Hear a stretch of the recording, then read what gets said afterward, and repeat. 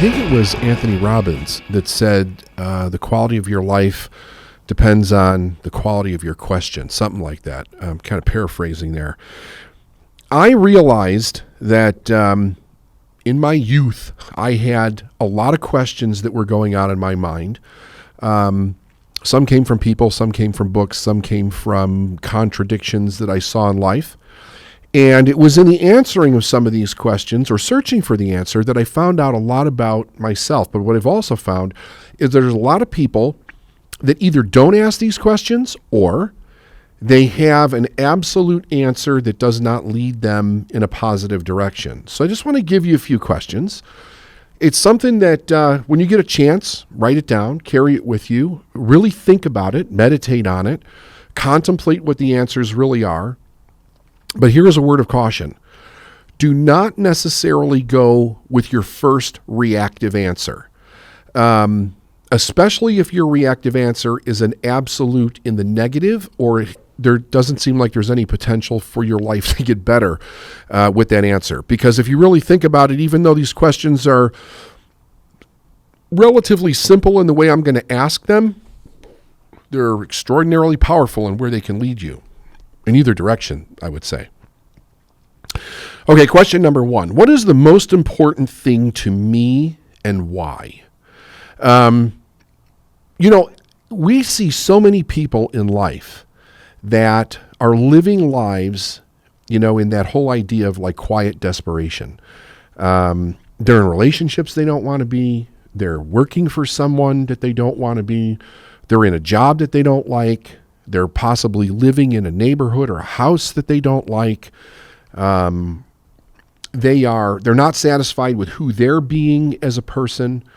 And this question's very important to answer this question. However, if you don't understand why you're answering the question, what your why is behind this question, it can be very fatalistic in its experience, because if a person doesn't think that they can change anything or make anything better, then the answer might not sound good. The first time I probably would have asked this question as an adult, if I was answering it factually, it would have been the most important thing in my life was that I had to take care of my family, that I had to earn enough money to take care of my family. And while that's a great important thing to have, especially if you have a family, is it the most important thing in your life? To me, the most important thing in my life is that I'm following my purpose, my reason for being here. Now, some people might ask this, hear this question after they set up a ton of responsibilities in their life, so they default to, well, my family's the most important thing in my life. But don't, and I'm not saying that that's a bad thing. I'm saying that I don't think we're taught this question early enough in life so that we can come to a really solid answer to give ourselves some direction to set up the rest of our life. Doesn't mean that we can't change it. We absolutely can. People do it all the time. But we need to take these questions, we need to throw them into our mind, and we really need to contemplate what they actually mean to us. And over time, I think awareness helps change it. So again, the first one is, what is the most important thing to me? And when you have your answer, why? Why is it important? You should be able to say why, come up with a reason why. Number 2, what am I willing to sacrifice for that's important to me? Every time and any time that we're going to make a change, anytime that we're going to do anything in our life, when we make a decision on anything, we're sacrificing something else. That's an absolute truth.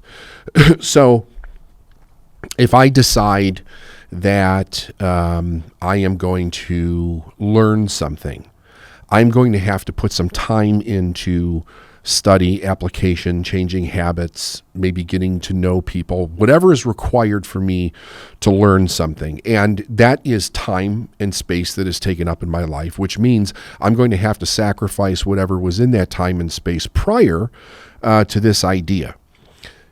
There is nothing gained in our life without the sacrifice of something else. Now, the way that I was taught this, and I thought that it was a really good concept, was like we're not talking about like sacrificing a goat or something weird like that, but it's sacrificing something of a lower nature in order to gain something of a higher nature. So when you're looking at your life, you're trading that time for something. You're sacrificing something. The question is, what are you willing to sacrifice for? I mean, what is important enough in your life that you're willing to sacrifice maybe some leisure time, maybe a hobby? It was interesting for me. I hit a point in my life where there was something extremely important to me, probably something that had showed up that was more important than anything else that I experienced in my life. And I made probably for the first time, a real conscious sacrifice. When I kind of hit bottom in my life because I had made some really bad choices about, not getting educated and deciding to start a family early. And I realized that I needed to study to find out what was causing these simple changes to occur in my life for the good. I sacrificed everything else. I stopped listening to music. I stopped going to movies. I stopped. Fishing was a hobby of mine at the time that I would do whenever I got a chance. I gave that up. Outside of my doing things with my wife and children, I gave everything else up. I basically stopped anything that was not part of me finding this answer. So it was work, my wife, my kids, the things that were important to them, but everything that was me time, I actually sacrificed that for a long period of time, probably about 7 years, for the most part, in order to put study into that time. So it was reading, going to seminars. I had a lot of time that I used to drive back and forth to work, so I listened to a tremendous amount of audio products that were books on tape, seminars on tape, speakers on tapes, biographies on tape. And I was willing to sacrifice that because I was looking for very specific answers, because I had a breakthrough. I had a breakthrough that my life got a little bit better in a very dramatic way in a very short period of time. And I wanted to find the answers to that. So that became very important to me. Now, here's something that's really interesting. Just a few years before that, and I literally mean just a few years before that, studying was not important to me. When I was in high school, I was the king of cutting classes. I would go to work, actually. That's what I did most of the time. But I just was not into studying. I wasn't into school at all. So even when it came time for me to make the decision to either stay in school for another year or to quit high school, to me, the answer was obvious. I was out of there. I didn't want to study. But when the importance of that changed in my life to my perspective and my reality, then the idea of sacrificing something to get more of that, to move my life forward, meant everything in the world to me. So that's just my experience. What's your experience on it? Number 3, what purpose would I consciously trade for in my life? Now, I'm sorry, I read that wrong. I wrote it right, read it wrong. What purpose would I consciously trade my life for? Now, this is a big question.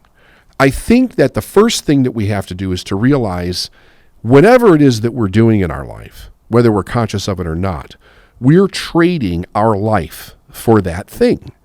So if we're working, we're trading our life for that thing. If we're in a relationship, we're trading our life for that thing, meaning that those are the things that are taking up the minutes, the hours, the days, the weeks, the years of our life, and we don't get it back. That is not something that is ever returned to us. So the idea is that we're making a really good trade. What are you using the resource of your life for, and how important is that to you? Why the important part? Because if we're going to consciously trade our life for something, we have to be aware of what it is, and of course it has to have some meaning to us. Now, when I was a kid, nobody ever said this to me. I mean, it was kind of like, do good in school, grow up, get married, get a good job. But nobody ever said to me, listen, David, you have a life. Nobody knows how long that life is going to be. Nobody ever knows how long anybody's life is going to be. Make sure that you're trading that life for something that you love or something that's important to you or something that you feel has value, something that you consciously want to trade it for. I think the unconscious indication was probably trade it for safety, trade it for security, because it was education, get a good job, that type of thing. But there was an awful lot of negative indication there that anything great was not going to be part of my life. I'm sure they wanted me to be happy, but nobody ever really said to me in any way that I can remember that this is one of the most important decisions that a person can make, to really think about what it is they want to actually trade their life for. So again, the question is, what purpose would I consciously trade my life for? Knowing that you don't get that time back. What is a good trade in your consciousness? Number 4, what do I really love? Now, there's a second part to this question, but let me get to let me do the first part first. I think that it's a mixed bag when it comes to raising children all around the world, that at least from what I have seen. There's very few people that raise their kids with the idea that they can be what they love, do what they love, be with people that they love, enjoy their life from with having a higher value of love in it. Really enjoying, really loving what it is that they do. So, being that that's the case, what ends up happening is security and safety and certainty become the value system, and kids are directed toward things that will give them those skill sets. They don't really have the time, unless they stumble upon it, to find out what it is that they do love. Many times it's not, there's not enough experience to find out what we love. So the second part of the question is, if I don't know, am I willing to do a serious search until I find out? Meaning that if you wake up one day, maybe because you thought about this question, and you ask yourself, or you say to yourself, I'm realizing that I'm not really in love with the things that I'm doing in my life. There's not a real passion there. And the scary thing is that I'm not seeing anything that is jumping off the page at me saying, this is what I love, this is what I would be passionate about. So am I willing to search until I find what that thing is? Meaning, travel, explore, learn, develop different skill sets, meet new people. I really, truly believe to the bottom of my heart that every single person has the ability to find what they really love in their life, and then do that, basically for all of their life. Really let that harmony of spirit, that harmony of purpose, that harmony of I feel like this is the thing that I want to spend my life doing because there's a passion, there's a real love there. I think that that's available for every single person. I don't think many people are conscious of the idea that that's there for them.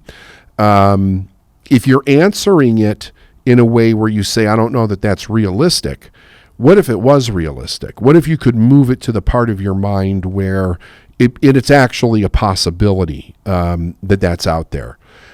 I don't think that, some people have the ability to love their life, and other people are put here to just suffer and be miserable. I do believe part of it is an attitude of mind, no question. But I also believe that there are things out there that are part of our purpose, and I do think that our desire, if we'll start to follow it, will lead us to that thing. So, what do you really love? And if you're not sure, are you willing to search until you find it? Number 5, what excites me? If you don't know, if your answer is, I don't know what excites me. If you don't know, why is it that you don't know? The surface answer, the easy answer, is that you've never been exposed to something that excites you. But that's not the complete answer, because it can also be a state of mind where you have not given yourself permission, or somebody told you that it was wrong, to really be excited about life. like that's silly. You can't do that. I've seen people that were raised in situations where the people around them were suffering. Their parents may have been suffering. There were tremendous hardships going on. There could be abuse. There could be all different kinds of things. And it's almost like they would feel guilty if they were excited about life. Or they would feel guilty if they were excited about life and they're still in an environment of people that are miserable with their life. That's a very real possibility. I see that very frequently. So there are some other questions that go with this, and I think that, there's some other questions that go with every one of the questions that are going to come to your mind, because it kind of opens the door. You start thinking about things differently. And I do think that they're very important questions that lead to a better life. And without asking the questions, you don't get there. So what excites me? And if you don't know, why is that? Number 6, am I having fun in my life? And if not, why?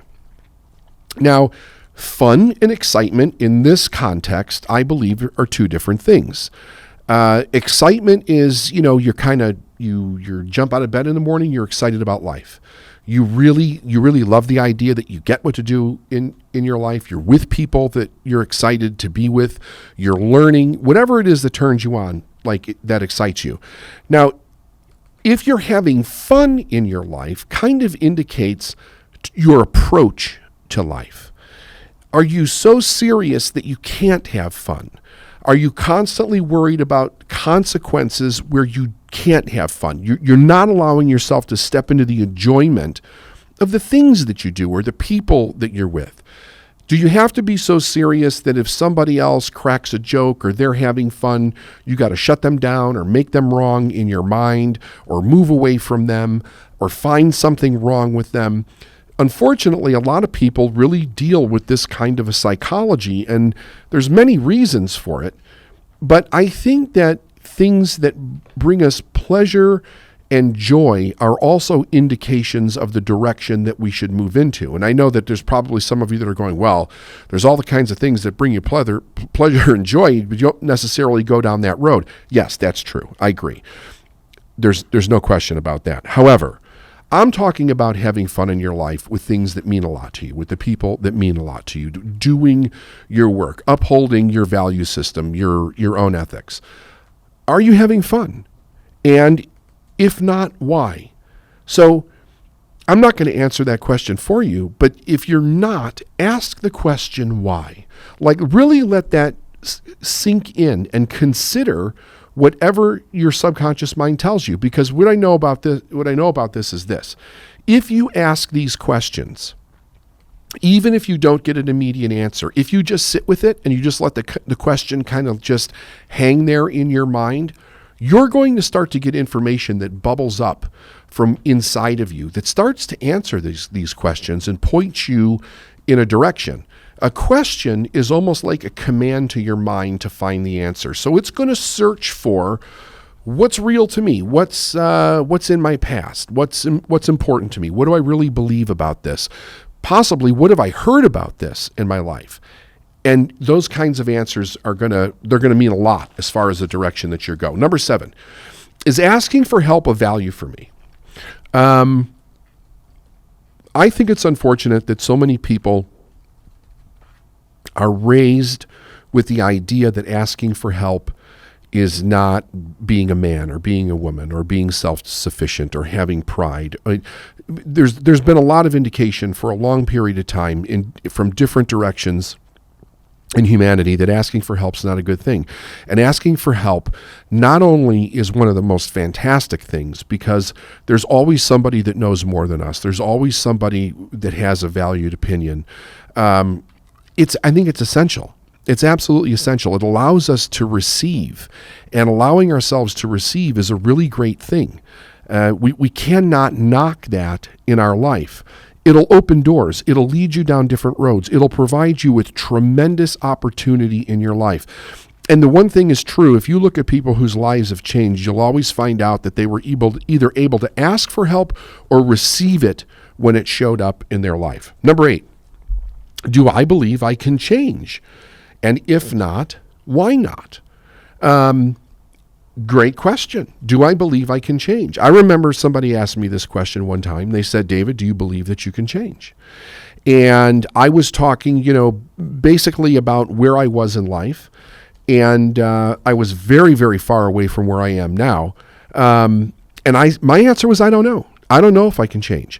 Part of not knowing at that point in my life was that I hadn't really experienced my own commitment to change, my own discipline to change, but also I hadn't really experienced much opportunity to change. It seemed like life for me and my kind was, pretty much laid out, and that's the way that it is. But once I started to believe that I could change, I started to see tremendous opportunity. So great. The question again is, do I believe I can change? And if not, why not? Number 10, how much money would I really like to earn and why? How much money would I really like to earn and why? This can go down many different directions. And one of them is, how do we value money? What is our value? What is our belief? What is our money story?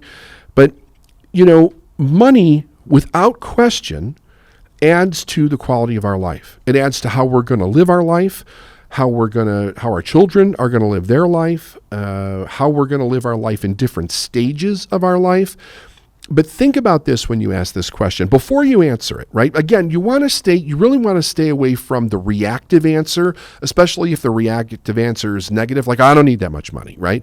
Well, have you even really thought about it? Because if you say, I don't need that much money, what you're really saying is, I don't need that many things. I don't want to experience all that much in my life. You're also saying, I don't want to do that much good in my life. You can do a little bit of good with not a lot of money, but you can never do a lot of good without a lot of money, because good extends the service beyond your physical presence. So if you ever want to do something on a bigger scale, either you need money or the people that you're working with to do good things needs more money.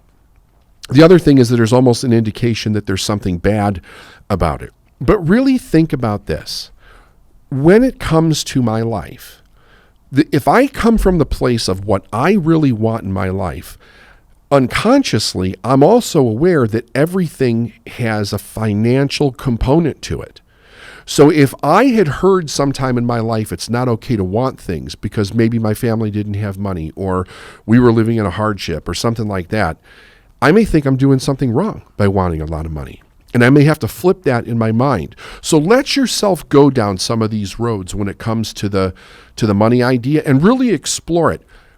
Because what you're really saying is, how would you really like to live your life if money was not an issue? If whatever you needed to live there, however you want, could show up in your life, how would you actually live? Right? So this is just another way of asking the question, kind of addressing it from a trigger point for most people. And last but not least, do I have a dream? Do I have a dream? I believe that this is true. I believe everybody at least had a dream at one point in time. It may not have been a mature dream. It may not have been a realistic dream, but I think dreams guide us from one stage of our life to another. A child may have a dream. It's a very unrealistic dream. It's not based in a lot of truth. It may be based in a tremendous amount of fantasy.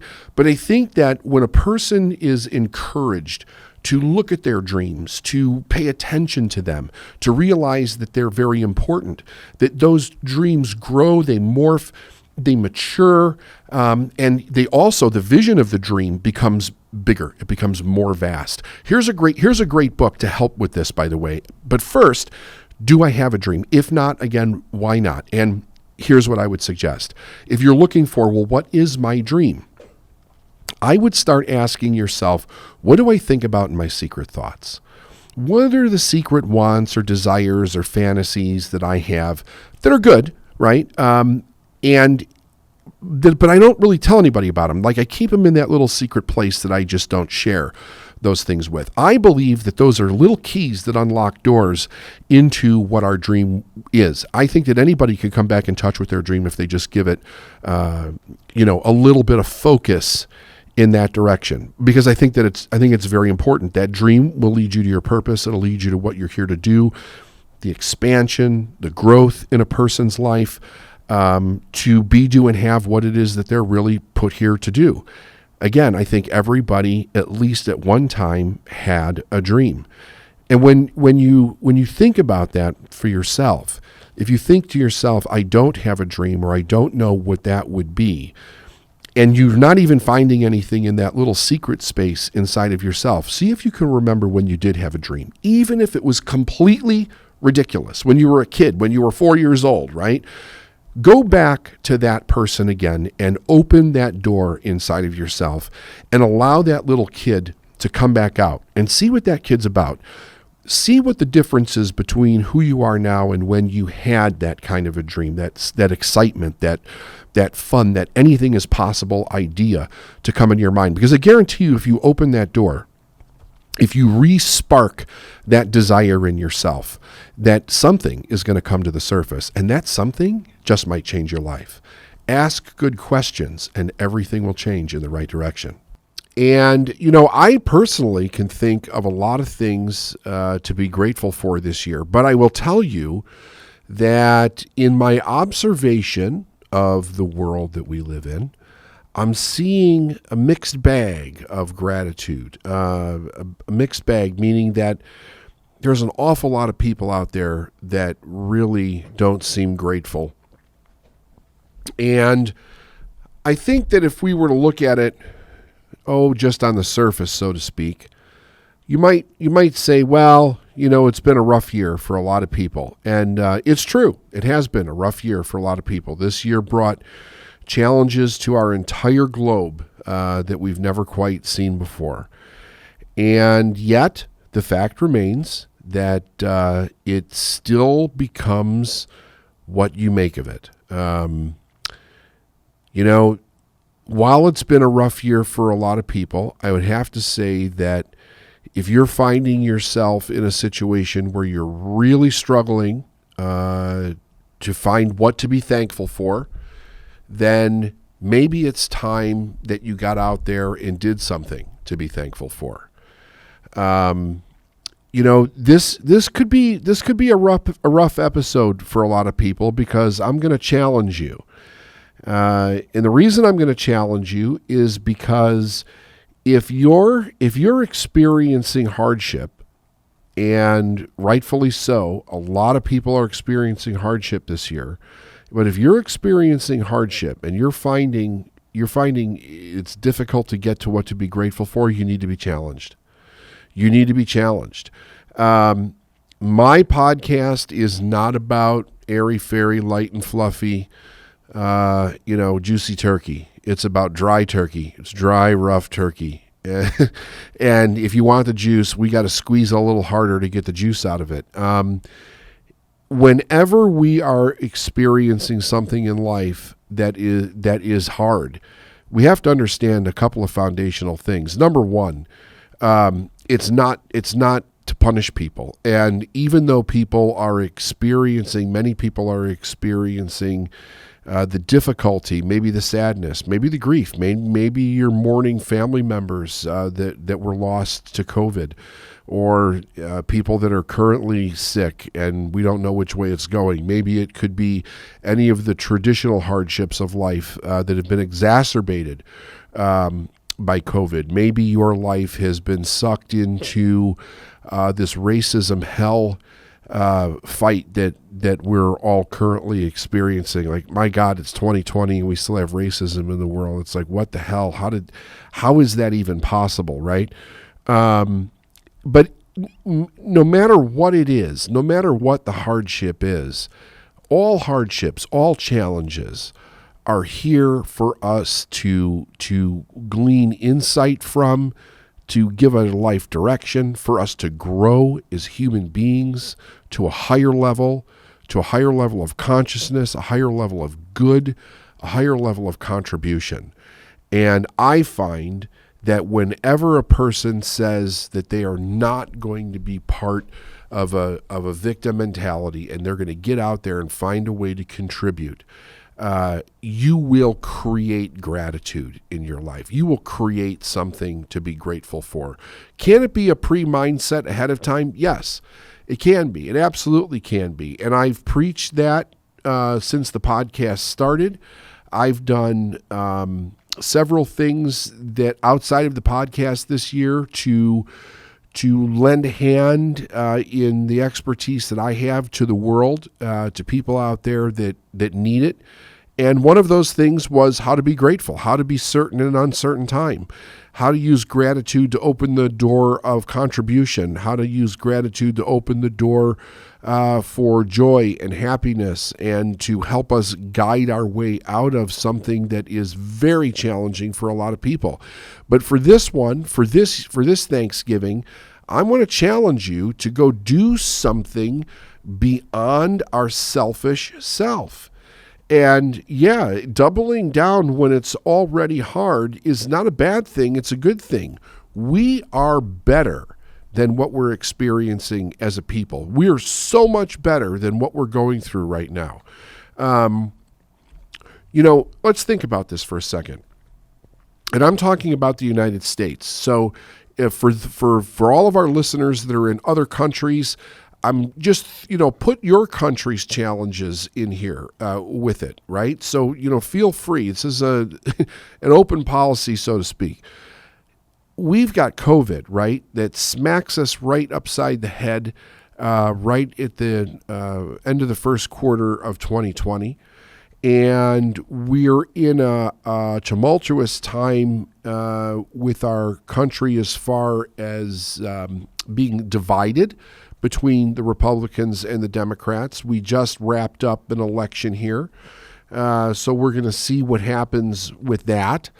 And then on top of it, our continued racial issue in this country raises its ugly head once again and causes all kinds of problems.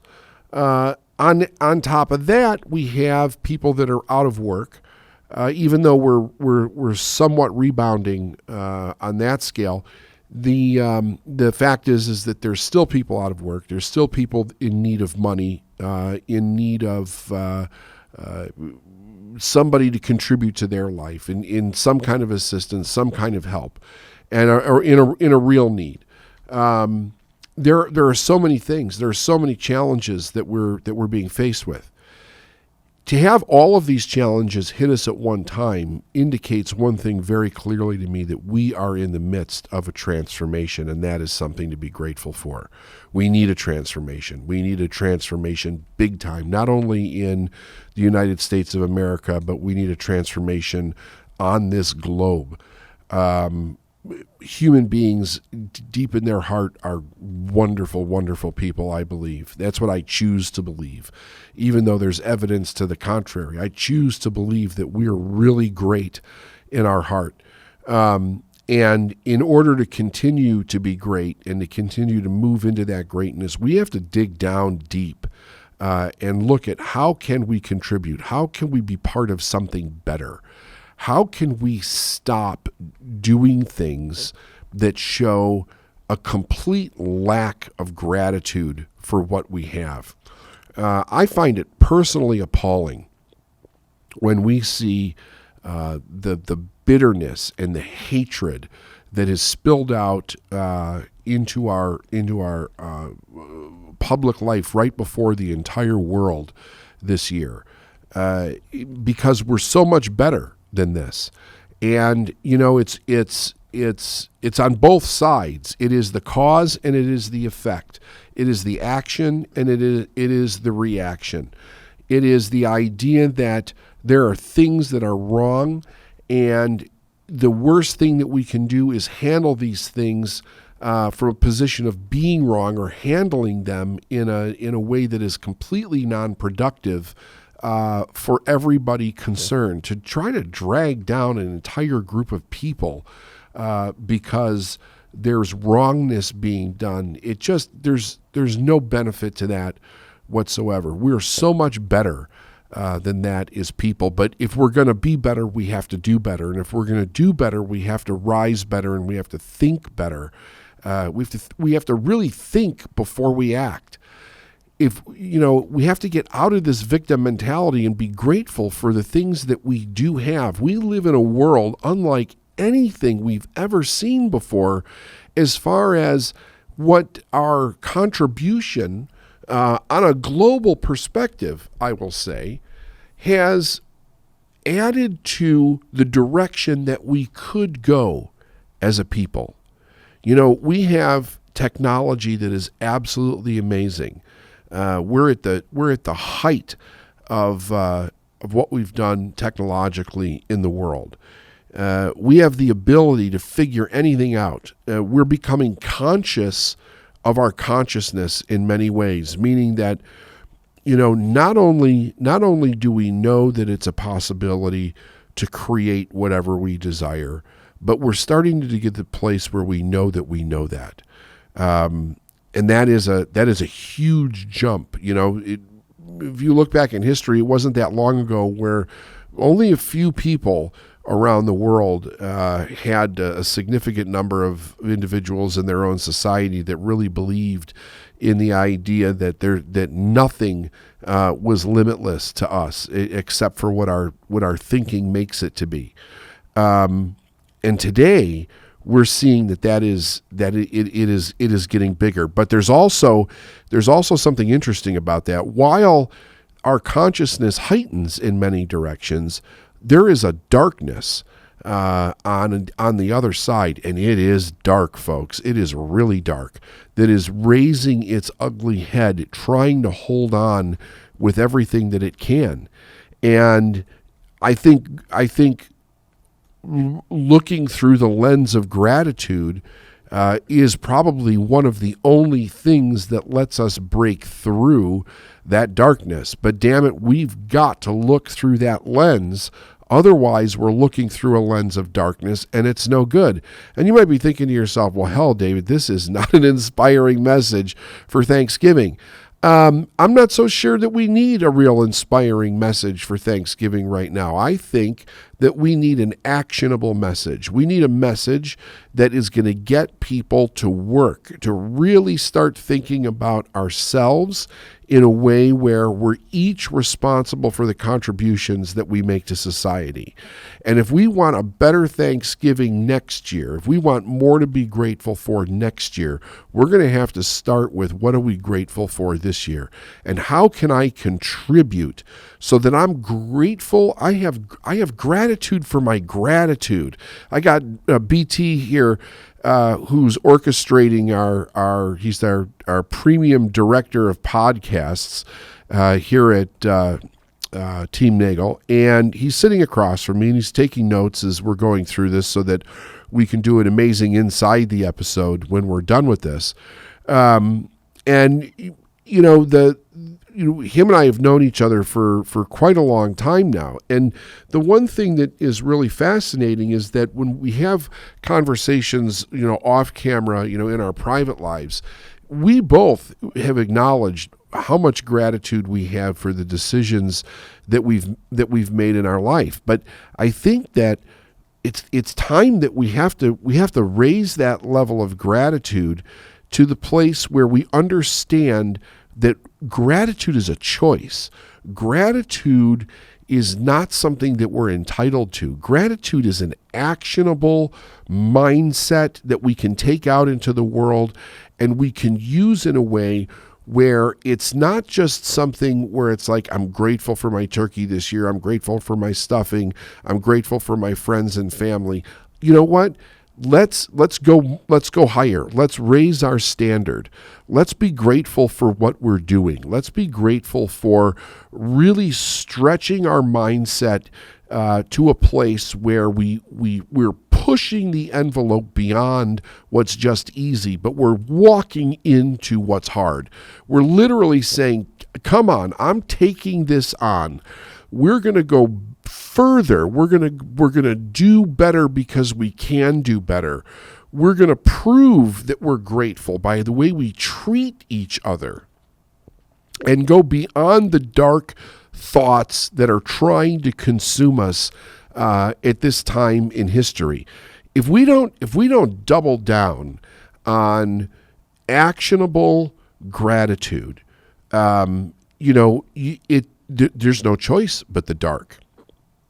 And I think that if you look through history, there's always been this battle between the light and the dark, the light and the dark, the light and the dark.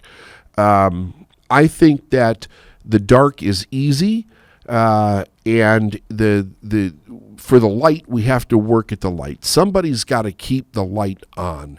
If you think about a lighthouse, it's a really interesting symbol to use because there's a keeper of the lighthouse, and whether the ship makes it to port and navigates around the rocks or the island or whatever is determined by the person who's the keeper of the light.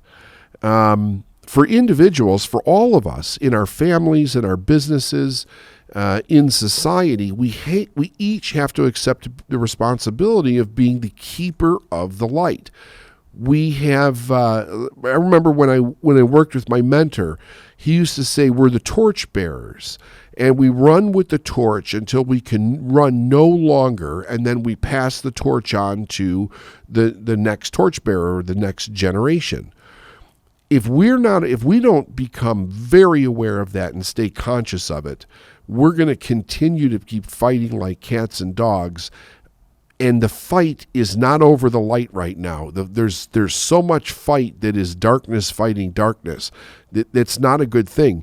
Darkness fighting darkness is when you have two groups of individuals who both are wrong and they believe in the wrongness of their wrong.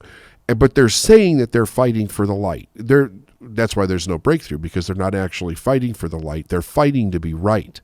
And when people would rather be right than to admit that they're wrong, there's a real bad thing that has the possibility of taking shape.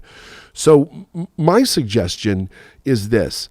If we look at everything that we have to be grateful for, regardless of the rough year that we had, and sit down and write down the things that you really feel that you're grateful for this year, then take a look at what can I do right now in my life in an action of gratitude so that I can expand that in my life. We do something really interesting, I think.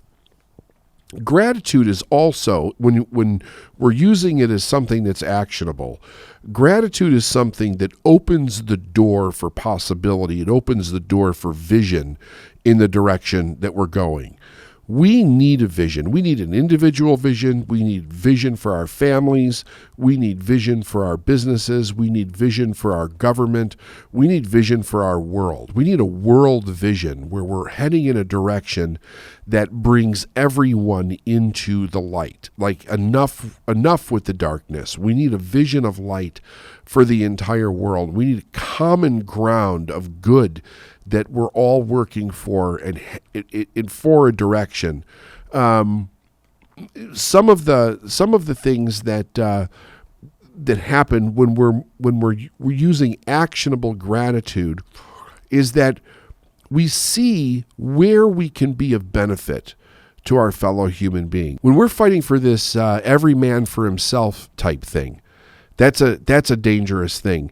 It really becomes this thought process that there's nobody that is there to stand to help. Everybody's on their own.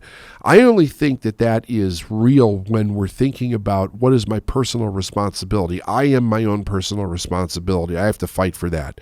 I also have to keep my brother and my sister in a place where they're fighting for that for themselves also. The responsibility part of it. But when we go into actionable gratitude, something magical takes place because it's a doing. It's a doing not just for myself, but it's a doing out of gratitude as a hope, as a vision for other people. It's a doing for my brother and my sister. It is a respect and a responsibility to help continue to move everything forward as a collective. And that becomes a very beautiful thing. I think it energizes groups of individuals. I think that it brings hope and happiness and peace and love to people. But it also has a way of really standing up to the negativity and the dark that's out there right now and pushing it in a way where it can't hope to win. We have to stand up to it. Let's really come together as a people and understand that we are we are all human beings. In the end, don't we all want really the same thing? Don't we want good things for ourselves and our families? Don't we want good things for the societies that we live in? One of the things that we're seeing that would indicate that there are some people that don't is the idea that the majority of individuals or some majority of individuals is keeping people from getting what they're wanting. And that is a lie from the pit of hell. It really, really is. Not only does it not allow gratitude to come in, but it keeps people in a vindictive mentality. To keep people in a vindictive mentality their entire life, if you really believe that. There's a personal responsibility that has to take place there. And the responsibility of all of us is to bring the idea that there are no victims in the world to people that believe that they're victims and show them how to stand up. That is a grateful action. That is saying, listen, I know how grateful I am for my life. Let me show you how you can be grateful for your life. And it's not by taking back what you think somebody took from you, because nobody's taking anything from you. It's that you're not stepping into what you absolutely can do for yourself. It really comes down to there's people that will and there's people that won't. And you have to stand. The more we stand for the people that will and stand in and be people that will, the less and less the people that won't have any base whatsoever. We're moving into a holiday season. And a holiday season is a time for family. It's a time for love. It's a time for the recognition of treating each other with love and generosity and humility and celebration. And when things in the world are looking dark, when we're actually experiencing it to some degree, that has the ability to start to take that hope away from us. I think that if we all come to the realization that in a transition period, we have to stand up even more with a light of gratitude, with actionable, gratuity in the world, really going out and making a difference, not just being a mouthpiece, but actually doing things that make a difference in the lives of others. People wake up. People see that. It has an effect on somebody's life. And if we each take the responsibility of trying and attempting to do it with not just one another in our own families and the people that we interact with every day, but even the people that maybe we disagree with, find a way to build that bridge with somebody else. Bring actionable gratitude to the table. Make that work in a way where people can't deny it, that the human heart is actually expansive and it's not something that's dark. If we fall into the idea that we're going to complain about life, we create a bias in our mind that then has us look at our entire world and do nothing but find things to complain about. It looks for everything that's wrong. So we condition ourselves to do nothing but see what's wrong, to see and not just to see what's wrong, but see what's wrong with other people. It becomes something that we get in danger of passing down from one generation to another.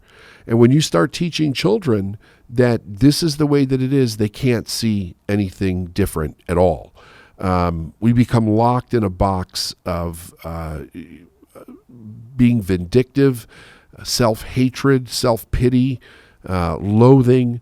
It tears down self-esteem. It doesn't build anything up.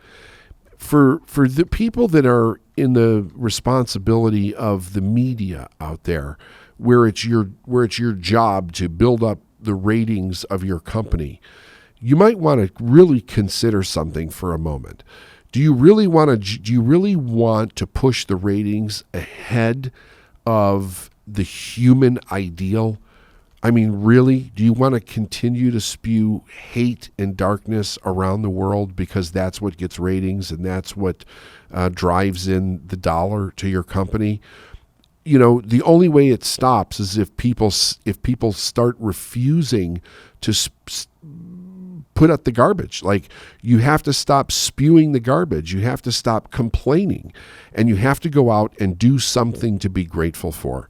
My challenge to everybody that's listening for the next year is to be a pillar of good. Go out there and do something to be grateful for every single day, instead of continuing to bring any kind of darkness to the world. Be the light. You have to go out there and be the light every single day. I wish everybody a fantastic Thanksgiving. I know that this is very different than the message from the past, but I think that the times that we're in require a bit of a different message and require something for us to really think about what's at stake for our human species, our beautiful, wonderful human species. What's at stake? What's at stake is us. What's at stake is our families and our children. So hug them, kiss them, hold them tight, and go out and do something to be grateful for this year. Fear and why we're so susceptible to it and how we're actually being manipulated by it. The way that I'm kind of addressing this today is the fact that 90% of the news that we take in the United States is negative. And we're being manipulated in the most extreme way by the idea that we're constantly bombarded with negativity. I took some really good notes when I was kind of researching this topic, because I think it's extremely important for people to understand how we're being manipulated and why we're so susceptible to it. We have to actually learn to think successfully. I mean, that's one of the reasons why I created the Successful Mind podcast. We have to learn to think successfully. Somebody has to either teach us, or we have to figure out how to do it on our own. And in order to figure out how to do it on our own, we have to really dig for information that tells us how and why we should build a foundation in order to not think. I'm not talking about positive thinking here. I'm talking about successful thinking. The correct way to think that is that's healthy for us, that helps us bring success and happiness into our life, helps us expand our life, expand our experience, and to become a person that is a better benefit to society all the way around.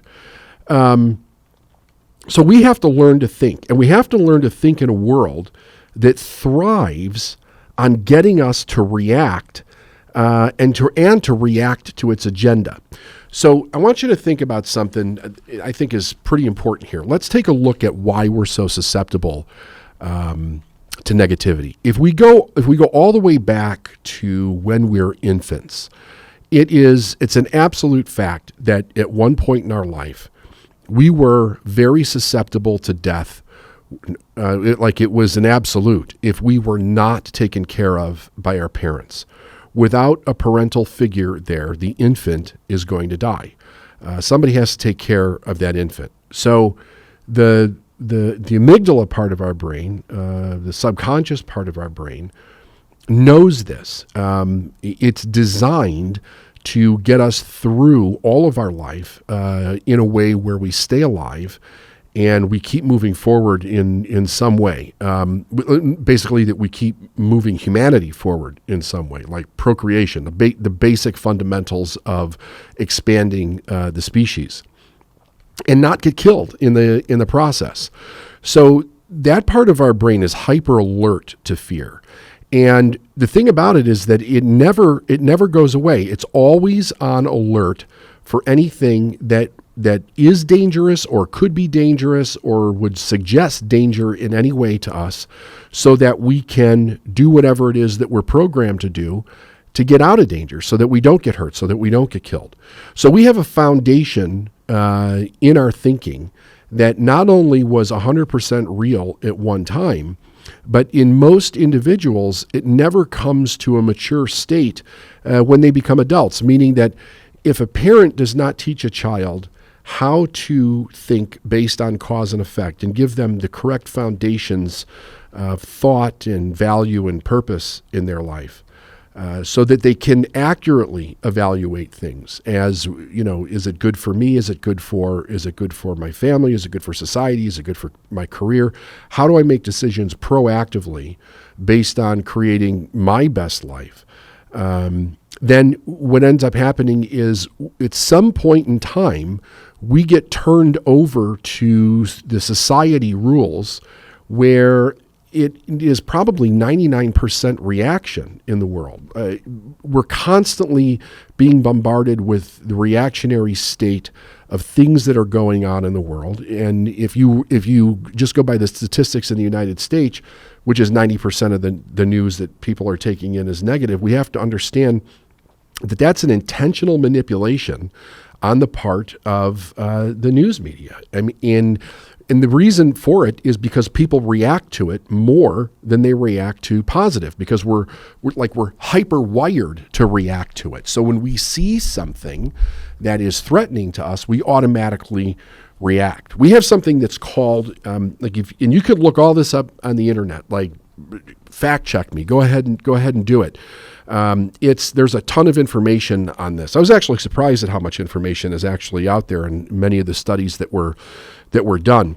But from a psychological perspective, we're wired for something called negativity bias. Which means that we're programmed to focus on negative events, and we do that for survival. Here's the thing about it. We can't shut it off. Even if we stay in the most positive environment, which I'm going to talk about a little bit later on in the show, creating a positive environment for yourself, we're still in a negativity bias because it's part of our survival. It's how we are hardwired to survive. And I think my main concern for humanity right now, one of my main concerns, I should say, is that we're getting bombarded with so much extreme negativity from so many different places in our life, whether we're consciously aware of it or it's just happening and being filtered in a background or whatever, that I think it's causing our brains to almost stick on a hyper alert. It's causing anxiety, depression, suicide in cases. It's really not a good thing. And because it's in a constant reactionary state, it becomes increasingly more difficult to think in a positive way, where those things we're not actually reacting to them anymore because we actually see the falseness in it. Here's another thing that's true that most people just don't realize. There's not more negative things happening in the world than positive things. It's probably equal, or positivity, it errs on the side of positivity to some degree. I mean, I can't tell you what the percentages of it are. I don't think anybody knows that because the world is in such a state of flux and there's so many things going on in so many different places at the same time. But we know that there's not more negative than positive going on in the world. The media, which we have to understand is a business, is making money based on advertising dollars. And advertisers, they want to go where the eyeballs go. So if the media doesn't keep eyeballs watching what they're doing, then advertisers aren't going to spend big bucks in those places. How do they keep the eyeballs there? By constantly putting this constant negativity in that space so that we're always reacting to it. And we actually get addicted to that reaction. So the next thing is that we have what's called availability bias. And this is where it really starts to get nutso. We overestimate the importance of events that we're paying attention to. That's what availability bias means. We see constantly these things on the news, and it's something that happened in a moment in time, or ongoing, whatever it might be. But it's a very small sliver of everything that's going on in the world, and yet because that's the thing that we're paying attention to in the moment, it overtakes our thinking. And it becomes the most important thing. It becomes the huge drama in a person's life, in businesses' lives, in society's lives, and it goes from like one tragedy to the next, to the next, to the next, constantly fighting, making people wrong, tearing people down, showing all the horrors of the world on a consistent basis, and it's getting worse because now the news doesn't even need to come up with it as much as human beings who are participating in this all over the world are constantly putting that information out there, and the news is also reacting to that and using that information to consistently move forward. And they change the narrative to work in a way where it's attention grabbing, right? They need to grab your attention, so they get the eyeballs focused on whatever it is that they're doing, so they get the advertising dollars. Now, after we go through the negativity bias and we go through the availability bias, we go to number 3, which is called confirmation bias. So what this is that once we're exposed to whatever horror scene that we're seeing, whatever negativity we're seeing, we will then search for evidence to support that negativity. We get so locked in that we start looking for evidence to support that negativity. And so why? So the reason is that our mind works on pattern recognition. And from right off from when we're born, we start to recognize and identify patterns for survival. So as we're going through life, those patterns develop more and more and more. They're tested over and over and over again in our life. We become locked into behavior patterns, which also causes us to be locked into thinking patterns and observation patterns. So we're constantly observing our world. That causes us to think certain things, which evidently starts to control our emotions and then controls our behavior. So we get very, very programmed by the way society is behaving on a regular basis. And we're inundated now because of social media, the news media. Everywhere you go, there's some kind of media that is bombarding us with some kind of information. So as this process continues to take place, we become more and more locked into the topics of the day in a way where we're constantly looking for support evidence to verify what it is that we're actually seeing. And in some way, it gives us some sense of control or certainty internally. And when we have that certainty, it gives us a false feeling of safety. So we also have to realize that this fear, as we get older, really begins to play off of core wounds that are developed very early in our childhood. And one of the core wounds that many, many people have is this idea that we're not safe. How could that possibly get developed? Well, because very early on, I think the infant somehow realizes that if mom and dad disappear, that it's going to die. So it's always looking to make connection and communicate with the parents. When a baby's born, it doesn't have any language. It can't say I'm hungry, I'm cold, I'm hot, I don't feel well. It has to communicate through verbal sounds. It has to communicate through facial gestures, that type of thing. And mom and dad have to learn to read that child and discover what it is through pattern recognition that the child needs in the moment. So, of course, there's times where we don't totally respond to what the child needs in a completely timeful manner. And when we don't do that, it is a suggestion that the pattern that the child is developing in order to get the parent's attention is not working. So if that continues to happen, it has to develop a different pattern. And it will continue to develop different patterns until it finds what works.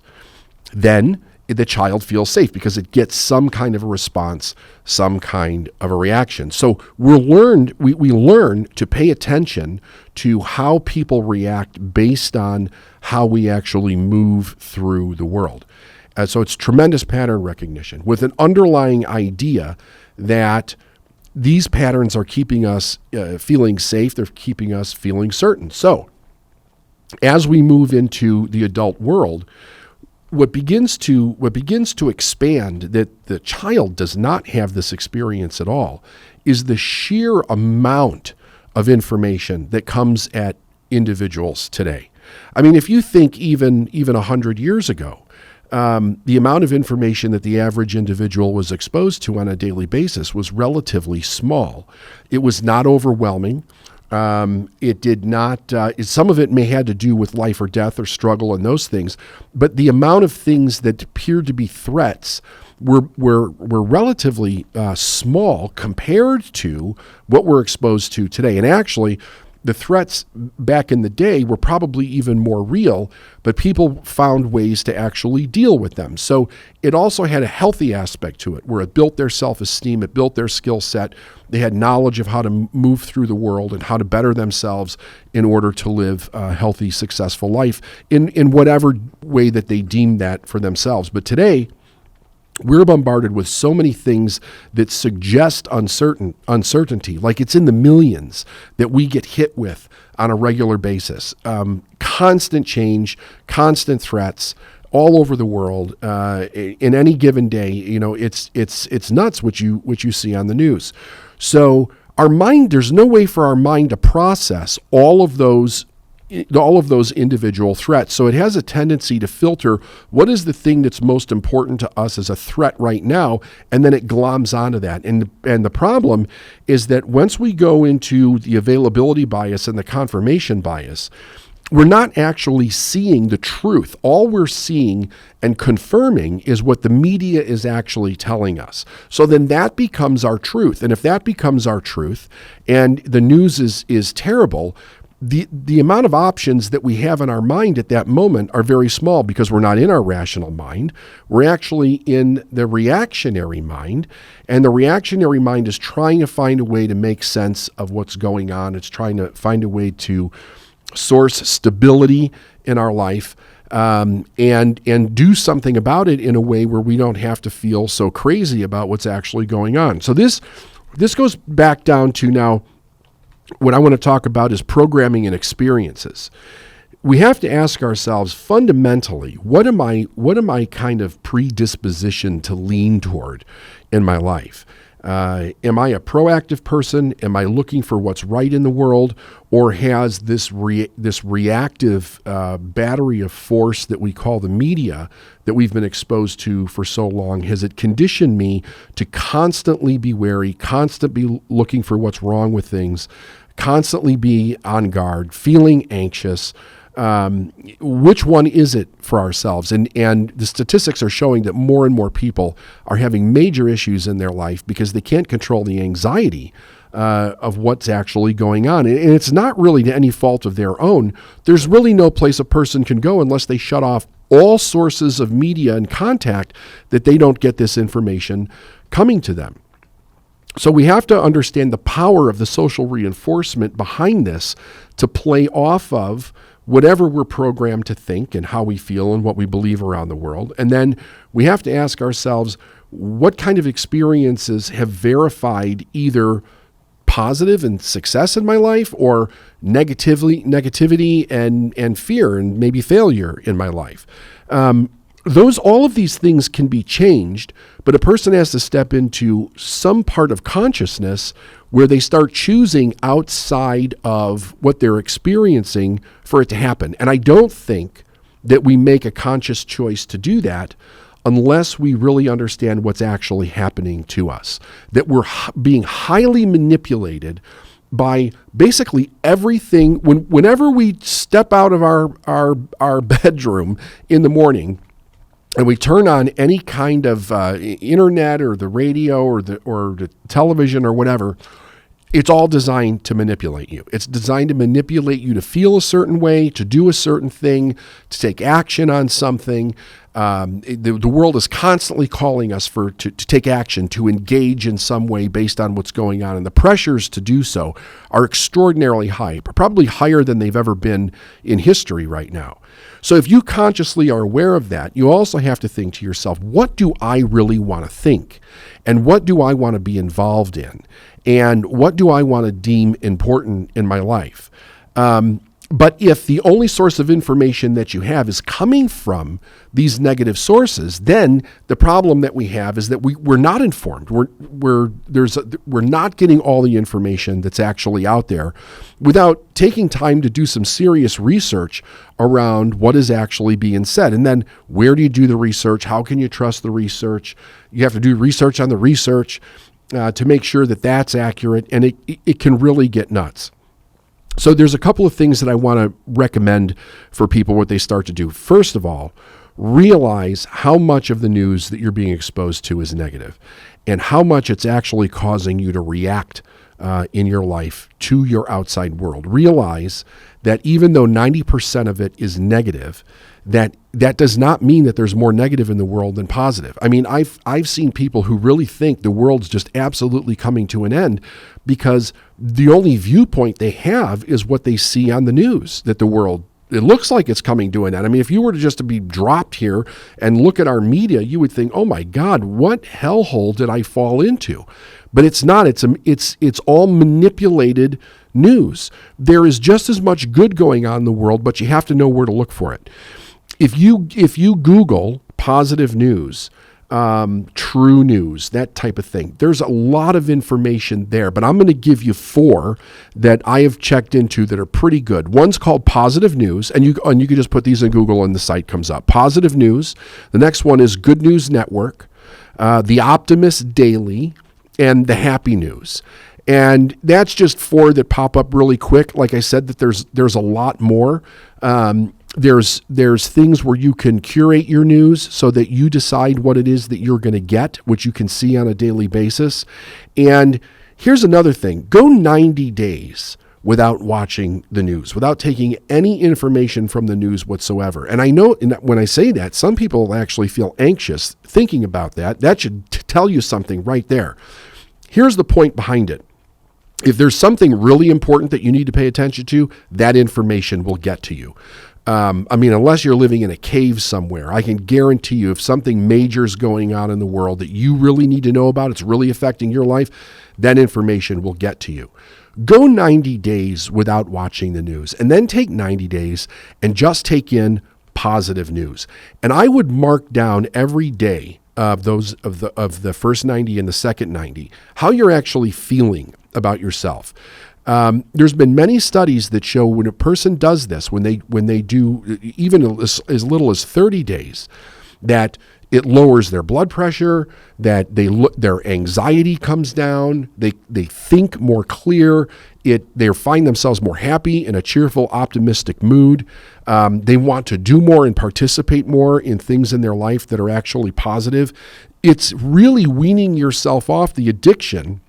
And believe me, it's a reactionary addiction that's going on in the brain because we're so programmed to see the negative in order for us to get off of it and actually work on learning to think the way that we need to think so that we can go through the world the way we actually want to go through it. Remember this, though, because this is so very important. You have to learn to think in a world that thrives on getting you to react and react to its agenda. Make your own agenda. Think the way you want to think. Search out books, search out, movie, anything that you can find that will give you a positive direction, a positive emotion, and a positive thought process in life. And that's not hiding under a rock. It's living more well-balanced and keeping yourself healthy. And we start keeping ourselves healthy by keeping our thoughts healthy. Why are you stuck where you are? Here's a revelation, probably because you want to be stuck where you are. We get questions constantly. How do I change my income? How do I change my marriage? How do I find happiness? How do I find my purpose? Has it ever occurred to you that you are where you are because that's exactly where you want to be? I don't think that many people actually consider that when they're miserable, when they're not getting the results that they say they want, it's because they don't really want them. I do a goal setting part of seminars that I do, and in the goal setting, one of the things that we talk about is that there's two very important questions that you have to be able to answer yes to in order to get where you want to go, in order to accomplish a goal. One of them is, am I able? Am I able to be successful? Am I able to be whatever I want to be? Am I able to be wealthy, right? So it's the am I able? And then the second one is, am I willing? The idea is that you have to be able to answer yes to both of those, and it has to be a pretty congruent, conscious yes in a person's mind. And I've taught for years that, the am I able part, it should be a pretty easy yes for most people, because if you just look at human history, if you look at what we have created, what we have invented, all the things that are created by human beings, the achievements that we've made, both good and bad, in every direction throughout history. The one thing that it points to, if you get out of the specifics of those things, is that the ability of the human being to create something is astronomical. Like it's amazing what we can create. And if you take a step back and you really get in and you focus on the idea of how are we able to actually do that, it starts to become fundamentally true that there's laws that the entire universe is governed by. And one of the major laws that human beings create with is the perpetual law of transmutation of energy. And really what that means is that energy in throughout the entire universe is consistently moving to and through things. And we know that the energy turns into the thing that it moves through. Life has a genetic code. All of life has a genetic code, and that genetic code determines what that energy, what form and purpose and functionability that energy is going to take as it moves to and through that thing, whatever that thing is. And human beings are one of that thing. We are a thing in the universe. We are a life form in the universe. We have a genetic code, but we also have what I like to call a spiritual DNA, or a generational, possibly like a purpose-filled generational DNA that always seems to match wherever we are in history. So the idea is that there is this constant creation and movement forward of life. And within the movement forward of life, we have what we look at as things that are good that we bring to the table of humanity, and things that are not good that we bring to the table. Meaning, human beings have the ability to create either or in their life. Now, the second question is, am I willing? If I answer yes to am I able, then the question is, am I willing? Well, am I willing what? And this is where the problem comes from for the idea today. Most people walk around talking about how much they want their life to be better. They want more money. They want better health. They want to be in better shape. They want more sex or better sex. They want better relationships. They want a better job. They want a better business. They want a better car. They want a better house. They want to be able to travel. Today, one of the things that we're going through is they want better government. Like, we're so split down the middle in the United States, it's insane. And I might touch on that a little bit later in the show. But we want things to be better.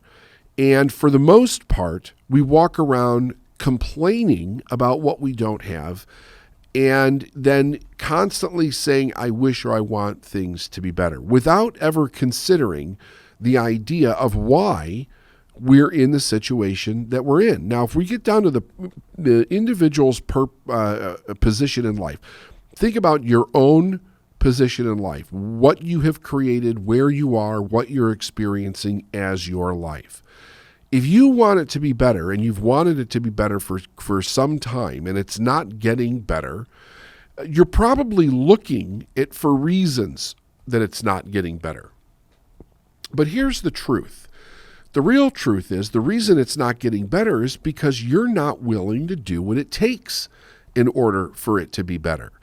We're at a time in history now where, because of the internet, there's virtually no topic that we can't type into that damn thing and come up with all the resources that will tell us how to basically do anything.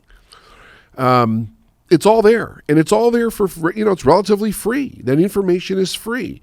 It'll tell you how to lose weight. It'll tell you how to have better sex. It'll tell you how to get out of debt. It'll tell you how to become wealthy. It'll tell you how to have better relationships. It'll tell you how to remove the negative from your life. It'll tell you how to be more positive. It'll tell you how to find a job, how to start a business, how to build a team. Anything that you could possibly want in your life that you think would make your life better, that information is there and it's free. And yet people still walk around complaining and bitching and moaning and blaming and being a victim because they're simply, the truth is, they're simply not willing to do what it takes to change. Now, I have a bit of a shift on this idea here. The idea of, am I able? You become able when you become willing. When we talk about able from not just a metaphorical idea in our mind, like, am I able, let me look at the history of humanity and see, have other people done this before? Do I know anybody that's done this? Can I research a biography or the history of a person and how they've actually done something? That's one thing. But if we take able and we want to actually make it practical, then in order for it to become practical, we have to be willing. Otherwise, it's absolutely not practical. It's not in any shape. I mean, it just isn't. So what's the problem? The problem is that people aren't willing. They say that they want change. They say that they want things to be different. But when it comes down to what do I have to do it, they're simply not willing to do it. I know just from my own personal history and working with people for over 2 decades now, that I've never met anybody that can't change. I've met so many people that have changed their life so significantly from where they once were in all kinds of dire straits, whether it's a blown business or a blown marriage, or their finances were so screwed it looked like they would never get out, to changing it over to where they're happy, they're healthy, they're wealthy, they're using their creativity, they're contributing to life, they're actually making a difference, and they're in a place psychologically, emotionally, where they couldn't be happier. They're just unbelievably happy individuals. But without question, every single one of them stepped into the willingness of doing it. They literally said, it doesn't matter what it is, I'm willing to do it. I've also seen people that I'll have a real, hard, truthful conversation with someone before I work with them, or if they tell me that they're thinking about coaching, would I coach them? And I say to them basically this: I will work with the person provided that they do exactly what it is that I tell them to do based on the result that they say that they want. The day that they start telling me that they're not going to do it, I'm done. Like, I do not want to work with that individual. And the reason that I don't want to work with them is because their way will never get them the result that they're looking for. To argue about what the price is for what you want to achieve is a fool's game. You're being a complete fool to sit around and argue about the price of something. The other thing, because I started asking myself, where is this nonsense and entitlement coming from? And I think it comes from the idea that when it comes to personal professional development, whether it's formal, if you kind of trace the history of where it came from, and you look at the books and the recordings of the people that came before us that really kind of preach that message, something becomes very obvious over a period of time. And I think what's obvious about it is that originally that message was about empowerment so that you were not only knowledgeable about your willingness, but you embraced it. You embraced the fact that you've got the freedom to step into the willingness to actually do what's necessary in order to have the results that you want. And we bastardized that message. All you have to do is pretty much go look at any of the marketing that's being done on social media or basically in any other place for any kind of coach or self-improvement or whatever. And here's what you see. You see people insinuating that they could get better results in a shorter period of time and they don't have to do anything for it. Or they have to do very less for it. The idea is that it's easy, that you don't have to sacrifice something in order to get the thing that you want. And I openly will tell you that in much of my marketing there is a similar message. But here's the reason why. Because people have come to believe through the idea of entitlement and people preaching the wrong message that it is easy in a way where they don't actually have to put in the effort, the dedication, the discipline, the sacrifice of something we have to sacrifice something of a lower nature to gain something of a higher nature. And to do this in a way where we literally transform who we're being. We're looking at ourselves and we're saying, okay, here's the deal. However I was raised, whether it was not any choice of my own, or maybe it was just through bad choices or being lazy, I developed habits that are not getting me what I want. And it's a lot of it is just common sense. If you want to get out of debt and make more money, you spend less and you earn more. It's not rocket science. It's that simple. And yet people want to know, what's the secret? What's the secret? What's the trick to this? There is no trick. It is you spend less and you earn more. If you always earn more than you spend and you do intelligent things with your money, you will build wealth in your life as the majority of human beings see it, where you actually have money working for money in your life. You have enough money so that you can live the lifestyle that you want without actually going broke. There's also something to be said for the skill set behind being able to do that, which allows you to continue to do it for the rest of your life. If you don't have the skill set to do it, or you believe that there's some magic out there, which is what so much of the world seems to be falling into, this crazy magical thinking that we can get something for nothing. And when we don't get the thing for nothing, we walk around and we start pointing fingers and blaming other people because we don't have what we want. And then we start championing all of the people that don't have what they want. And we start creating movements in the world that are based in entitlement and taking from the people that have and giving them to the ones that don't. We continually spread a rabid message of victimization and entitlement, and taking the people that have worked really hard and actually done something with shaping their life and just making them flat out wrong or criminal. And it's a horrible, horrible message. So the marketing, why do we see the marketing do what it does? Because it has to meet people where they are, or they can't hear anything, even for the ones that sincerely want to change. You have to speak to those individuals on the level of where they are and what their life experience is. But when it comes down to the significance of what we're going to change, if we're not willing to come to terms with, admit, and be able to start to see that if we have a problem and we continue to complain about this problem, we literally want to stay in the problem, we're never going to change it. We will absolutely never change it. Now, when I first changed, I didn't know that. I had absolutely no idea that I was literally hanging on to the problem and the experience that I was in.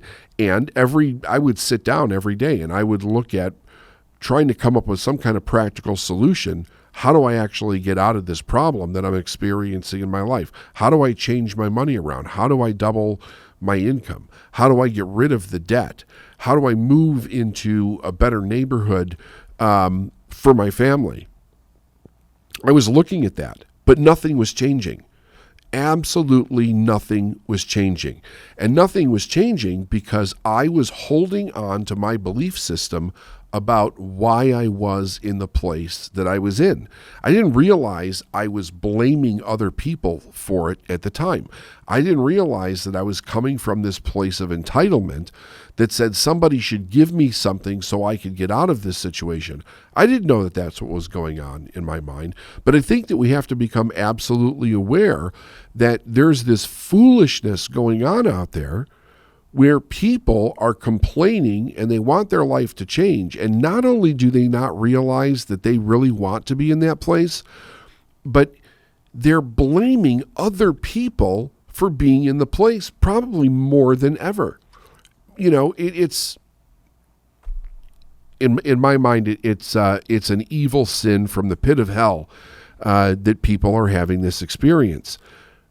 But here's what we have to wake up to. Whatever it is that you're experiencing it because you want to. Now, that's either a conscious idea or an unconscious idea, but the truth is you want to be where you are. It may not make sense to you in the moment, but think about it like this. There's a reason that you got into the place that you're into to begin with. It was a series of experiences, a series of learning processes, a series of things that people told you about life, about money, about whatever, and you built a belief system. That belief system then looks for verification of that belief system as you go through life. So everything that we're experiencing, the major error that we make is that we think that the world is happening to us. The experiences that we see are happening to us. And there becomes then a shift in empowerment. There's no self-empowerment. The empowerment goes out into the world, onto the problems that we see as problems. So we then don't see ourselves as being any part of the problem. Anytime there's a suggestion of change, even if it comes from myself, there's an unknown that goes along with that suggestion, meaning that I don't know what I might say I would love to be rich, but if I've never been rich, I don't know what my life would be like if I was rich. I may have some ideas of what it might be like based on how I know the people around me react to rich people or think about rich people or think about wealth or think about capitalism. I may have some fundamental idea of how those people might react or think about it, but I don't really know what my life would be like. I just don't know. In the unknowing of that kind of a major change in decision in a person's life, there is a reasonable amount of uncertainty and fear that goes along with it. The uncertainty and fear is a subconscious process. The subconscious mind, all it wants to do is to keep us alive in the moment so that we can procreate and move the next generation forward. That's really all our subconscious mind, that's the intention of it. How it does is a little bit more complicated because it really operates based on pattern recognition. It has a series of patterns that are installed in it like the hard drive of a computer. It's constantly scanning your life for anything that represents those patterns so that it can make sure that you're not dying right now and that you're continuing to move forward. But it doesn't really know anything outside of that pattern recognition. If it doesn't recognize anything outside of that pattern recognition, it also doesn't know that you won't die. So what does it do? It wants to keep you within the recognizable state of the patterns that it knows to keep you alive. Now that would be the subconscious wanting to stay the same. The conscious wanting to stay the same is going to have a lot to do with what other people think, dealing with other people in your life and how they actually think different about what you're doing. It will have to do with saying yes to things that you may be afraid to say yes to, saying no to things that might be difficult for you to say no to because it involves other people that you care about. There could be peer or family pressure that goes on with that. And then you have to learn how to set boundaries. So that means that you have to become comfortable with confrontation within your own family, friend, or working environment. And in all of doing that, it becomes very uncomfortable. So instead of actually dealing with it, what we do is we look at the things that we say that we want. We find all the reasons why it can't happen, and we never allow ourselves to step into the willingness. It's very rare that a person would step into the willingness because they're so inspired to do something that it causes them to change all of their old patterns, their beliefs, the stories that they tell themselves, the dealing with friends and family that are around them. The thing that typically creates this kind of a change where where they step into the willingness so that they become able to turn their life around is some kind of tragedy in their life, something that goes horribly wrong. When they hit the bottom of the barrel with something, they have that dark night of the soul experience where it becomes so painful that the pain of what they're experiencing in the moment supersedes the unknown pain of change to the point where they say, that's it, I'm done. I absolutely will do whatever it takes in order to change my life around. In that moment, that person steps into the willingness. The moment they step into the willingness, they become able. That's it right there. The moment they step into the willingness, they become able. So you have to look at your life and you have to realize something that might be a very hard lesson for you to learn. If you're looking at what it takes to change and you're simply not willing, meaning that you're trying to bargain with your success or you're out and out projecting it as something that you can't control or somebody is at a fault for you being there, you're not willing. You're absolutely not willing. And nothing will change because you lose your ability to be, do, or have whatever you want when you're not able. And you're not able because you're not willing. Now, I've told people this for a long time. Sometimes they get it and they go home and they think about it. Sometimes people get angry with the idea.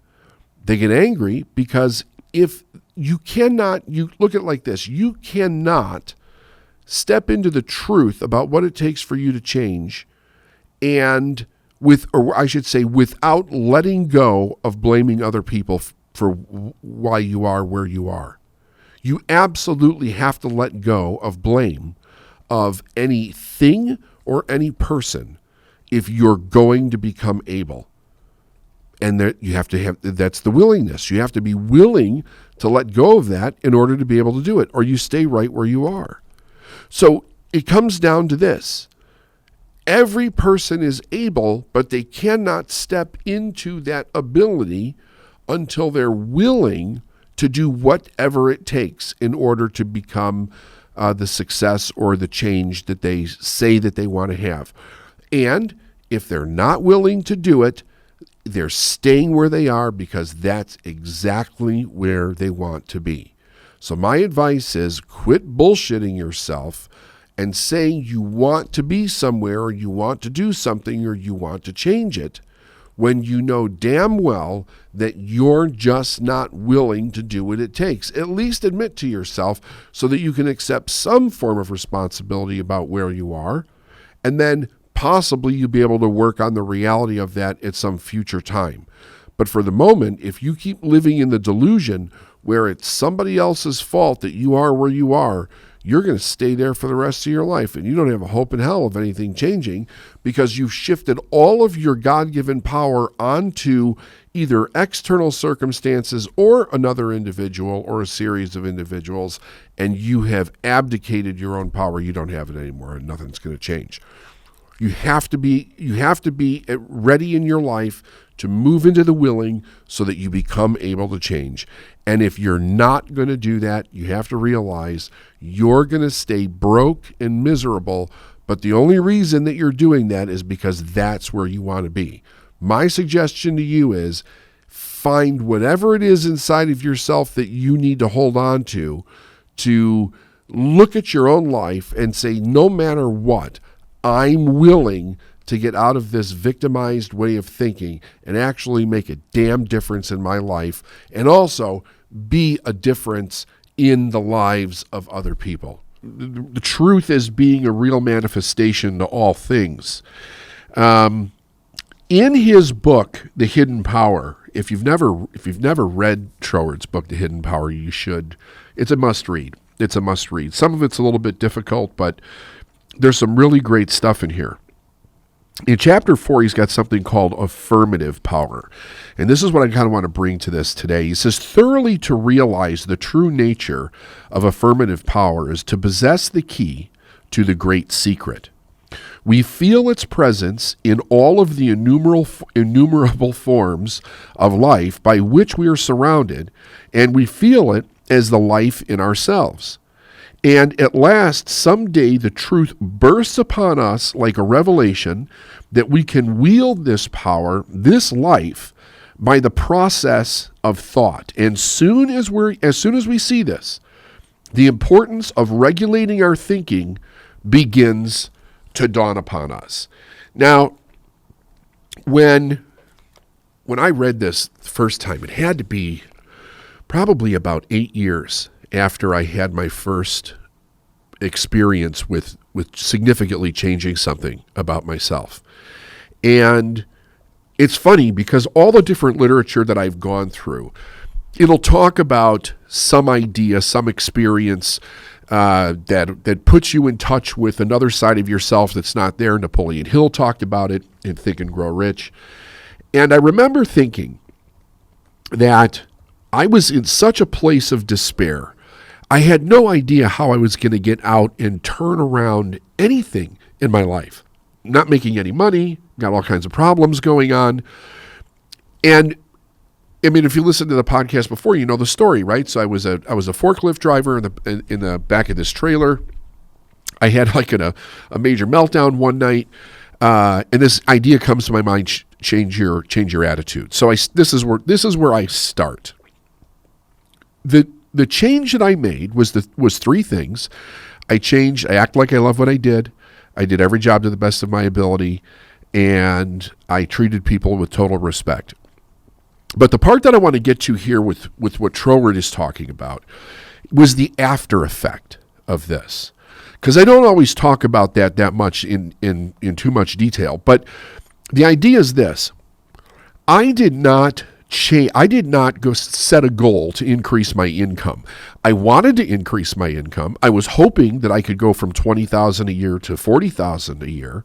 I ended up going from 20 to 62, and it happened in 30 days. And the crazy thing about it was that yes, the money was top of mind, but even more above that was to get out of the circumstance that I had created, to find a way out of the bad decisions that I had made. So I'm sitting there, say 6 weeks later with my first paycheck from this new job that I have. And I'm looking at my name next to the equivalent of $62,000 a year. And I'm stunned. I'm shocked that my name is next to these numbers. It didn't cross my mind at all that I could get to that number, let alone have it happen so instantaneously in my life.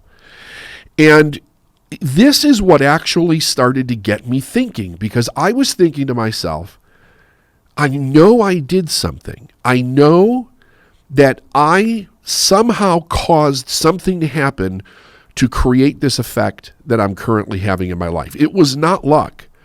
And there were a lot of people around me that basically were telling me that it was luck. But I knew there was something in my being And this is what Troward's saying in here. Let me read this to you again. He says, thoroughly to realize the true nature of affirmative power is to possess the key to the great secret. We feel its presence in all the innumerable forms of life by which we are surrounded, and we feel it as the life in ourselves. And at last, someday, the truth bursts upon us like a revelation that we can wield this power, this life, by the process of thought. And as soon as we see this, the importance of regulating our thinking begins to dawn upon us. We ask ourselves what this thought process is, and we find that it is thinking affirmative force into forms which are the product of our own thought. We mentally conceive the form, and then we think life into it. Now, if you'd have told me that that's what I did that night in the back of that trailer, I wouldn't have even comprehended what it is that you were talking about. But later on, I found out that that's exactly what I did. But because the result came, it caused me to think about what could possibly change if I knew what I was doing. Because I didn't know what I was doing. I had no idea how my life changed that fast, that radically. And I suppose if you're a person sitting on the outside and you were looking in, you could very easily say, dude, you got lucky. You recognized a lucky break, you slipped in that sucker, and you got it, right? Okay, I'll buy that. I'll buy that for a moment. But the thing is that because I became aware that my thinking was somehow linked to this, even if it was just to say yes to an opportunity that I saw, what changed after that was significant enough to not link it to luck, because now my thought process changed. I started thinking about what I could actually do if I knew what I was doing. So one of the first things that I realized was I didn't know what I was doing. I realized that very quickly. And I realized I needed to find out, but I didn't even know where to look. I remember going to the library, right? There was no Amazon back in those days. I had to go to the library. And I didn't know where to look. I didn't know what book to look for. I didn't know what section. I started picking up biographies of people and kind of thumbing through those. That didn't quite feel right. I was starting to pick up some books on tape, and I was listening to them. So here I am, I'm searching, right? I'm searching for something that is going to kind of spark my mind and say, this is what happened. This is what you did, right? And I remember the thing that probably jumped it the most was when I came across Tony Robbins' personal power stuff back in 93. Because he was directly speaking to the fact that you could change your life in 30 days on those tapes. And I was glued to those tapes, listening to it. But even with Tony, there was something about it that was missing.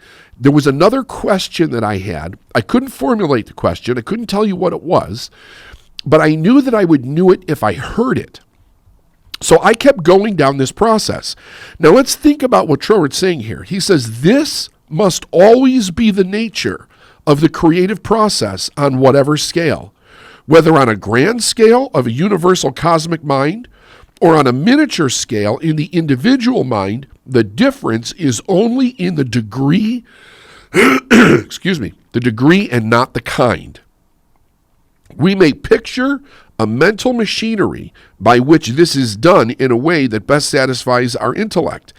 And the satisfying of the intellect on this point is the potent factor in giving us that confidence in our mental action without which we can affect nothing. But the actual externalism is the result of something more powerful than merely intellectual apprehension. And that's what was going on. The one piece that I carried over, so I have this experience, I manifest this job, this position.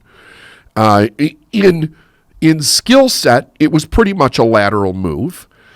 In impact, it was like by the power of 10.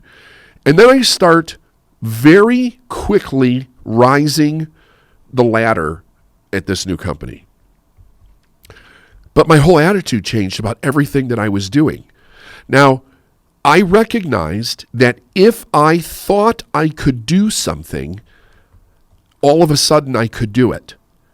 Now, I couldn't have told you that, right? All I know is that that's what I was experiencing. And I was like on this unbelievable high for a very long time because I was taking on challenges that I had no idea how I was going to accomplish, and I was pulling them off. And I was doing it one after another, after another, after another. Again, still, I don't know what I'm doing, right? If you asked me to sit down and explain this, I couldn't. And I'm also noticing that people are watching me very closely because you have to remember, I'm a guy that is like, I would say I was a complete loser, but I was close at that point. I had made a lot of really bad decisions, and I had the fruits of those in my life. To go from that, right? So let me just draw this picture a little bit more. Went bankrupt, car repossessed, have to leave apartment in the middle of the night with your family because you can't afford it anymore, run 60 miles across town to find something cheaper that's not in a good neighborhood, constantly being reprimanded at work, not doing my best, miserable, like emotionally miserable, just an absolute miserable person to be around. I was angry at everybody because I was angry at myself. I didn't even know that those two things were connected. And it was affecting every area of my life. To go from that to being positive, to being assertive, to doing a great job, so much so that I'm recognized by just about everybody in the company. The people are coming up to me telling me how great of a job that I'm doing. I'm breaking records in the new company, left and right. Just because I'm thinking like, here's a challenge, I'll do this. Here's a challenge, I'll do this. I didn't know what I didn't know. I didn't know how to fail, where to fail, how to break through. I didn't know what was perceived as good, what was perceived as not good. I just kept doing more of the thing that got me out of that trailer. And that was directing how I was thinking to a specific end and not giving up until I got the end. He said, it's the result of the inner mental state, which for a better word, we may call the emotional conception of ourselves. It is the self which we feel ourselves to be, which takes forms of our own creating.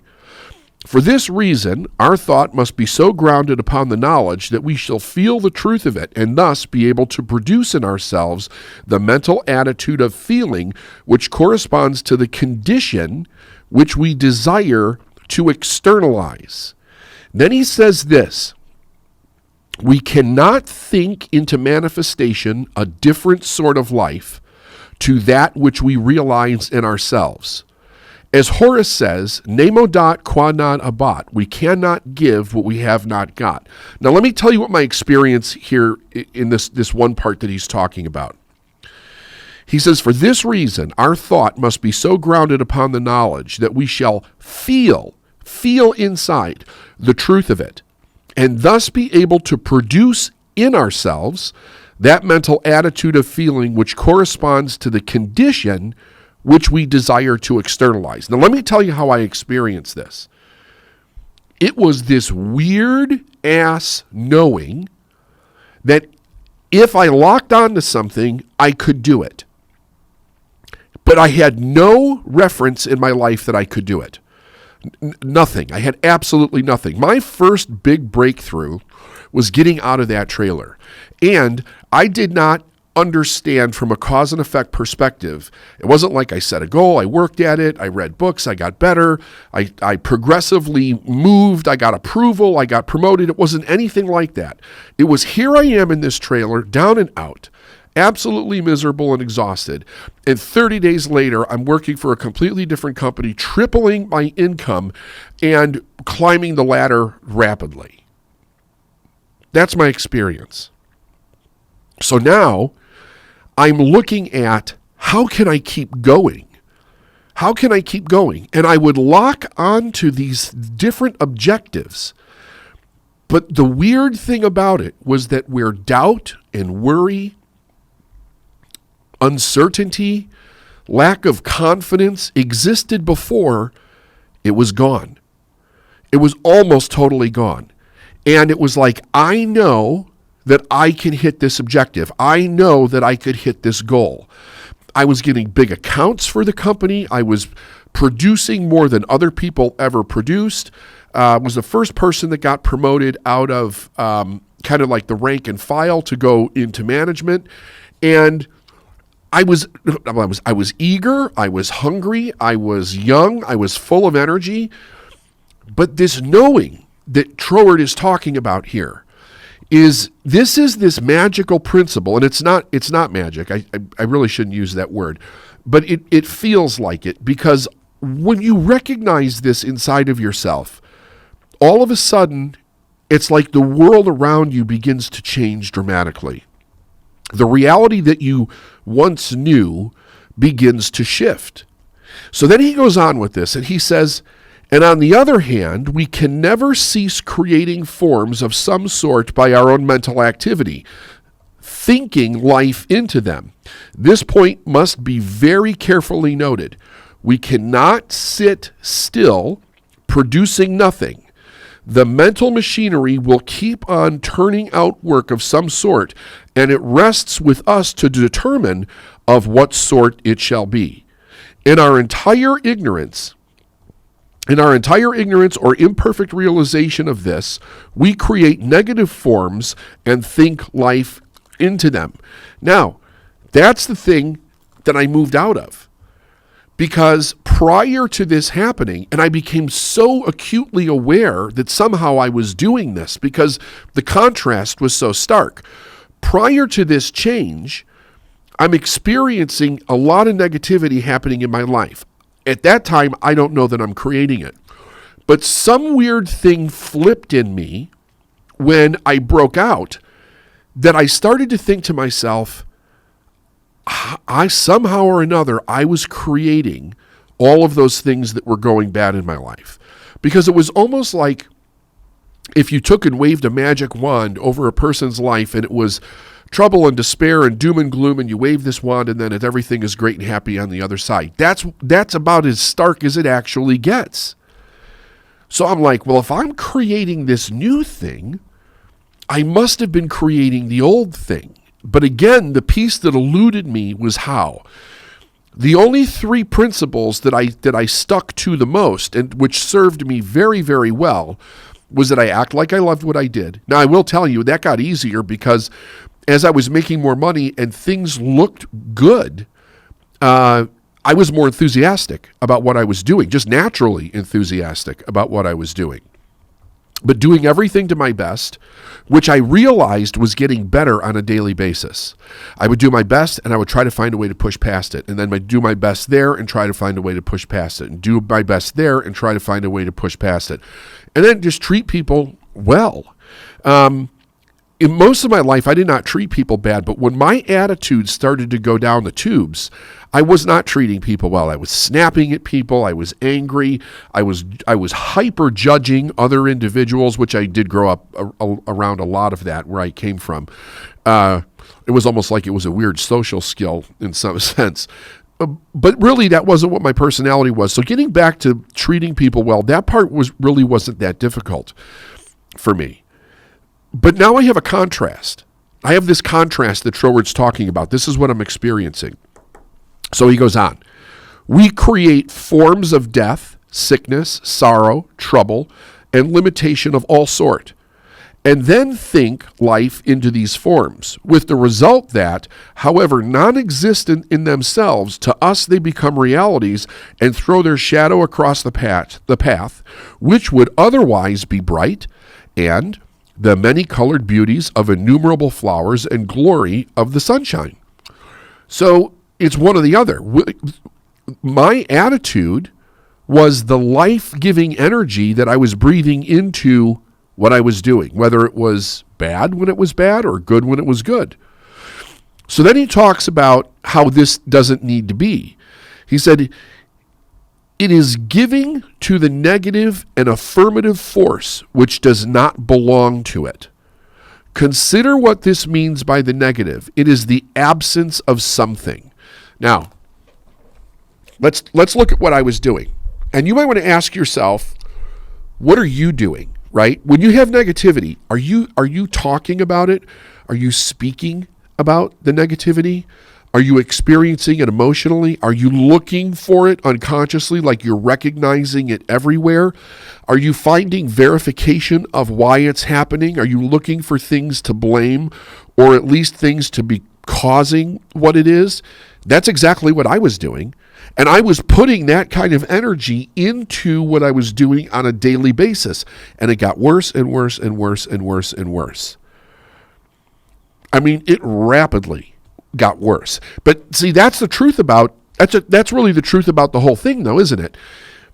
We're either growing or we're dying. Nothing is staying the same. So whatever energy we're putting into what we're doing is going to determine whether that thing is growing or dying, whether it's increasing or decreasing. Are we getting happier or sadder? Are we getting enthusiastic about life, or are we getting depressed about life? Is our health getting better, or is it getting worse?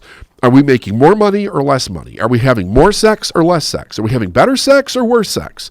Are relationships getting better, or are they getting worse? The pivot of all of this is the attitude in which we show up. It is the life-giving force that we're putting into the thing. The thing itself really has no life, because we're the form of life that is putting that energy into it.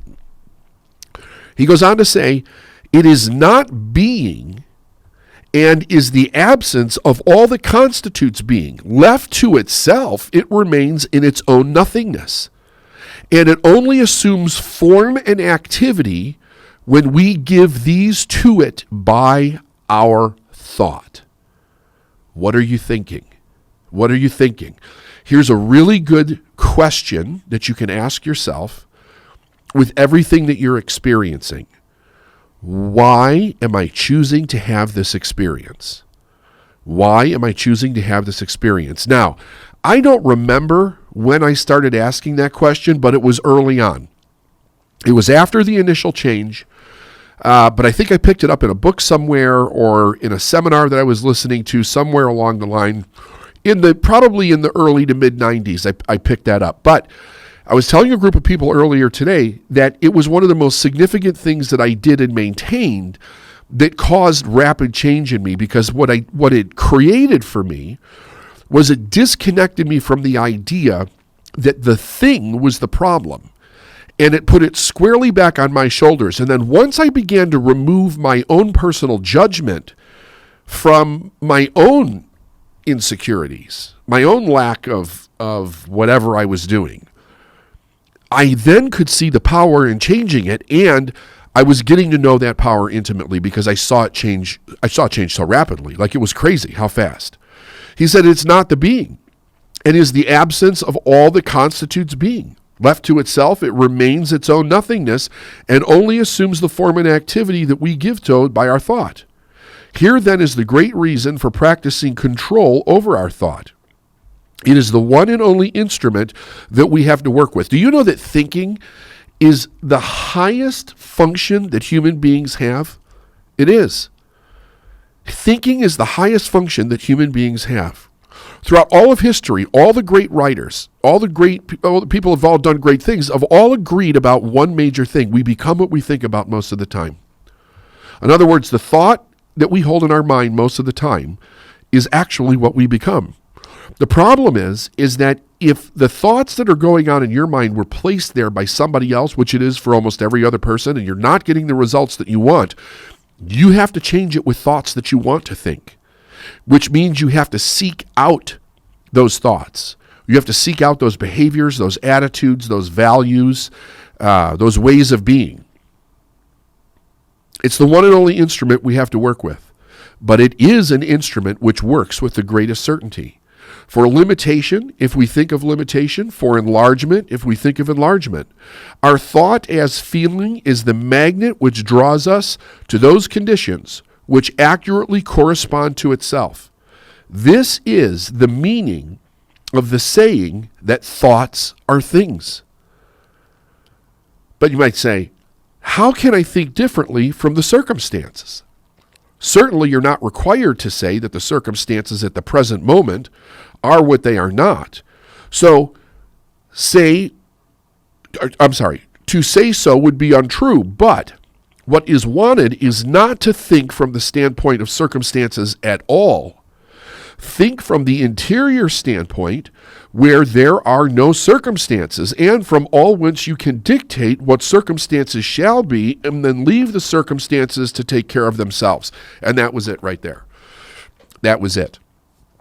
For months, I would sit down at lunchtime with a pad of paper, a pencil, and a calculator and try to figure out every possible way to go from $20,000 a year to $40,000.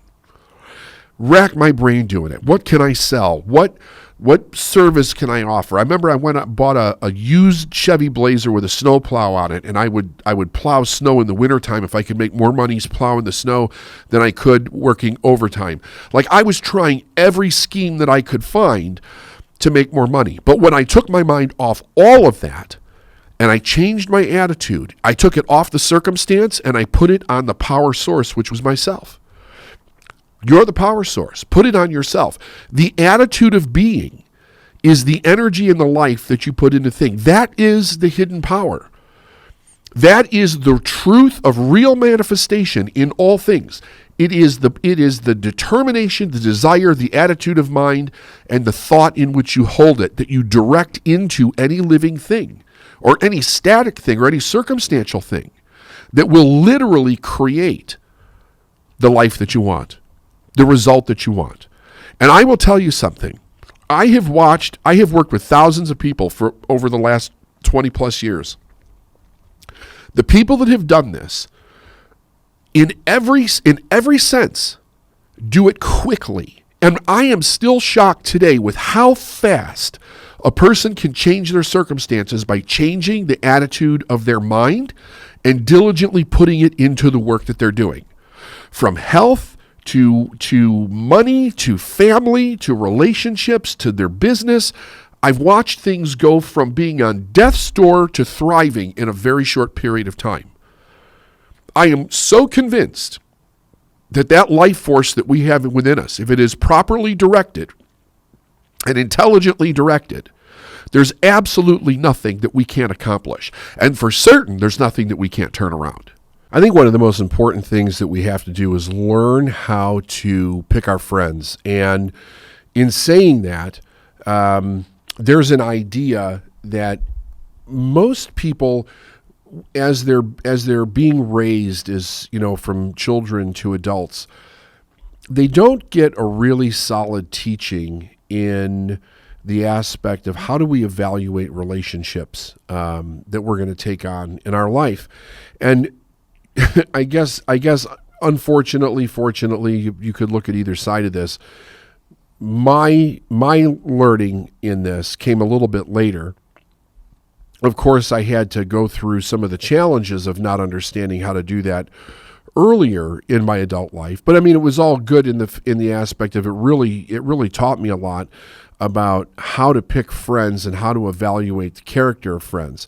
So what we're going to talk about today really is looking at the character of three types of individuals that are going to be in our life, the importance of the character that we're going to actually look at, and to really kind of understand from an overall kind of an objective, why is it that these people are important? And what we want to make sure of is that we really understand who they are and the role that they play. Because very often, not only is it ourselves that make the error in bringing people into our life, but as I go through this teaching, what you'll also see is that we're in ignorance, but so are the other people. So are the people that we're bringing in. They really don't understand the roles that they're playing. So let's kind of give a backstory on this a little bit as from a teaching perspective. If we understand the first three human needs, which are love, security, and self-esteem / significance, what's fascinating about that is that the natural draw for the human being is to be drawn to and to connect and kind of hook up with other individuals that are going to be able to bring us support and life, help us advance our life when we're little children. It's about survival. For a large segment of the population of the world, it remains survival for so many people, because the teaching that we automatically go into is, how do we prepare ourselves for the world that we're entering as young adults, and then carry ourselves on. So the idea is kind of like, we have to prepare a child to be able to get some kind of an education, take that education, be able to be employable, have some value that they can bring to the marketplace and bring to the world, so that it does two things. One, it's very much self-serving, because the individual has to learn how to take care of themselves. And if they're going to have a family, they have to learn how to be able to support that family. On the flip side of that, you're going to want to provide service and be of service to the world. Because if you're not, then we're a consistent draw on the world. And whenever that gets out of balance, which it's out of balance a tremendous amount, it actually does more damage, because so many people are trying to draw off of the necessary resources that we should be using to be able to move everything forward. I mean, it's hard enough when we have people that are going through tragedies in their life and they need help. But when it comes from the fact that they haven't really applied themselves to try to make themselves better in life, it becomes even worse, because then it is a drain. And then there's even a mindset that gets attached to it. We call that entitlement, where people really believe that they're entitled to things that they did not earn. Now, I could go down a whole rabbit hole with that side of it, but I'm not going to. It's just kind of to lay a frame for this concept. So now you have these individuals that are moving into life, and unbeknownst to them, the real value within that individual is survival. They don't know this, but really all they're trying to do in life is to survive. They want to try to make it through being an adult, getting married, having children, getting a job and holding on to that job. Possible that there's some advancement for them. That's great if it is. But usually people become very disillusioned into what that advancement can actually look like, because they weren't prepared for it in their youth.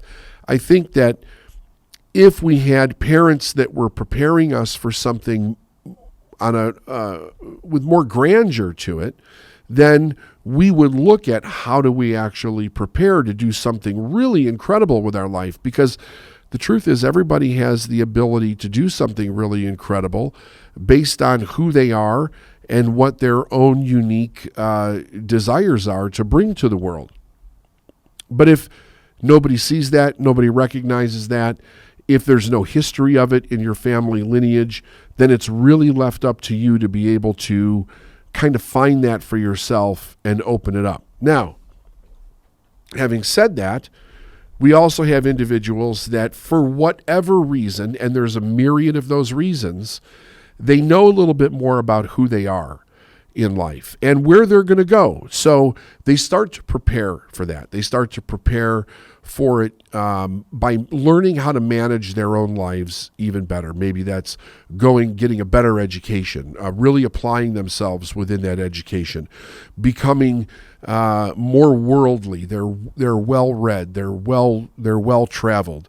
They have experienced many different socioeconomic climates, and they understand the people that are working within those climates and what their struggles and what their worries are.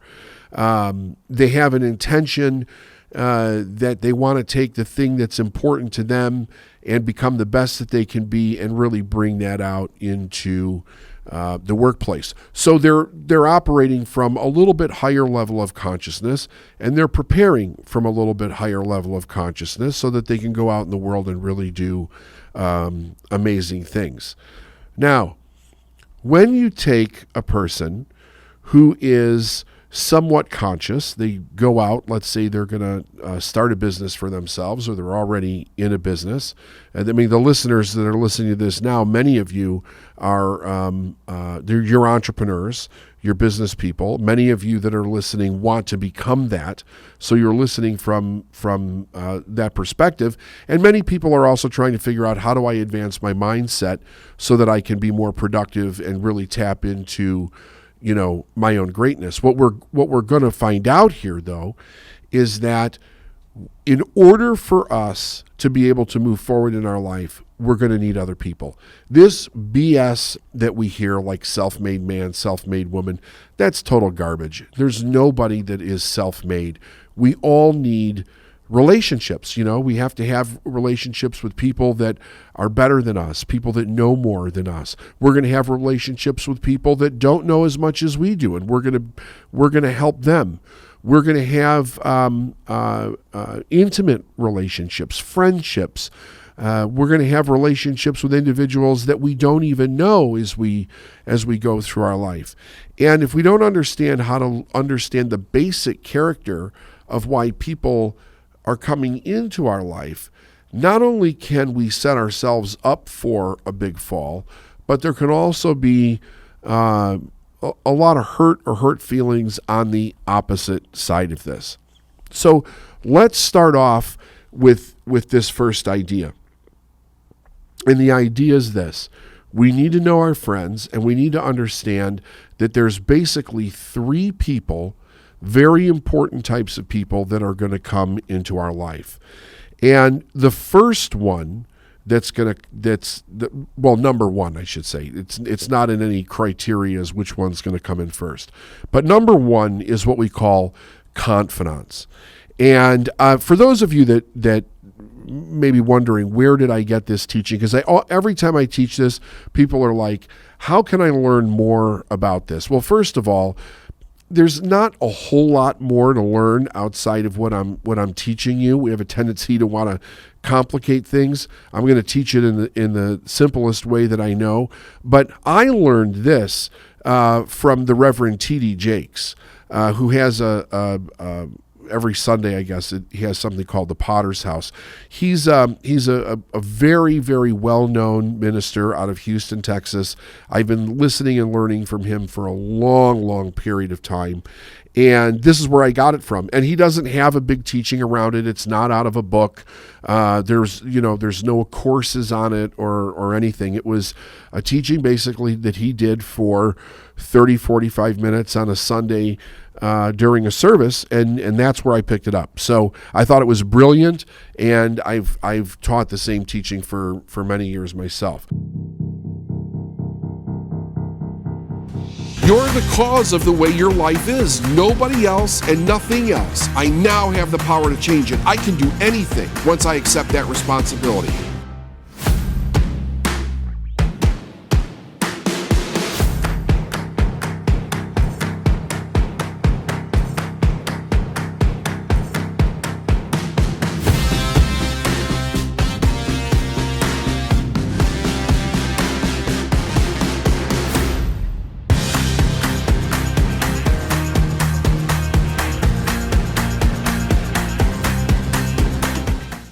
So the first person is what we call a confidant. And here's the thing about a confidant. You're really blessed if you have 2 or 3 of these people that come into your life within your lifetime.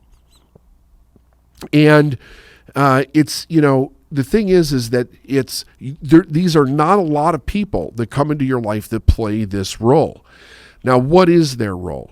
Their role is that they're for you, okay? These are people that love you unconditionally. These are people that no matter what you do, what mistake you make, if you're on a high, if you're on a low, if you're suicidal, if you're in jail, if you're having the biggest win of your life, no matter what it is, these people will be there for you. They don't judge you. They will tell you exactly how it is. They feel a no on the inside that they have a responsibility to you as this type of a friend to be very honest with you without any hard feelings, without any strings attached. And like I said, you're only going to come across a few of these people in an entire lifetime. 2 or 3 if you're really lucky. Now, I'm going to explain why it's only 2 or 3 in a minute, and I think it'll be much easier to understand, because when you first say, well, I don't know if I believe that. I mean, that's what you're really describing, David, is a really, really good friend. And the basis of that friendship is honesty and unconditional love and trust and all that. Yes, that's true. That's absolutely true. But when it's misunderstood, very often we think that's the basis of the relationship, and then through some kind of a hardship, we find out actually that it's not. And that's where things get a little bit crazy. But these people are for you. And it doesn't matter what else is going on in their life. Now, the other thing about this is that you're for them, meaning that it goes both ways. They're for you and you're for them. It doesn't matter what happens in this person's life, you're for them. You will always be for them. You'll want to tell them the truth. You'll be honest with them. You'll be loving. Again, on your part, it's non-judgmental. But here's even something that I think is very important about having confidence in your life. Whatever it is that you're setting out to do in your life, this big thing, this goal, this dream, this impact that you want to make, you're not going to be able to do it until you meet this confidant, right? So we're just going to talk about one right now and understand that there'll probably be 2 or 3 in your lifetime if you're really blessed, but let's just talk about one at the moment. This is the amazing partnership. When you read biographies about people that have done incredible things in their life, there is this amazing partnership that always shows up. You never see something amazing happen without this partnership on some level. Now, some people, this partnership is very well known. It's out there in front. Maybe you're looking at like a Lennon and a McCartney, right? You might be looking at a Mick Jagger and a Keith Richards. You could be looking at somebody like a JFK and the First Lady, Jackie. Like there are partnerships that come together, and very often there's different roles that these people play, but they're not going to make the same impact in the world without them. It is, I mean, you can call it fate, you can call it destiny, you can call it whatever you want. But the truth of the matter is that there is something very magical about these relationships, and it always allows a person to do something more than without it. There can be times where it's a little bit rough with these relationships, and one of the reasons for it, and this is also a well-documented thing when you look into biographies and such about these individuals, is generally both people in this relationship know that they need the other one. And as much as they love and care about this person, sometimes that makes the relationship rough because they know that they're not going to be as great without that other person. Now, I could sit here and go into many different examples of that. I'm not going to. I think that as you go along in your studies, reading biographies, studying great people, you'll see different scenarios where, there was some issues because this person felt that their success was almost tied to someone else. And given that fact, right, and as tense as that can actually be, they will still be there for that person 100%, right? So this person is for you. When this person's in your life, they are for you. Now, this is where it starts to get confusing. When we go to the second type of person. The second type of person is called a constituent. And the constituent is a person who is not for you, but they're for what you're for. And here's what this looks like. You both have a very similar interest, and the similarity in these interests allows each one of you to be able to help and fulfill and manifest whatever it is that you're going after in life. And because you may be very excited about this, and this other person might be very excited about it, it can wear a mask, this relationship. The mask can look like your best friends. The mask can look like that the person is there for you and for what you're for. But the truth is, when the commonality of whatever it is that you've both been brought together over disappears, that the person will disappear. And because they were never for you to begin with, they were only for what you for. So when their interest goes someplace else, this person has a tendency to disappear. Now, there will be a lot of these people in your life.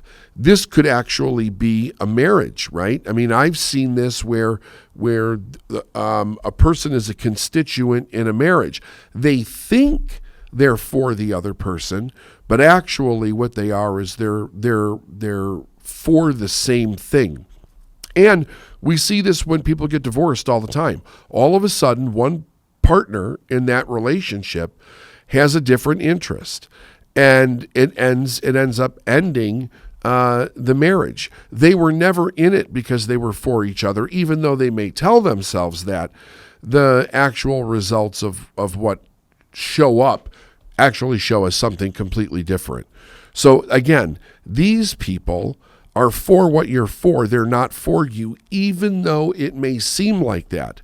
Even though they may say that they are for you, you will definitely find out at some point when the commonality in the interests shift, you'll find out this person is not for you. If the consequence about something starts to become intensified in some way because something goes wrong, you'll find this person's not for you. These are the kind of people where you read stories about somebody had a best friend or a great business partner or a lover or a spouse, and then something went wrong and they were thrown under the bus. That's because the person's for what you're for, but they're not actually for you. So this is also the kind of a relationship where both people can be fooled into the idea that they're both for each other, but they're not. And they may totally believe it. So when we're looking at a relationship like this, you have to ask yourself different questions, like if this went wrong or that went wrong, you have to bring up different scenarios.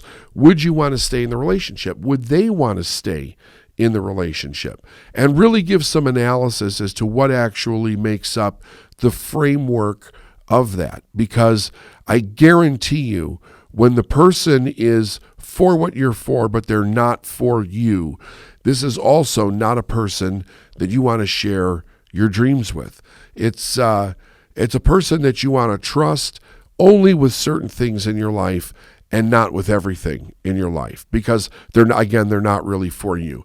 And too much information shared in a situation like that could actually cause damage if something goes wrong. Now, the third person is a comrade.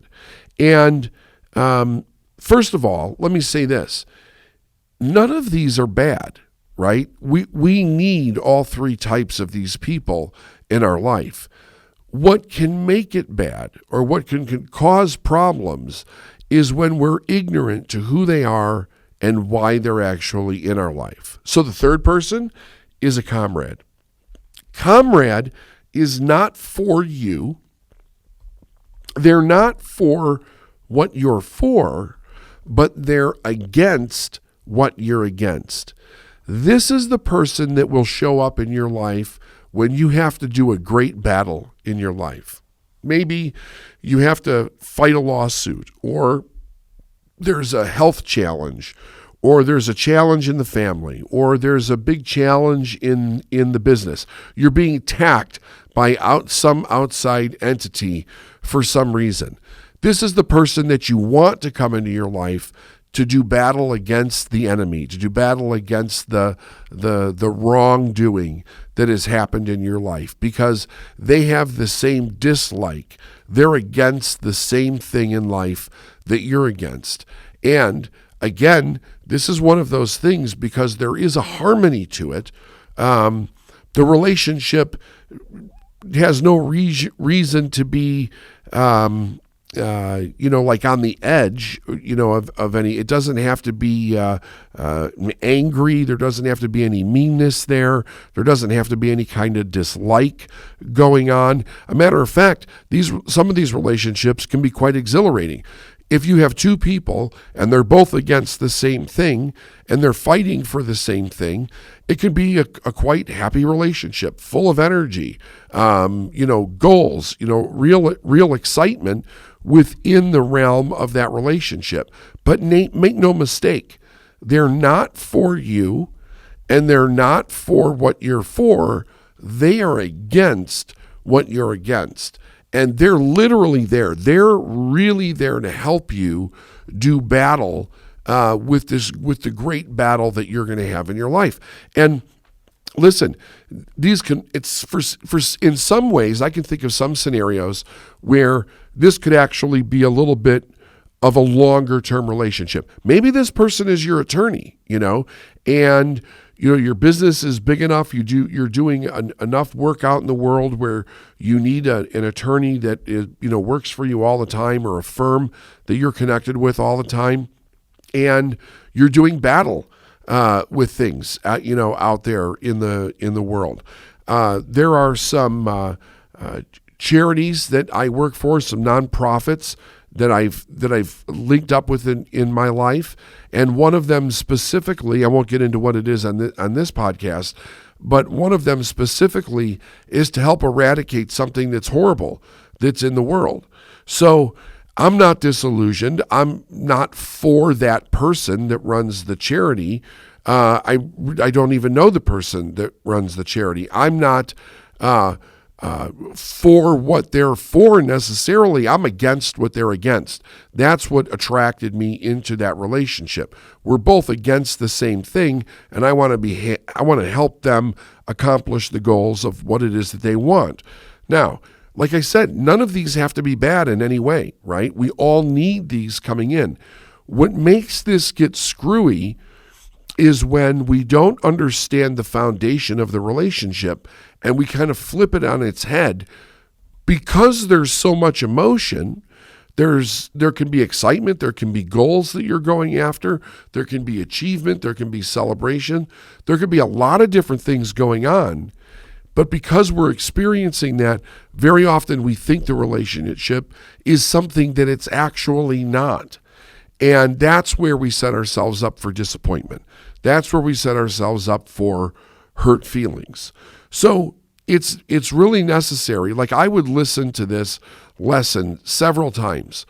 Really get it into your understanding, think about it, and ask and answer the questions that you might have for yourself. You could also send us questions, by the way. I'd be happy to answer questions around this. If you want to send questions about it, I would totally get it, because it can get very, very confusing. My advice, though, is that you actually keep it as simple as possible, because it's not really confusing when you really understand what's important to these three people. The first one, the confidant, is for you. They're for you. They know that they're for you. You're for them. You guys would go to bat to each other no matter what, no matter how bad things could go wrong. Number two is constituents. Constituents are for what you're for, but they're not for you. They will help you. They will do all kinds of great things in your life. But we don't want to mistake the idea of a constituent for a confidant. We don't want to flip those roles and put somebody who is for us, but not really, for what we're for, but not really for us. We don't want to put them in the position of necessarily being for us when that's not what the relationship is built on. And it doesn't mean that it can't be a great relationship, but it can. It's just that when we put the wrong emphasis on it. When we imagine something about this relationship that's not true, we set ourselves up for a fall. We set ourselves up for the hurt. And then again, the comrade, which is somebody who's against what we're against. We need this person to help us do the great battles that come into our life and that come into our business. It is an essential part of the individuals that we're going to meet. But again, because there is this commonality of being against what we're against, and there's this intense passion probably about going after and really getting the big win for ourselves, we want to be really careful not to create a relationship idea that has nothing to do with why we're actually together. You know, I've seen some people say, and I think I saw this in a seminar one time. The person who I didn't even know was putting on a seminar. It was for like 3 days. And this person said, you know, here's the interesting thing. At the end of the 3 days, you're going to feel like you know me, like I'm your brother or something. And the truth is, you don't know anything about me. You may even have emotions, like positive emotions toward me, but you don't know anything about me. You only know what I've shown you about myself for 3 days. Well, these three friends are very much the same way.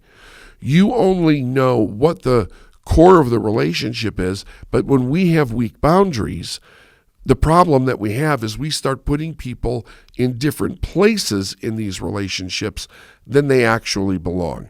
And it gets messy. It creates messy. So these are three friends that you're going to need. The first one, you're really lucky or blessed if you only have 2 or 3 of them in your life. It's a confidant. They're for you till the day you die. They're right there, brother, sister. It is a tight thing.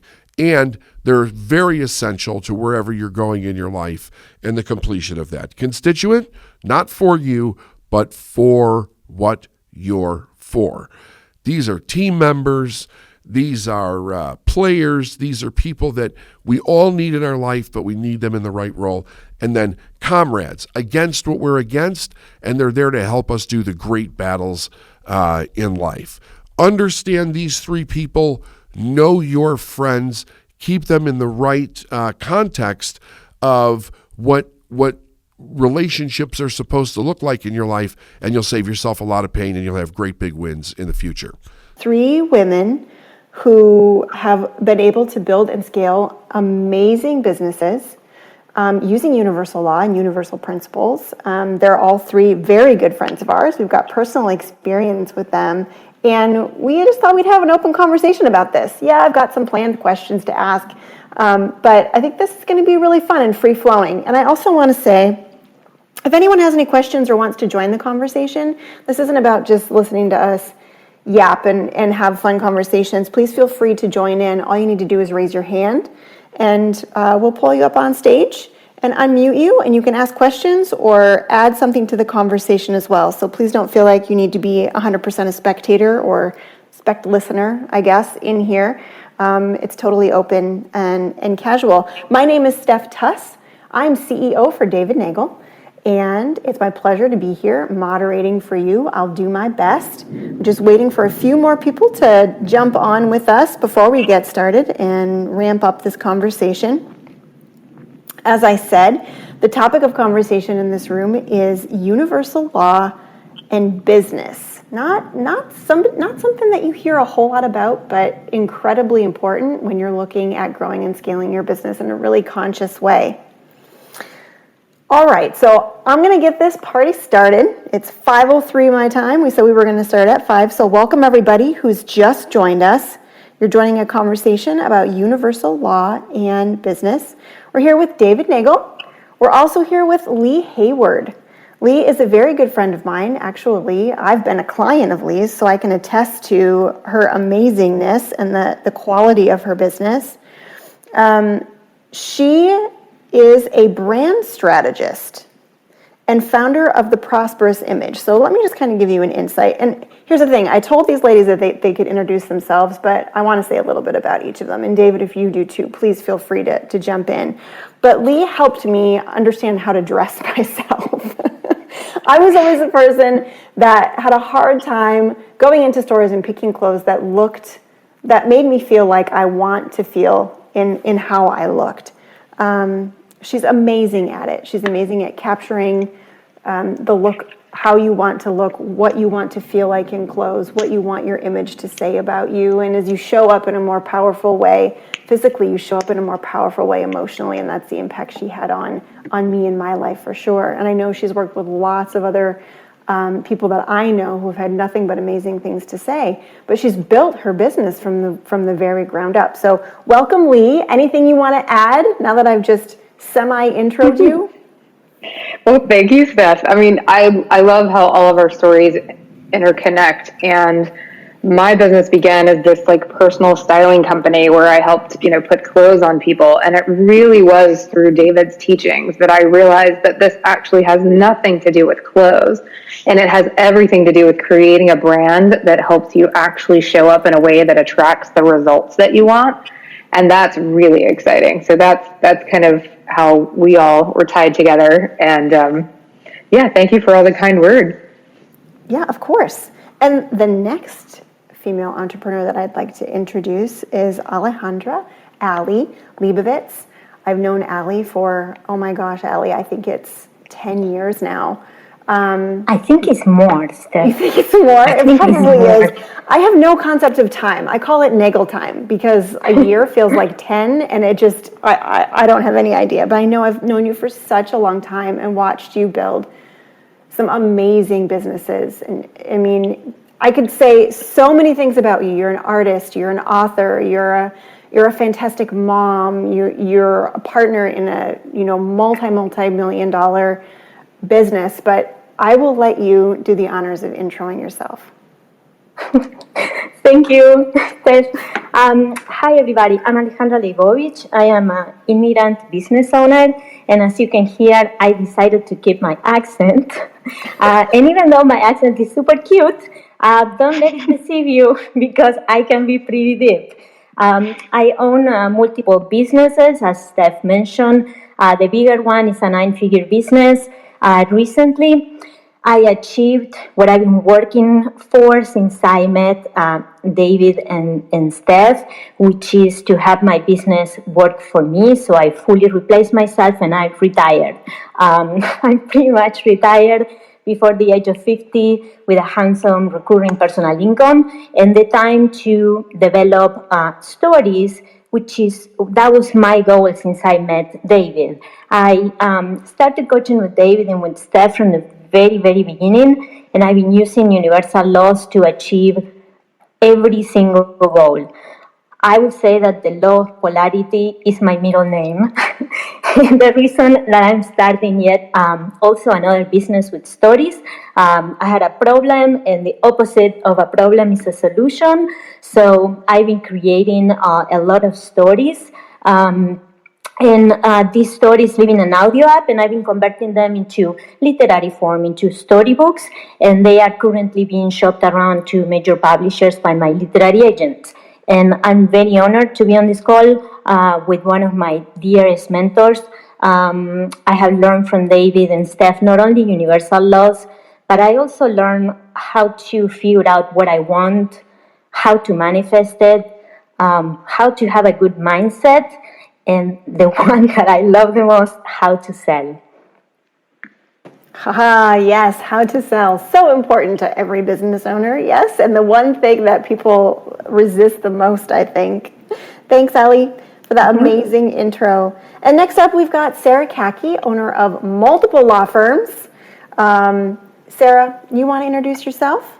Yes, thank you, Steph. I'm Sarah Kaki here based in Atlanta, and I am the owner of the Atlanta Divorce Law Group and the Kaki Law Firm, two completely separately branded law firms with separate teams, separate offices, and it's really thanks to the work I've done with David that I am able to not only manage those two firms, but also have a wonderful family life with 3 children, wonderful loving husband, and he has a business of his own that came from the foundation of the work that he's done with David as well. And thanks to the work we've done together, I've been in the journey of the pursuit of having it all and having it all with as much grace and fun as I possibly can.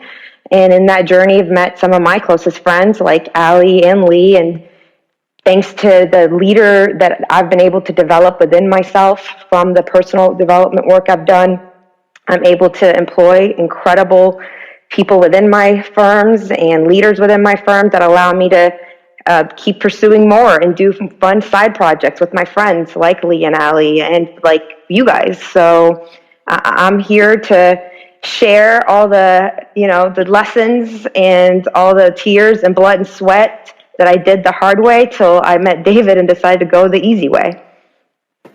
Awesome. Thank you, Sarah. For everyone who's just joining the room, this is Let's Talk Universal Law and Business with David Neagle, Lee Hayward, Ali Leibovich, and Sarah Kaki. I highly recommend that you follow these three ladies.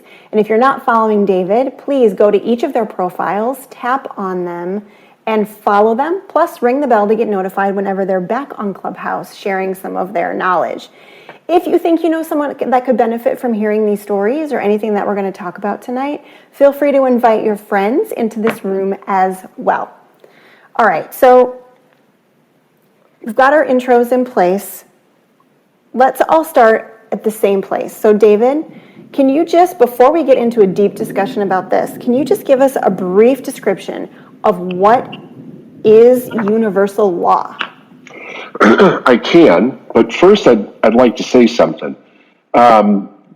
While these women own these amazing businesses, multi-million-dollar companies, I think one of the most important things is that they're all doing what they love. And that's a big thing.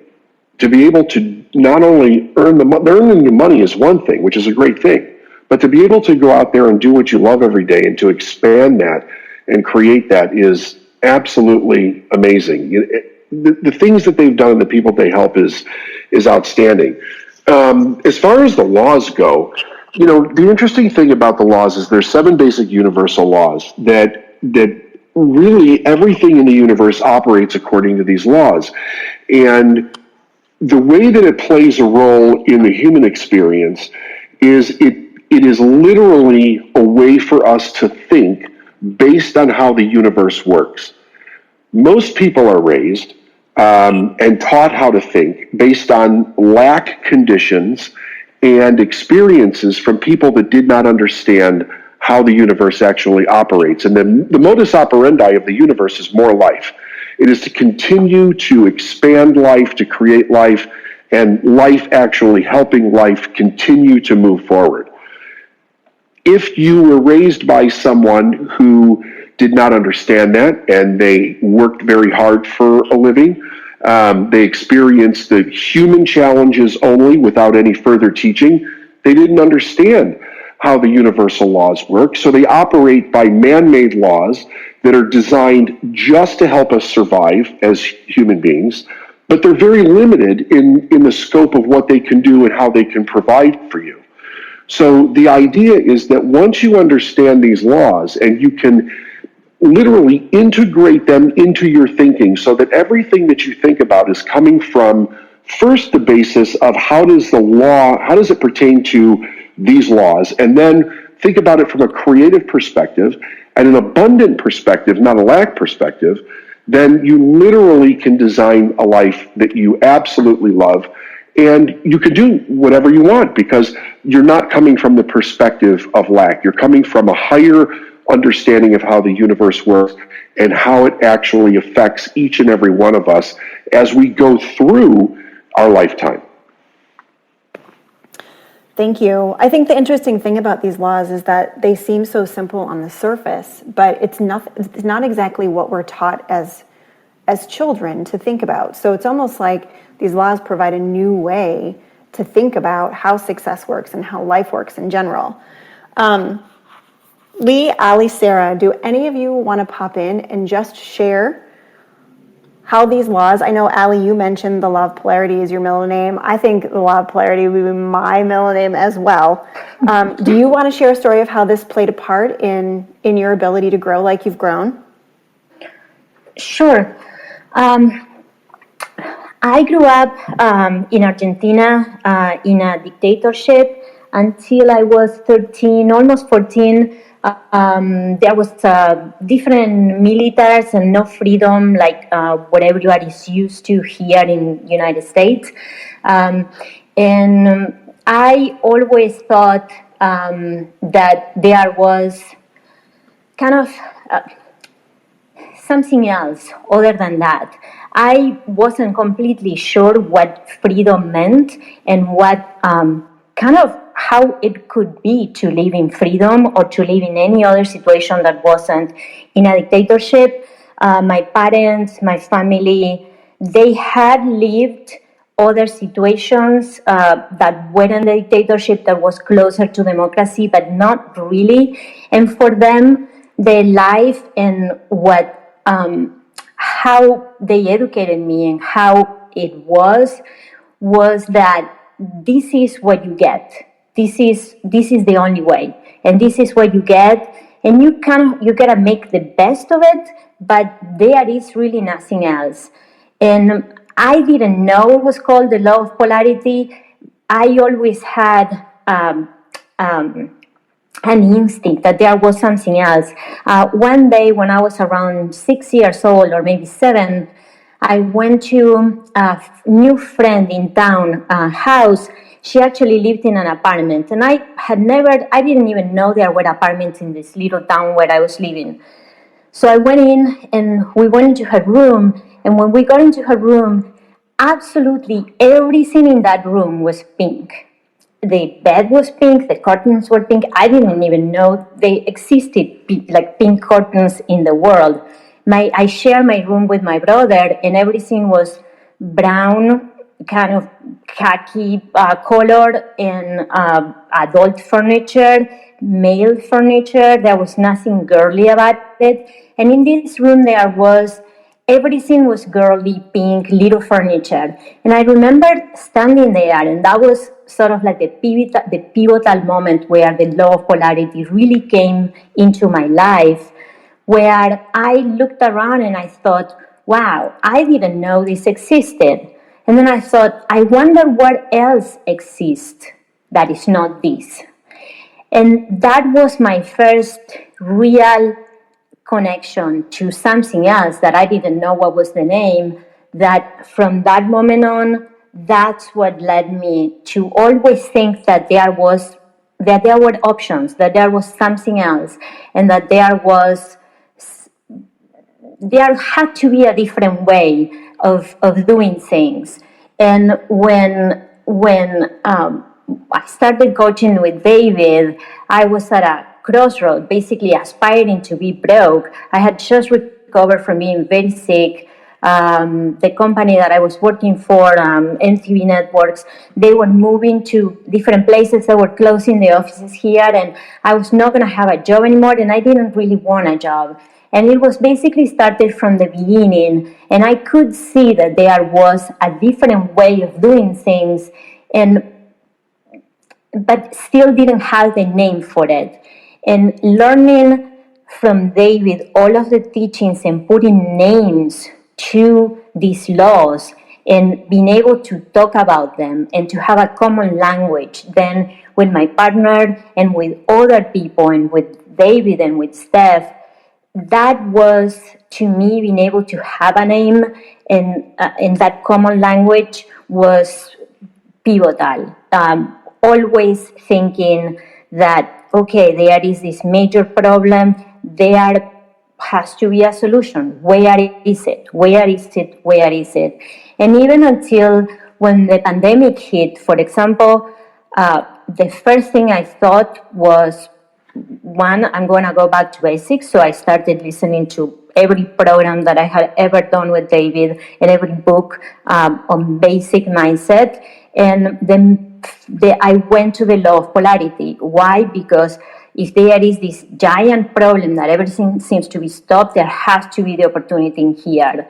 And that has been the kind of what drives me, how I see everything. And now that I have a language to explain it and to talk to someone about it. Amazing. Thank you for that, Ali. David, based on what Ali is saying about the law of polarity, do you want to give just a brief explanation? I mean, there is no problem without a solution. Is there anything else you wanted to add about the law of polarity? Yeah, the interesting thing is that most people don't even know that this law exists or the implication that it has on how we actually live our life. So there's a law. It's one of the 7 universal laws. It's called the law of polarity. And it basically states that everything in the universe has an opposite side to it, and it's equal and opposite. So you can't have a problem without a solution. If you're experiencing a problem of any kind, the solution not only has to be there, but it's in the same place as the problem because it's the opposite side of the same thing. If you take a physical object, it has a right and a left, an up and a down, an inside and an outside. And the opposite side of it is connected to its opposite. A problem is something that is a problem like in a person's mind, a thought, how we're experiencing something, has the same opposite in the same place. One of the biggest deals, the way that the law of polarity changes so many business owners' lives, is when it comes to resources and it comes to money. Many people go out of business because they do not know how to acquire the resources they need to keep a business moving. They do not understand how to earn the amount of money that they need in order to make their business profitable. They don't understand how to make the amount of money that they want in order to live the life that they want, whether it's hundreds of thousands or tens of millions or any amount. When you have a need or a desire for something, you're experiencing one side of the thing that you want in your life on an energetic level. So everything starts off in this basic idea of knowledge, right? So all the knowledge that ever was or ever will be is 100% present in all places at the same time. It's universal in its expression. As we begin to feel a desire to create something, to do something, to experience something, we're feeling that. It's known as desire. It's an energetic feeling. And we're literally tapped into it from an energetic perspective. Now, a lot of people would say, well, it's not real. I mean, that's a fantasy in your mind. No, it absolutely is real because everything that's ever been created by human beings first had to be a picture in somebody's mind. So when you first tap into something, you're experiencing one side of it. That means that the other side must be here, which is generally the way or the how to create whatever it is. It applies to money. If you don't have money, but you have a need, a want, or a desire for it, the opportunity for that money must be in the same place at the same time and actually ready to come into your life. But the problem with people is that if you were never taught that, your mind is only programmed through the senses that we experience life by, which we see, hear, smell, taste, and touch. So we only understand from that perspective. If I can't see it, weigh it, measure it, feel it, that type of thing, then we think that it's not here, but it actually is. So the limit of our belief system controls our perception. When you start to understand these laws, it expands your perception and you begin to see the thing that you never saw before, which is the resources, the money, the opportunity. Everything that you could possibly want is already here and it's closer to you than you could possibly imagine.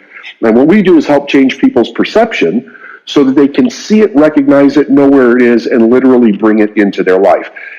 As you know, Steph, the law of polarity is my favorite law because it really does allow people to finally understand how to break their business open from the resource level and the financial level to create whatever it is they desire. Nice, thank you. We have someone from the audience that has popped up. Dee Terrell, do you want to add to this conversation or ask a question? Thank you so much, Seth and David and everyone on the panel for having me. I do have a question, and my question is for, first of all, to mi amiga Alejandra. ¿Cómo estás? Yo practicando mi español. I'm learning Spanish, so I just wanted to practice with her real quick. But my question is, if you can remember the very beginning stages of when you were trying to understand all of this, what were the things that you did to change your thinking and your behavior so that this could become a consistent belief and replace the old limiting beliefs? At the very beginning, sell. That's the first and only thing you need to do. You gotta pay the rent. You gotta pay for things. You gotta pay for more education. You are aware of everything that you don't know. You see where the knowledge is that you need to get, to, and you need money for it. It's a tool. So you need that tool. So the first thing was to to start selling and breaking in selling. What I can see with my son is that my son and most kids, they are excellent at selling, negotiating. And then I don't know if it's school, if it's society, if it's all of the education of everybody, kind of takes it out of you. And then you have to relearn how to do it.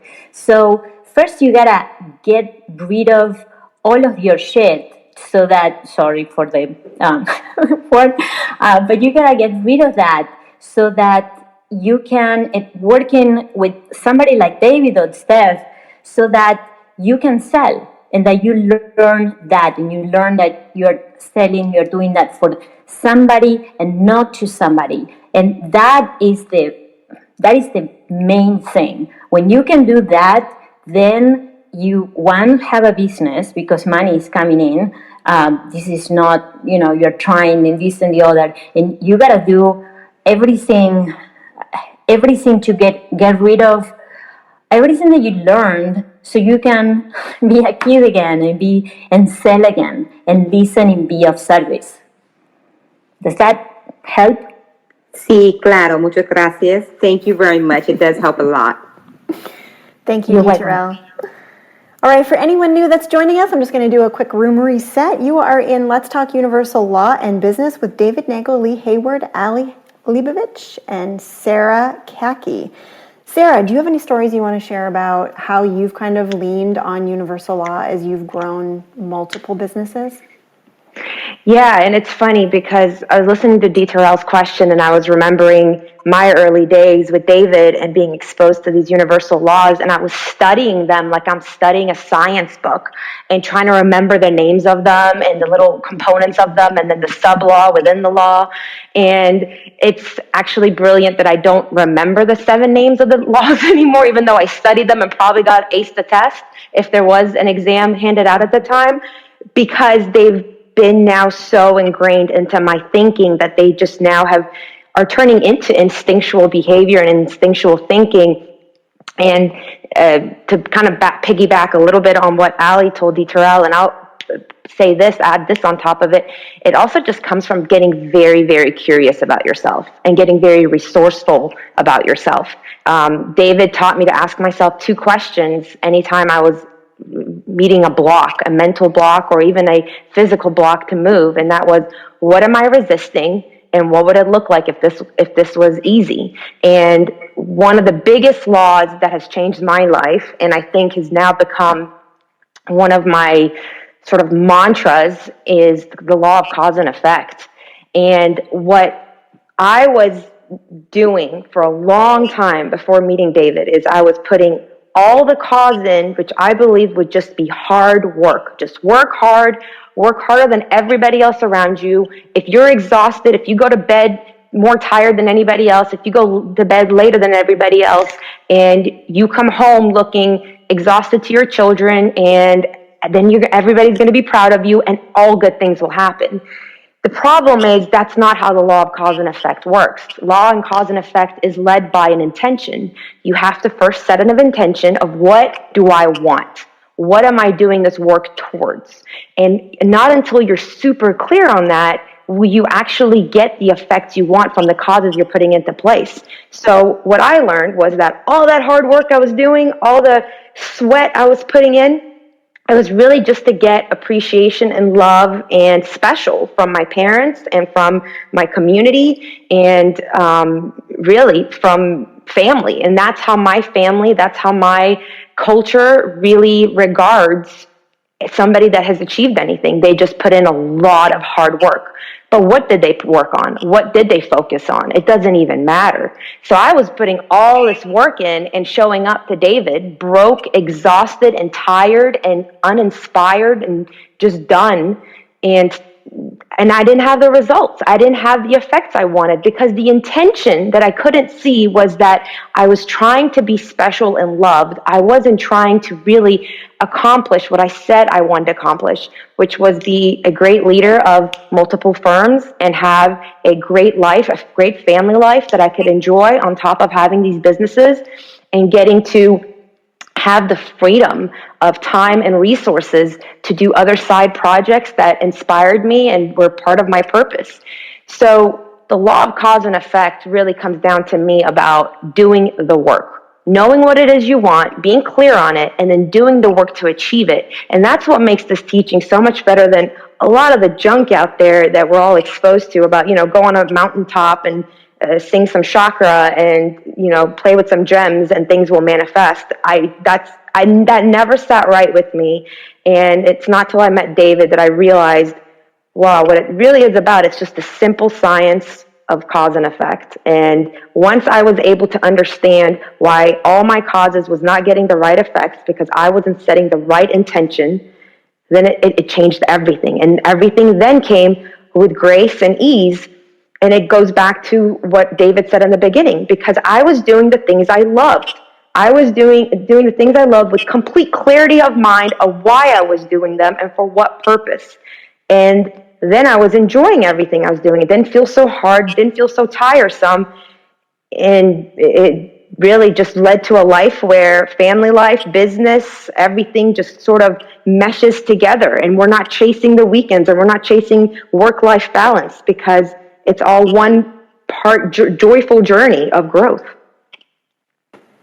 I love that. You 100% became the cause of the effect that you wanted to experience in the world. Like you had to be someone different to get a different result. It's been so amazing watching what you've created for yourself and for every single person around you, Sarah. Like honestly, I love that you talked about love, cause, and effect.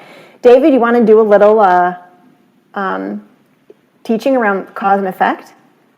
Well, Emerson said that the law of cause and effect was the law of laws, because everything that we experience is basically a secondary effect that has a primary causation.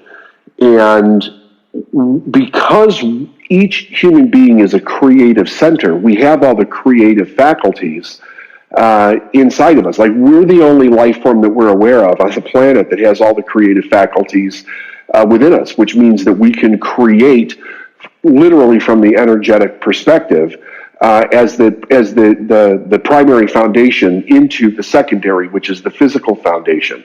So the primary for us, the first cause, is thought. Our imagination is one of the first intellectual faculties that allows us to build an image of something that is possibly not even here in physical form. Everything that was created by human beings once was just an image on somebody's mind. And that image existed in the knowledge and the structure in the primary of the universe. So we're seeing this image that's in the universe in our mind. And as we hold that image, we can move that image into form because we become the first cause of that creation. The effect is the thing that we create. These wonderful, miraculously successful women that are on this call tonight created something from nothing, right? It was an image, it was a desire in their mind and their body. They built an image of what they wanted as the primary cause, and the secondary is the business itself. It is the result that they created. So everything in the universe operates on cause and effect. The more we understand what causes the effects we're actually experiencing, it gives us the knowledge base to be able to change those things at will, because that's the power of what we are. You know, we're spiritual beings in a human experience with all the creative power and the creative energy to be able to take it at will and change it and adopt it to exactly what it is that we see in our mind and our heart. Can I add that something to that? Sure. I think that I'm in complete, well, of course, I'm in complete agreement. I think that there is that image that you have. The thing is, unless there is action, unless you act on it, nothing happens. There is no effect. Oh, yeah. Absolutely. Absolutely. 100%. Action is what moves it, right? I mean, you have to have that action to move it from the non-physical to the physical. Otherwise, it's just a dream at that point. Yes. Awesome. So we've talked about the law of polarity. We've talked about the law of cause and effect. You've all heard David say that there are 7 laws. There are also subsidiary laws to those 7 laws, and there is no way we're going to get through them all. I'm just realizing tonight. So we have a free resource. We generally only include this as a bonus with paid programs that people purchase. But if you'd like a free resource, it's called the Cheat Sheet to the Universal Laws. It's something that David created that just kind of gives a breakdown of each law and the definition of each law, so you can see how it interacts with your decisions and your daily life. Happy to get that to you. All you need to do is tap on his profile and go down to Instagram. And if you DM him, let's see, how about the word laws? If you DM him the word laws, sometime after this Clubhouse, we will send you that cheat sheet so that you can see what all of the laws are and not just get bits and pieces with the conversation that we're talking about tonight. So if you want the resource, great.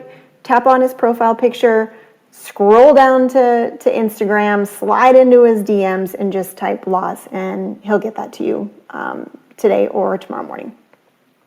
Okay, Lee, you're up. Do you have a favorite law or a combination of laws that's really helped you in growing your business? Yeah, so I'm actually going to go back to what David said in the beginning of this call about how the universe operates under the idea of more life. And I ended up at a David event, which was kind of a hilarious story. I have got a 2-year-old. I had just started a business. I definitely had never heard of David Neagle. I definitely had never heard of a universal law. But somehow I end up on a phone call with Steph Tuss, and she's like, come out to Salt Lake City to this event and be a sponsor, and it'll help you get clients. And I'm like, okay, great. So I'm there, and I just remember this moment where I'm sitting there, and David says something to the effect of, no sale occurs without the impression of increase. And it was like this light bulb moment where I realized that my sort of innate tendency to always try to present things in a way that made it better, that made people want to purchase it, that made people want to approach you, that made people want to take action, actually had sort of a language to explain it. And it was the idea of, the impression of increase. And then David recommended the book of The Science of Getting Rich by Wallace Wattles. And that was probably one of the biggest sort of ahas for me. And it's one of the things that took, David mentioned we're all doing our passions, which we are. I literally quit a job in sales and was like, I'm going to go shop for people. Watch this. And I did, and I loved it, and it was super fun. But at a certain point, unless you were really trying to improve someone's life and improve someone's business and had a real driving force to it, it wasn't interesting to me. So it was that one sentence about, sales not being able to occur without the impression of increase that basically built the foundation of my entire company and allowed it to turn into something that can help you basically brand an entire business to get the sales results that you want, and not just have a brand that's like a Band-Aid that makes everything look pretty, because that only works for so long. So I don't know if that counts of what you were talking about, Steph, but that is just one of the most impactful lessons of many that I learned. And I don't think I'll ever forget that moment in Salt Lake City, Utah, where I'm learning who the heck all these people are and what in the world I'm doing there, because I had said yes to an opportunity. And there we are. Awesome. I had never heard that story before, but yeah, I remember the conversation about Salt Lake City, and I remember you in Salt Lake City. I know. David, do you want to do a little teaching around the impression of increase and how it relates to the laws? Yeah, absolutely. It's really interesting. As I said earlier on the call, there's this idea that's really the kind of the modus operandi of the universe, which is more life. And that means basically this. Everything is designed in a way to add to life, not to actually take away from it. The things that we see that are transitions of life are nothing more than the cycles of life going from one form to another. But like science will tell you, energy it is the cause and effect of itself. It's neither created nor destroyed. It always is. So it's consistently moving forward. But when you start to look into nature, so to speak, and you're looking at, well, how does nature work? It's constantly attracting itself to itself through the idea of increase. So when it comes to human beings, there is this psychological principle that all human beings are looking for things in people that can help advance their life based on the principle of more life, because that's the idea, that we're expanding our life, that we're continuing to move forward. It's why we learn and we go to school and we have teachers and we have mentors, and human beings are designed to consistently grow. So this psychological principle basically states that we become attracted to different things based on our own personal desires that are going to help us move to the next stage of our own evolution, so that we can fulfill our purpose, so that we can manifest our desires, so that we can create the next thing that we want for ourselves. And a person who's conscious in what they have to offer in life, because if anybody is in their purpose, there's two fundamental things that are happening. One is their own fulfillment. When you are in your purpose, you feel extremely fulfilled in living the life that you're living. But in that fulfillment, you're also creating and participating in humanity in a way that it fulfills other people. It literally helps other people. So when you're conscious about what you're doing, you're offering whatever it is that's in your purpose to specific people in humanity. That is the increase of life. You've taken something in yourself, you've developed it to a higher state of consciousness, and then into some kind of a physical or an ideology perspective to be able to help somebody else. The people that are looking for it are actually attracted to what it is that you have to offer. We literally attract each other in the sense that as we come together as two individuals or more, it creates a third entity of growth, right? So it creates another thing that allows people to begin to move forward. And it happens in all of nature. It is a principle that exists in all of nature. We're always attracted to the thing that will move us forward. Now, here's the detrimental part of this. If a person is programmed from the basis of dysfunction, because say that they had abuse in their childhood or massive trauma experiences, and that became the foundation of their subconscious mind, and that doesn't get cleared or changed or healed, that too will move forward, and that too, they will seek people that can move that dysfunction forward. Now, that's not a good thing, but the idea is that if you understand that everything is in a position of growth, when you see problems in your life not going well consistently, relationships not going well consistently, business, money, jobs, anything consistently not going well, there is a program that is causing what you don't want to grow. If you understand that everything does nothing but grow, you understand that if you switch it over to what you truly want in life, that too will follow the same law and grow. You don't need to know how it's going to happen. You just need to know that it will. And when you start to make the decision to move in a new direction in your life, in your business, in your relationships, then all of the opportunity for that to happen starts to become apparent, because you're literally attracting the idea of more life into your life, and that comes in the form of other individuals who have something to offer you that will allow your life to expand and grow beyond the current position that you're in. In physics, that law, the more life law, is actually entropy. One of the things that I was able to do, thanks to working with all of the laws, was to study physics. And I match every law in science with the universal laws.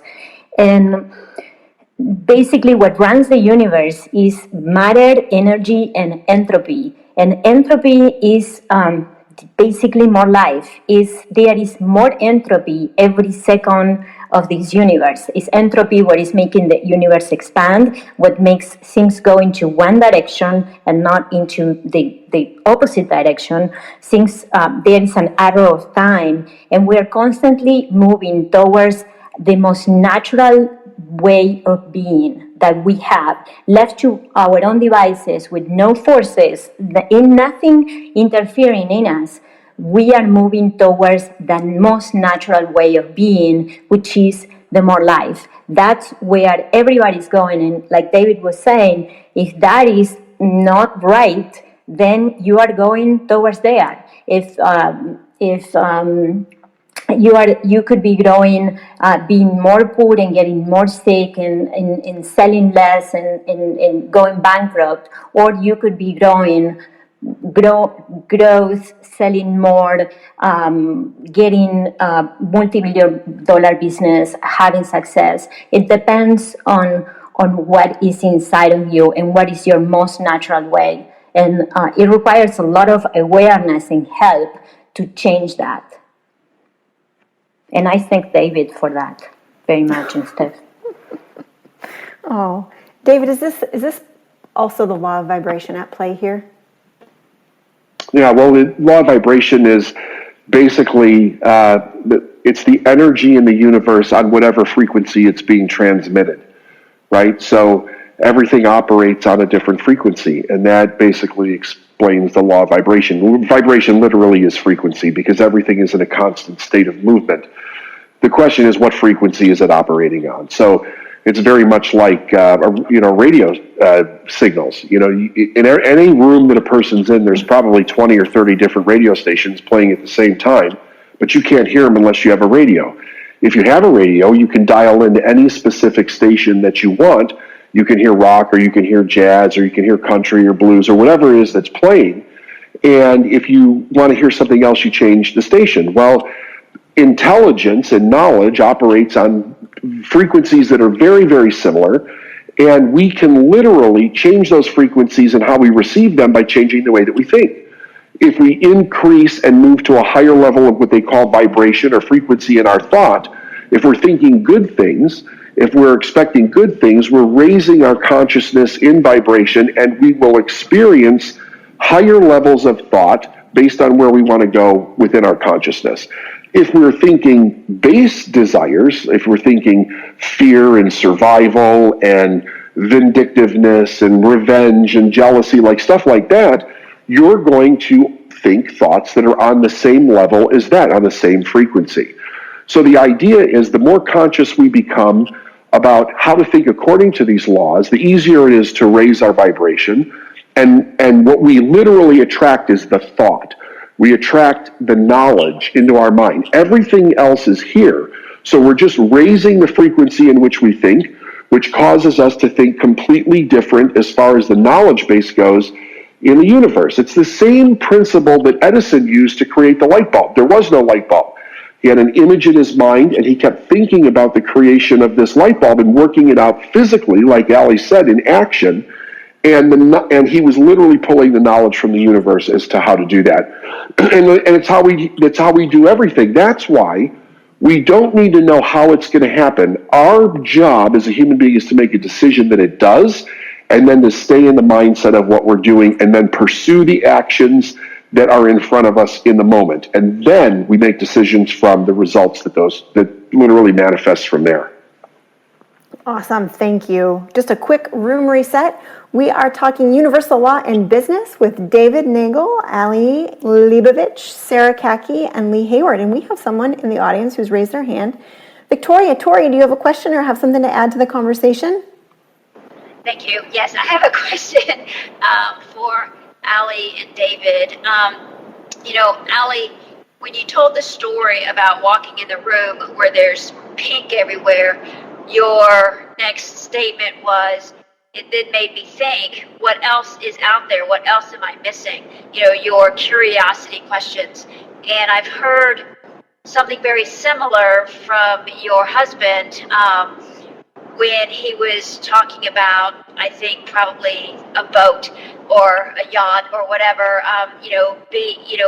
see somebody or even a larger, residence, asking the question, who do I need to be, or what does it look like to be the person who owns that, whatever it is. And the question I have is, I don't feel like I am naturally at this stage. I know that all children are naturally curious, but regardless of how I got to where I am, I don't feel that I'm naturally curious. It never would have occurred to me to ask the question, what else is out there if this is different than what I know, what else is out there? Or even to phrase the question, what would it be, how would I have to be, or what would I have to look like to be the person who owns whatever that house is or that yacht or whatever? Are there set questions or a set way that we can begin to train ourselves to be that curious person so that it becomes natural, just like the laws of the universe?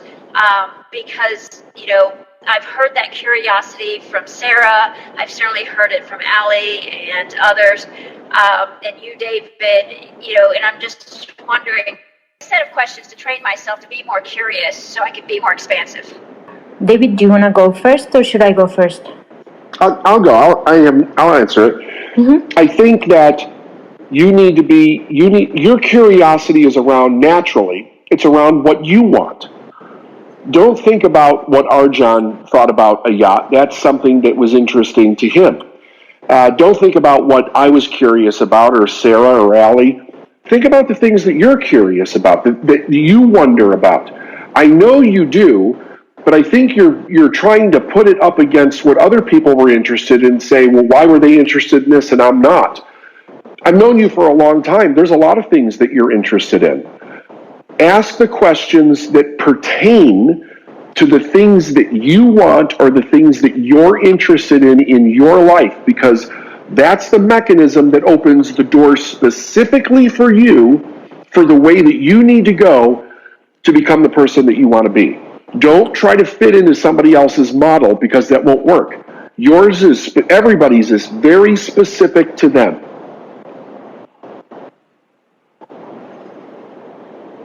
Okay, thank you.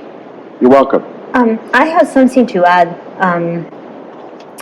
I think that a really good way to, if you're finding yourself that you are not curious, like what you were mentioning, that these questions are not popping up in your mind, one great exercise to do is for, let's say, 3 months, like this is a process, this doesn't happen overnight, is to follow your interest.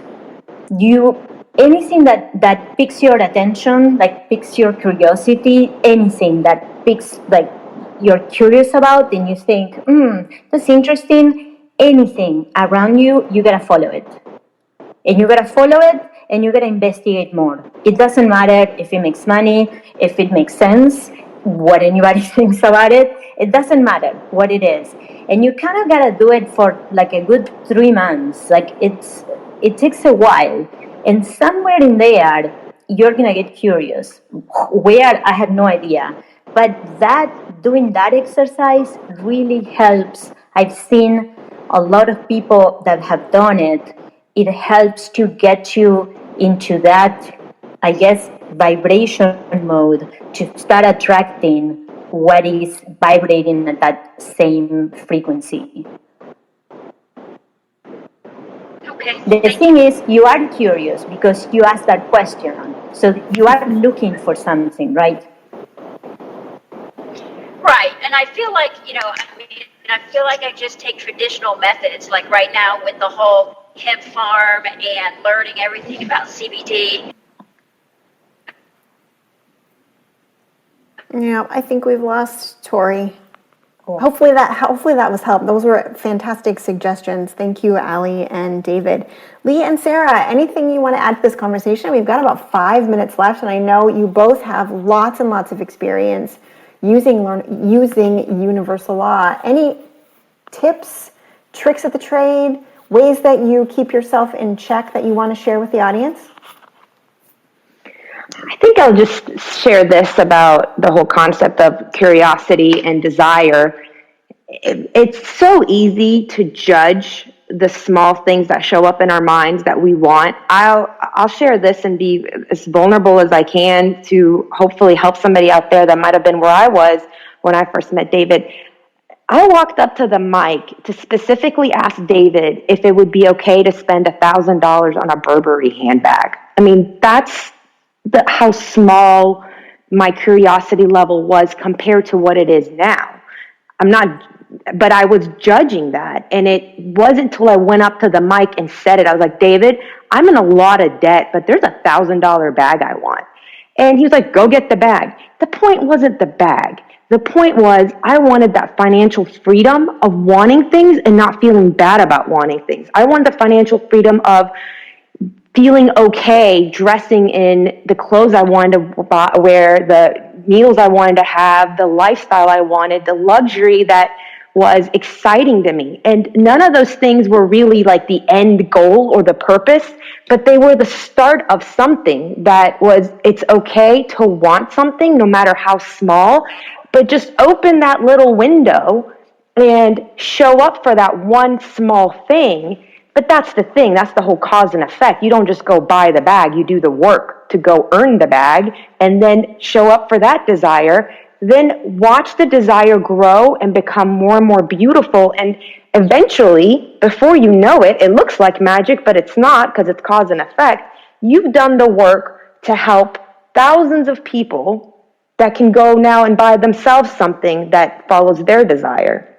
I mean, that's basically what David has done here. He's, through this program, brought us together, and we've all done collaborations together that's helped a lot of people, and those people have helped a lot of people. So your smallest desire, even $1,000 handbag, or even smaller than that, I want to go eat at a restaurant that's been out of our budget, can lead to something really beautiful for other people. And it's only selfish when you're judging it and sitting there and thinking, well, this isn't grand enough. This is silly, or I'm just being a silly little girl. Because that's what I would tell myself when I wanted nice things. You're just being a silly little girl. Well, it actually turned out that me showing up for myself and putting in the intention to do the work to get the effects led to me actually growing a team, employing so many other people, helping so many more clients, and being able to share a message about the work I've done that hopefully is helping other people. And now that beautiful stuff is just a side thing. That's not really what my life's about. It's how I get to show up for my children and teach them how to show up for themselves. But it was that smallest desire in that $1,000 handbag that I had to go up and voice and stop judging myself and hear David just so simply say, yeah, go get it, versus, you silly little girl, I can't believe you're using your time to talk about a handbag. Sarah, yes, that's the problem. We're taught that we can't have what we want. So we start looking at what other people have. Each person has to admit what they really want. And like you've heard me say before, here's the place where you need to look for this. It's in your secret thoughts. It's in the thoughts that are very private to you, that you don't tell anybody about, but you judge and you keep quiet. And it's like nobody knows that you're having these thoughts. Everybody has those. That's the doorway that opens to everything else. It was the Burberry bag for you. It's something very personal to a person, very often from the traditional idea of what is it that I can ask for? Or what can I have? It seems ridiculous. It's like, oh, it's too much money. I can't pay my bills as it is. It's just all bullshit. You have to be honest with yourself about what you want, because the universe speaks to you through that desire. It's waiting for you to say yes. And when you say yes, it then takes you to the next door and the next door and the next door. Everything that you want in life is about saying yes. That's it. Quit saying no. Quit judging yourself. Say yes, and you will be led exactly to what you want in life. I have something to add to that this is dumb, y'all. This is really dumb, but this is literally what I did, and this is how I taught myself to reprogram how I thought. And it was one word, 3 letters, and A-N-D. So the thought would come like, you can't do that, or no, this isn't going to work, or whatever. And I just trained myself to just think the word and it wasn't like and with a question mark like my 10-year-old sasses me with. It was just, and this is where you live. And so it's like a really dumb, tiny little trick, but it helped me to completely become aware of when I was thinking from a lack perspective instead of just how do we make this happen? Oh, and versus or is so powerful. Mm-hmm. So many people who grew up in the middle class were taught it's or. I can have this or I can have this. I can't have this and this. I love that. Thank you so much for that, Shirley. All right, everybody, thank you so much for joining us. This 60 minutes flew by. It is the top of the hour, so we need to say bye for now. If you'd like the cheat sheet to the universal laws, just go ahead and tap on David's profile, slide into Instagram, and DM him the word laws, and he will get it into your hands as quickly as he can. Please make sure that you tap on Sarah Lee and Allie's profiles. Follow them. They are forces to be reckoned with, and they are on Clubhouse often. In fact, they even have their own room that meets, I believe, at the same time every week. Join them. They're lovely and so insightful. What a happy time of year, right? So whether you celebrate the holidays or not, I wanted to kind of dedicate this podcast to a very specific idea that can allow us to really begin to find joy and happiness in our life. And I wanted to bring a couple of teachings to this because I actually think that if you begin to really think about what's going on inside of yourself, it allows you to have much more of a breakthrough in life. Because the natural state, there is this natural state of love and peace and joy that's in us, but very few people, I shouldn't say very few people, many people have a very difficult time actually getting to it. So here's the idea. Here's this idea. I always like comparing nature, if you will, wildlife, and the natural state that lives in to us and how we react with the world, how we see the world. Both things are created with this idea of more life, and there is this livingness that happens, right? We see life be born, we see life live, and we see life die and transition. So when we're looking at nature, we're looking at something that is, for the most part, uninterrupted by man. And I'm also fully aware that a big part of this idea is that we are observing nature. When I say we, what is the we that is in us that is actually observing nature? It's the higher self that is always doing the observing. And it's important to understand that, because if we're going to start to create or fracture this separation in our mind so that we can witness our true self, witnessing our program or reacted self, it's great to think about what is the me in me, or what is the I in me that is observing how I think, how I'm feeling, how I'm experiencing life, and how I'm experiencing nature. So this is the interesting thing about this.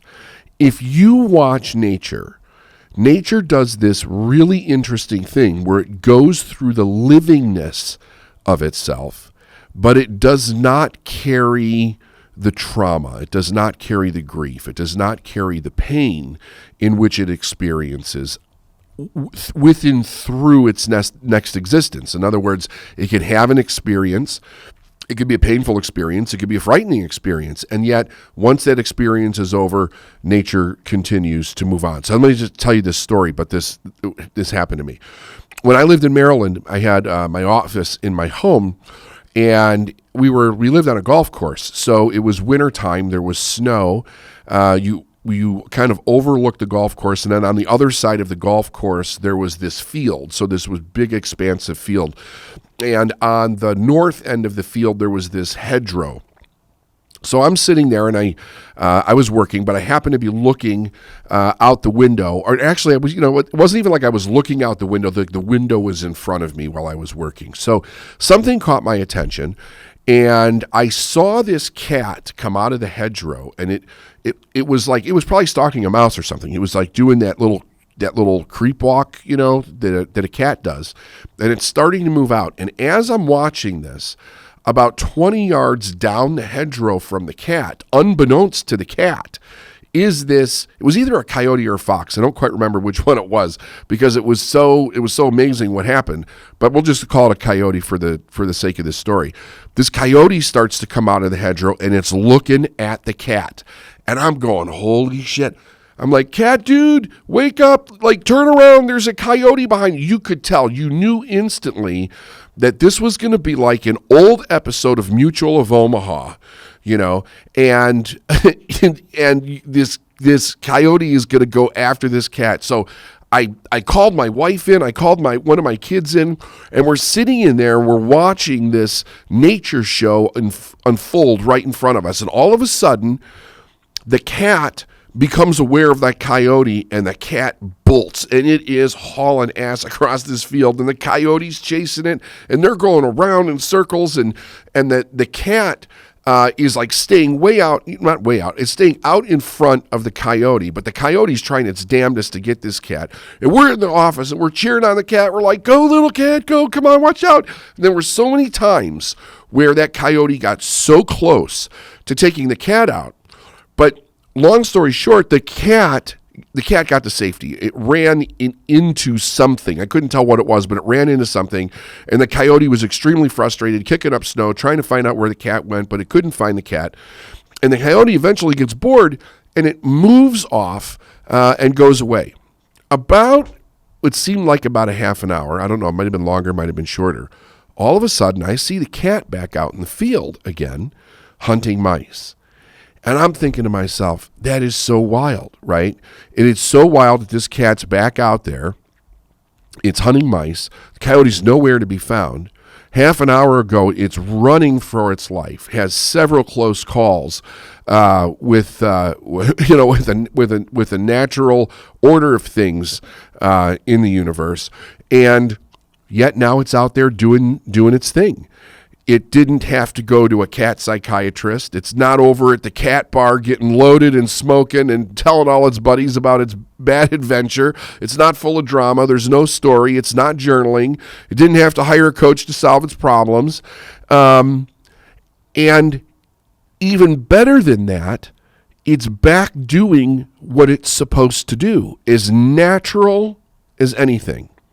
And I'm sitting there thinking, it's really fascinating, because if you observe nature, what you notice is that trauma, pain, whatever it is that nature is experiencing, as it experiences those things, it lets it go. It does not hold on to it.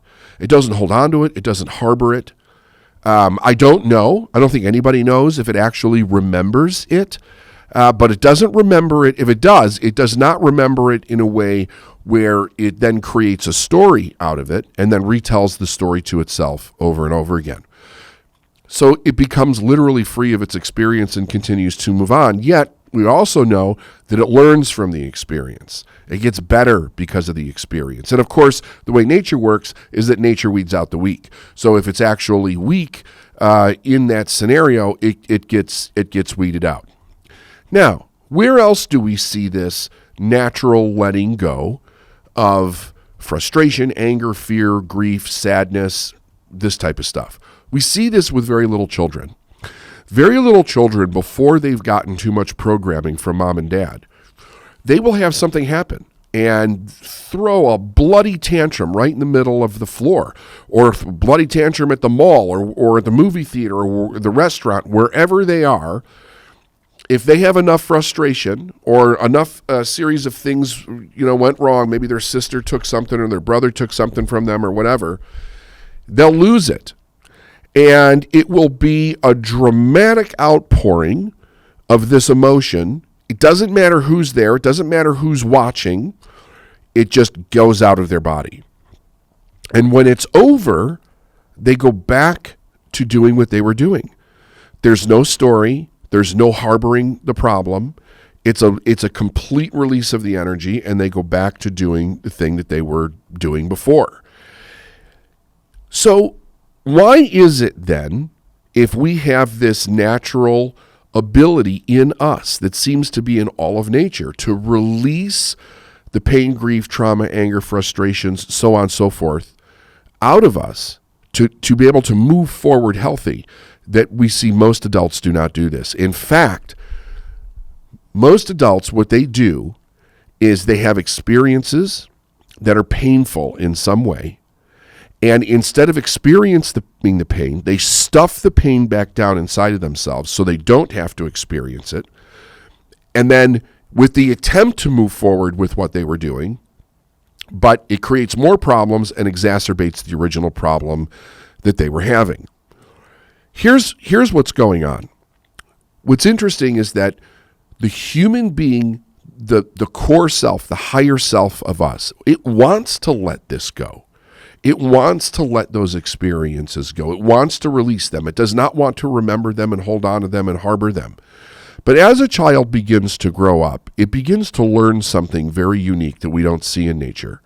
And that is, we get the discipline and the correction from our parents that it's not okay to throw that tantrum.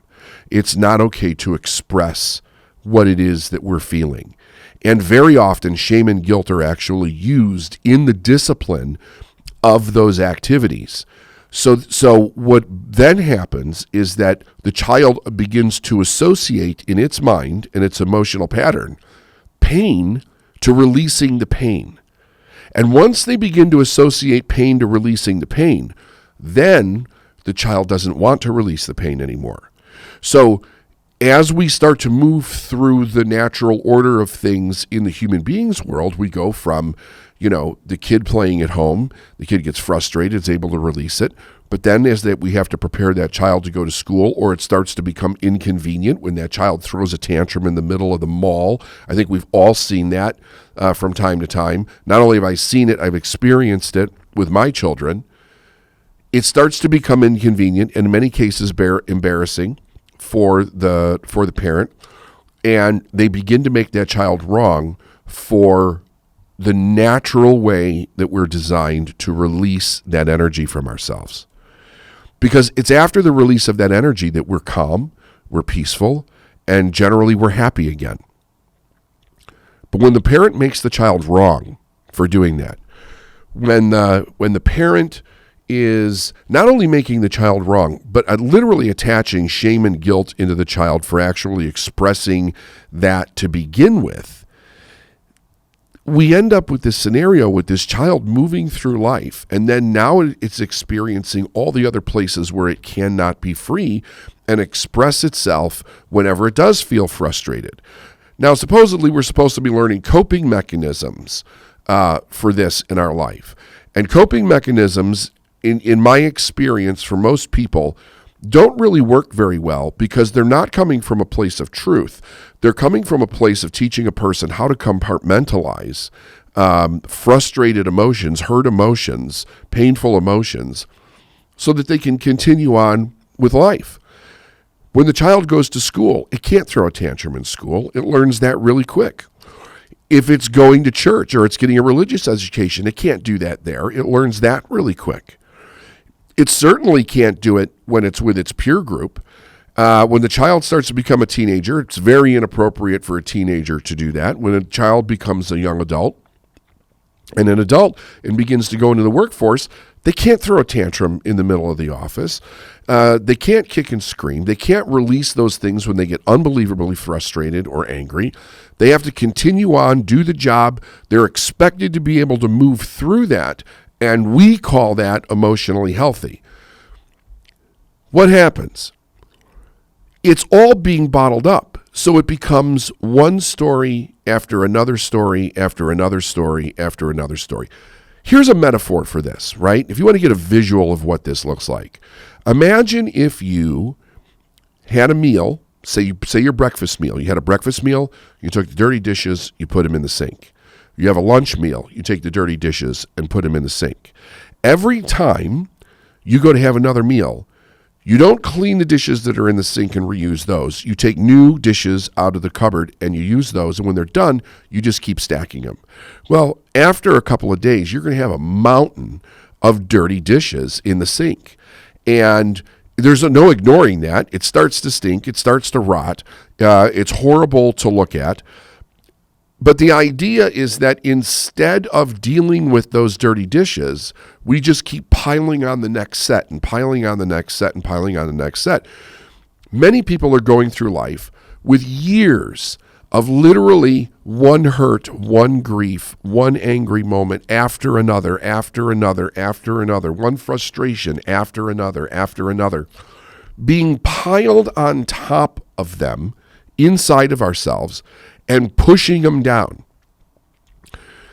The anger, the frustration that we experience, it very often wants to come up from the inside and express itself out into our life, but we don't want to experience it. We don't want to feel it. Human beings do this crazy thing where they do not want to feel the bad emotions. So they do anything to stop feeling those emotions. They may eat too much, drink too much, drug too much. They'll escape in all different kinds of ways.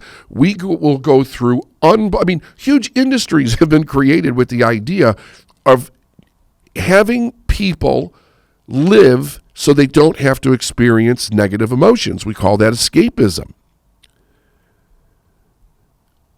It's not the natural way that it's supposed to be.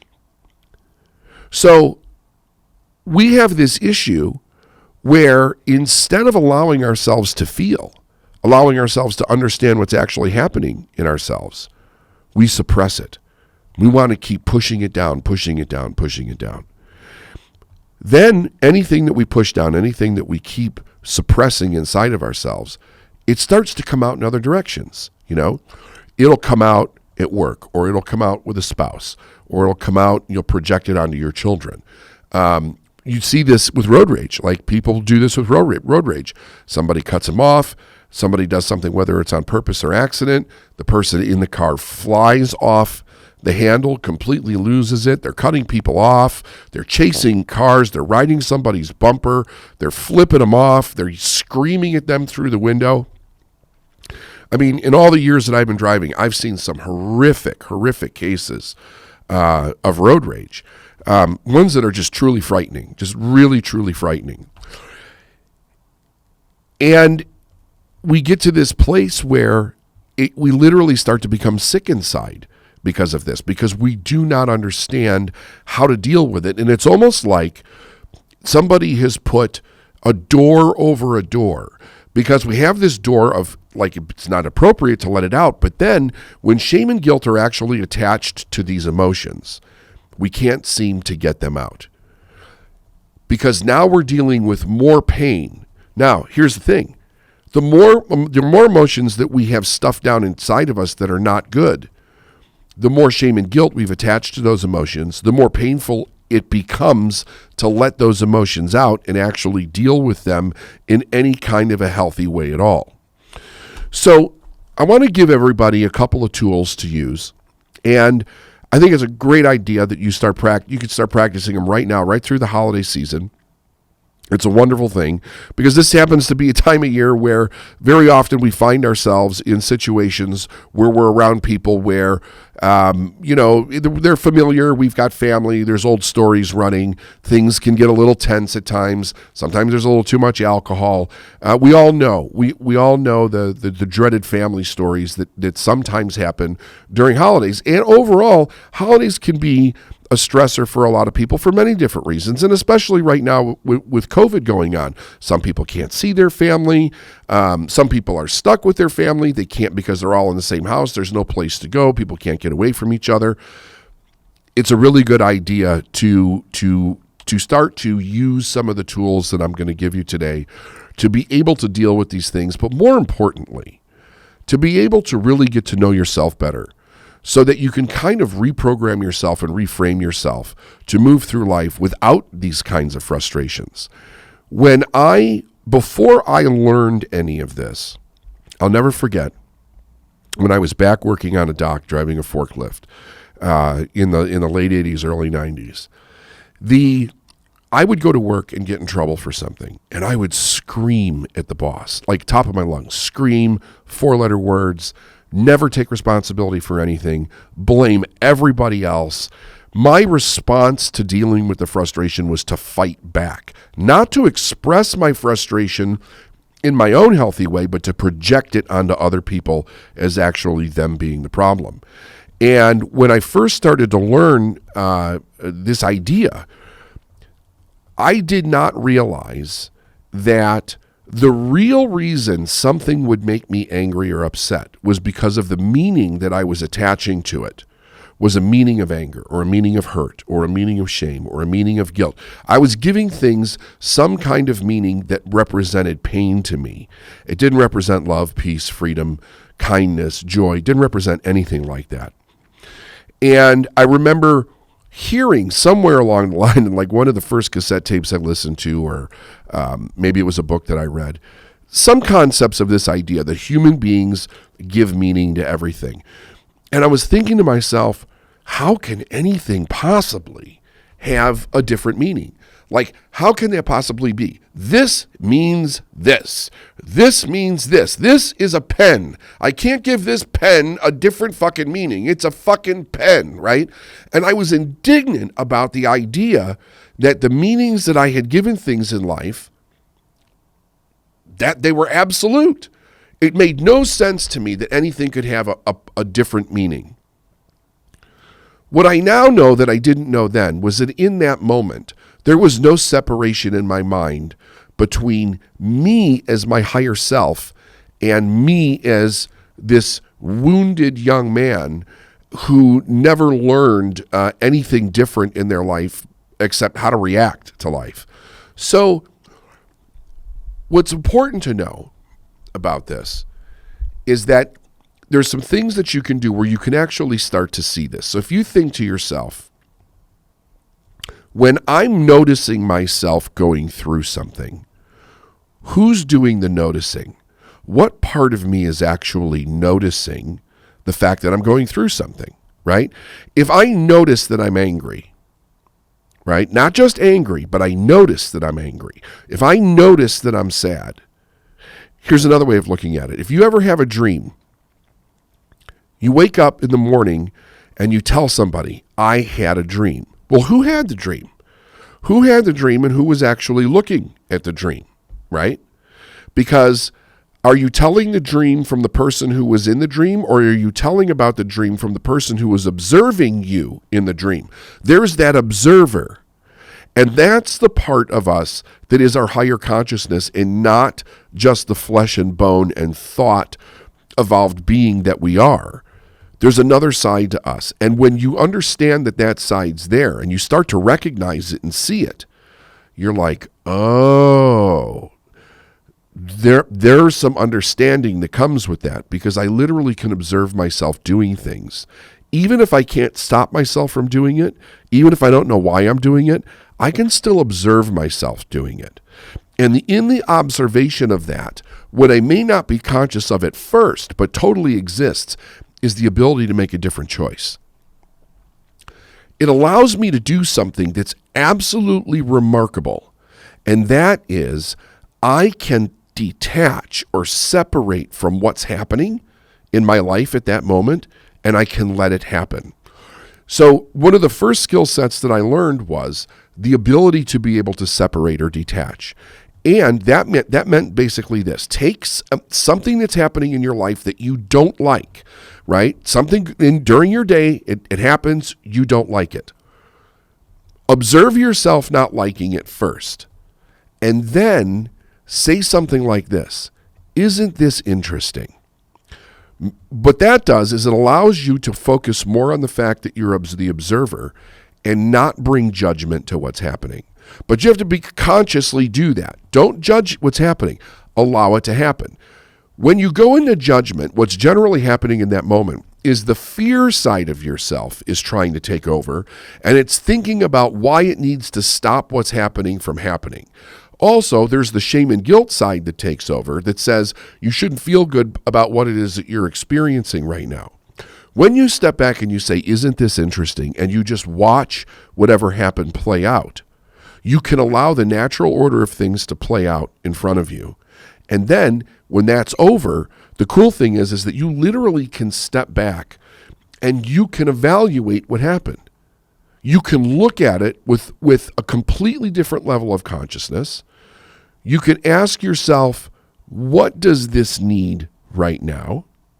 And then you can determine what action, if any, needs to be taken. The great thing about this, though, is that you're seeing something that you've never seen before. When I get like I'm angry and I'm pissed off and damn it, this is not supposed to happen, and I get in that place, I feel out of control. I'm afraid of something. I may not know what it is. And what I want is I want this to stop. I want, if I'm interacting with another individual and they're pissing me off, I want them to stop, right? Everything in my being wants it to stop because I'm afraid to experience it just as it is. And the reason that I'm afraid to experience it is because I've lost the connection with myself that has the natural ability to do so. Like once you start doing this, you're going to find that this is actually so easy, it'll blow your mind, and it totally changes your experience of life. It brings you so many more options about what you can do, the choices that you make, and it elevates the quality of your life. Imagine if you were in a room with family and friends and they weren't getting along. Maybe it was a Christmas dinner or some holiday celebration. Maybe somebody had too much to drink. Maybe it was one of those things where an uncle hit on a cousin or somebody else's wife, or somebody made a rude comment at dinner and everything's uncomfortable, and you start to see people get tense and afraid and angry, and somebody's snapping at one other person snapping at another. Or you're having an experience where somebody is maybe verbally or emotionally attacking you, berating you, or not treating you well, and you want to defend yourself or you want to get out of there. If you practice stepping back and going, isn't this interesting? You not only become the observer of yourself, you become the observer of what's happening with everybody else. And it allows you to experience it in its fullness, in its entirety. After you do this a few times, there's something really magical about this that happens. What happens is it's almost like the higher side of yourself that knows the truth realizes that the majority of the time that something like this happens, nothing's going to happen.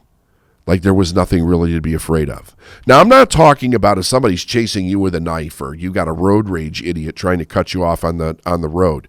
I think all of those things, those scenarios might be a little bit different. I'm talking about the things that happen to us every day that make us angry, sad, frustrated, jealous, vindictive, experiencing any kind of a negative emotion where we're really trying to run away from the emotion and not experience it. We're trying to stop it. We're projecting on to other people. And we're in that moment, we're losing our consciousness. We're totally out of the consciousness of going, okay, what is the truth about this? So if I'm in an experience, wham, I'm in this experience, right? Things aren't going right. Maybe I show up to work and something went horribly wrong. I can say, isn't this interesting? And just let it be for the moment. And you might think to yourself, but David, I've got to do something. Don't I have to do something? No, you don't have to do something. If the house is on fire, you may have to get everybody out of the house. But if it's your average thing that goes wrong, if you just stand back, and actually it's even more than just average. Like, it can be major things that go wrong. Unless there's a life on the line right at the second, you can step back and you could say, isn't this interesting? And you could experience the fullness of it. Well, here's what you'll observe. You'll observe whatever this train wreck is. Come in, you'll observe it, and it'll pass out. It'll pass away. It'll pass through. So literally, it moves through. You're having this experience, and whatever this is moves through the experience, and you're observing it move through the experience without judgment. When you do that, you're getting back to your natural self. You're getting back to your higher self. You're like the cat that was chased by the coyote. Once it passed, the cat was fine. It went back about doing what it was doing. It did not attach meaning to the coyote experience other than in the experience it needed to get to safety. But afterwards, he didn't run a story about the coyote. He got back to living. He got back to being at peace. He got back to doing whatever it is that the cat does. And we can get back to doing whatever we're doing, which is hopefully it's peace, love, and joy for the life that we're actually living. But it creates this higher consciousness of ourself, because the more you use this tool, the better at this you get. And what you find out is that the less frustration you experience in life in its entirety. Like, I get frustrated from time to time. I'm a human being, but not much. Not much. And actually getting outright angry or like enraged like I did when I was younger, that hardly ever happens. Like, I can't remember the last time I was enraged about something, Why? Because I can let it pass through. I can look at it and say, isn't this interesting? I really, for the most part, have disconnected attaching meaning to things in my mind. I'm willing for it to be whatever it is. I stay in this idea also of what is the truth about this. Instead of immediately attaching a meaning to something, whether it comes from the need to be right, the need not to be wrong, not wanting to be afraid, not wanting to be embarrassed. I mean, think about how many emotions you experience that aren't good because you need to be right, you don't want to be wrong, you don't want to be embarrassed, you don't want to look a fool, you feel jealous. Like, imagine, as you're envious of something, any kind of anger, or you're deeply hurt, or maybe even if you feel rejected. Like, feeling rejected for a lot of people is a huge trouble emotion for them. If you didn't have to feel those things, what could the thing that you're experiencing actually mean? Now, here's what I mean about that. Everything in the universe has a polar opposite, right? It's equal and opposite. Whatever you're experiencing has two sides. Imagine you see the person that says, and we've all seen somebody who says this, there can't be anything good about a 2-year-old that dies from cancer. What's good about a 2-year-old that dies from cancer? In the moment that the person is experiencing needing to be so right and so enraged about that principle, about that observation, of course they can't see anything else, because all they're focused on is the need to be right about that scenario, the need to be angry about that scenario. So they can't see anything else about it. But as we know with everything in the universe, everything has an opposite. Everything that we experience bad is also equally good when we move out of judgment. So if we say, isn't this interesting? What is the truth about this? What I do is I detach from the neurotic need to give something meaning. And when I no longer have it to give it that meaning, I can be like really certain about the experience that I'm having. I can be really clear about staying in the place of, I just want to be open to the truth. If I can stay open to the truth in this scenario, I can change my experience, and I can now experience the good that's in this. And the good that's in this will always move my life forward in a good way. The bad that's in something won't necessarily do that, although it does have the potential. Some people do things better because they experience something bad. But more often than not, what ends up happening is it gives a person another reference for things are bad. And then we stockpile those references like the dirty dishes. And before you know it, the whole world looks like a filthy kitchen, right? So again, here's the process. Here's the tool. Something goes wrong externally or internally. You recognize that it's happening. You say, isn't this interesting? You allow it to pass through without judgment. You just observe. You observe outside of yourself what's happening, and you observe inside of yourself what's happening. Notice how you feel. Notice how you're breathing. Notice if any emotions are coming up or going down. After it passes, you ask yourself, what is the truth about this? And then you allow the truth, the higher answer, to come to your consciousness. Now, it may not come that moment. It might take a day. It might take a week for it to come. But you stay in that question of what is the truth in this? And as you stay in that question, what you're doing is you're allowing yourself to be open to a different answer. The answers are always here, but we generally don't get the answer if A, we're not asking an intelligent question, and B, we're not open to what the answer is. If we're coming from a need to be right about an answer or a need not to be wrong about something else, then our mind gets focused, hyper-focused on only those two possibilities. When I come from what is the truth in this, I open myself to all possibilities. When I open myself to all possibilities, I can make an intelligent decision. I can make an intelligent choice about doing something different. All right? I hope everybody has a fantastic holiday. Use this. Let us know how you're doing with it. I would really love to hear feedback on after you've applied this. How has it helped? Did it help with the family? Did it help with the spouse? Did it help at work? Did it help with your kids? Stay in touch with us and let us know. That was not a personal teacher of mine, but was probably one of the most important. And I studied this person very intently for a lot of years and still do. This author, we lost him in the mid 80s, I believe. He passed away, but he left an incredible body of work. And he was introduced to me by my mentor, and probably is directly the result of me having the ability to read people so well. And the reason for it is the study of the self. I have never come across an author or a teacher that has the ability to help you study yourself better than Vernon Howard. That's the author, Vernon Howard. And I wanted to give you a taste of it this morning. That's why we're starting off with Know Thyself this morning. So if we go back to the early Greeks, Plato, Socrates, they instructed us to know thyself. A matter of fact, know thyself is carved into the Ark of the Apollo of Delphi. It's a great maxim. And it is really, I would say, probably the most important.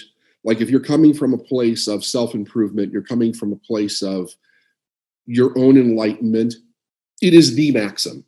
That's it. Know thyself. When you know yourself and you're not living in a lie, you know everything else. You understand everybody else. You understand what they're doing. You understand their intentions. You can tell when they're lying. You can tell when you're buying into the world's bullshit. It's like it lifts the veil. It lifts the veil because most of us are living in illusion, an illusion of our own making that keeps us safe. Now, way before the movie Silence of the Lambs came around, with Hannibal Lecter and his very interesting insight for Clarice, I was introduced to Marcus Aurelius' First Principles a long, long time ago. And the first principle of simplicity, along with Vernon Howard's work, if you study those two things, it's unbelievable in what it'll teach you about yourself. But I warn you, this comes with a warning. You have to be willing to look at yourself. You have to really be willing to look at yourself, and you really have to be willing to be very honest with yourself. So Marcus Aurelius' first principles is the idea is basically this: of each thing, what is it in itself? Of each thing, what is it in itself?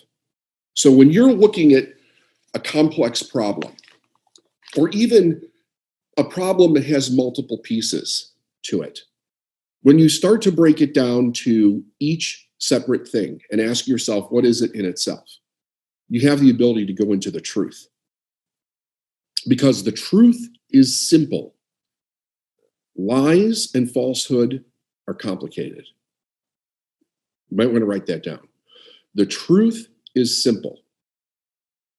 Steph and I have this thing between us and that we carry into everything. It's this basic question that's always in our mind. What is the truth in this? What is the truth in this? Everything else is complicated. The truth takes you to the core of the issue, the core of the problem, and generally how to fix it, how to change it. Doesn't matter what it is. But you have to understand the truth. If you don't understand the truth, you have a big problem. And to really understand the truth, you have to know yourself. You have to know yourself. Even if you continue to lie to yourself about something, if you say, I know I'm lying to myself about this, like I'm choosing to live in this lie, you know yourself. You know yourself. It's not, knowing thyself is not about being perfect. It's about knowing yourself, who you are, what you do, what your tendencies are, what your weaknesses are, what your strengths are, and really uncovering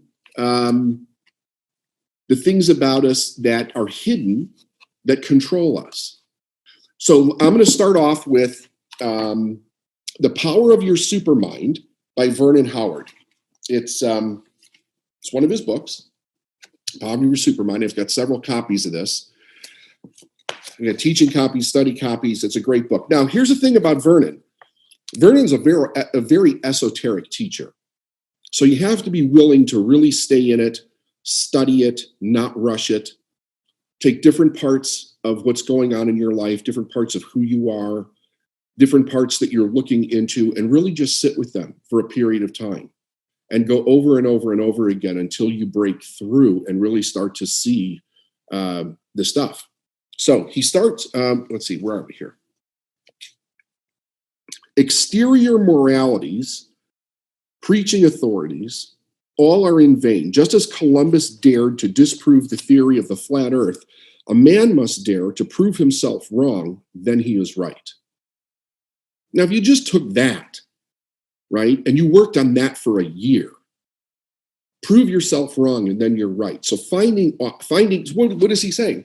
He's saying if you take yourself and you go through your whole life, how you think, how you feel, what you do, how you interact with different individuals, how you interact with the things in your life, and you see where the wrongness is in what you're doing. And what I mean by wrongness, I don't mean like wrong like you're a bad person, but wrong from ignorance or misunderstanding or responding to something from a deep-seated sense of having to be safe or having to be right, or, whatever it might be.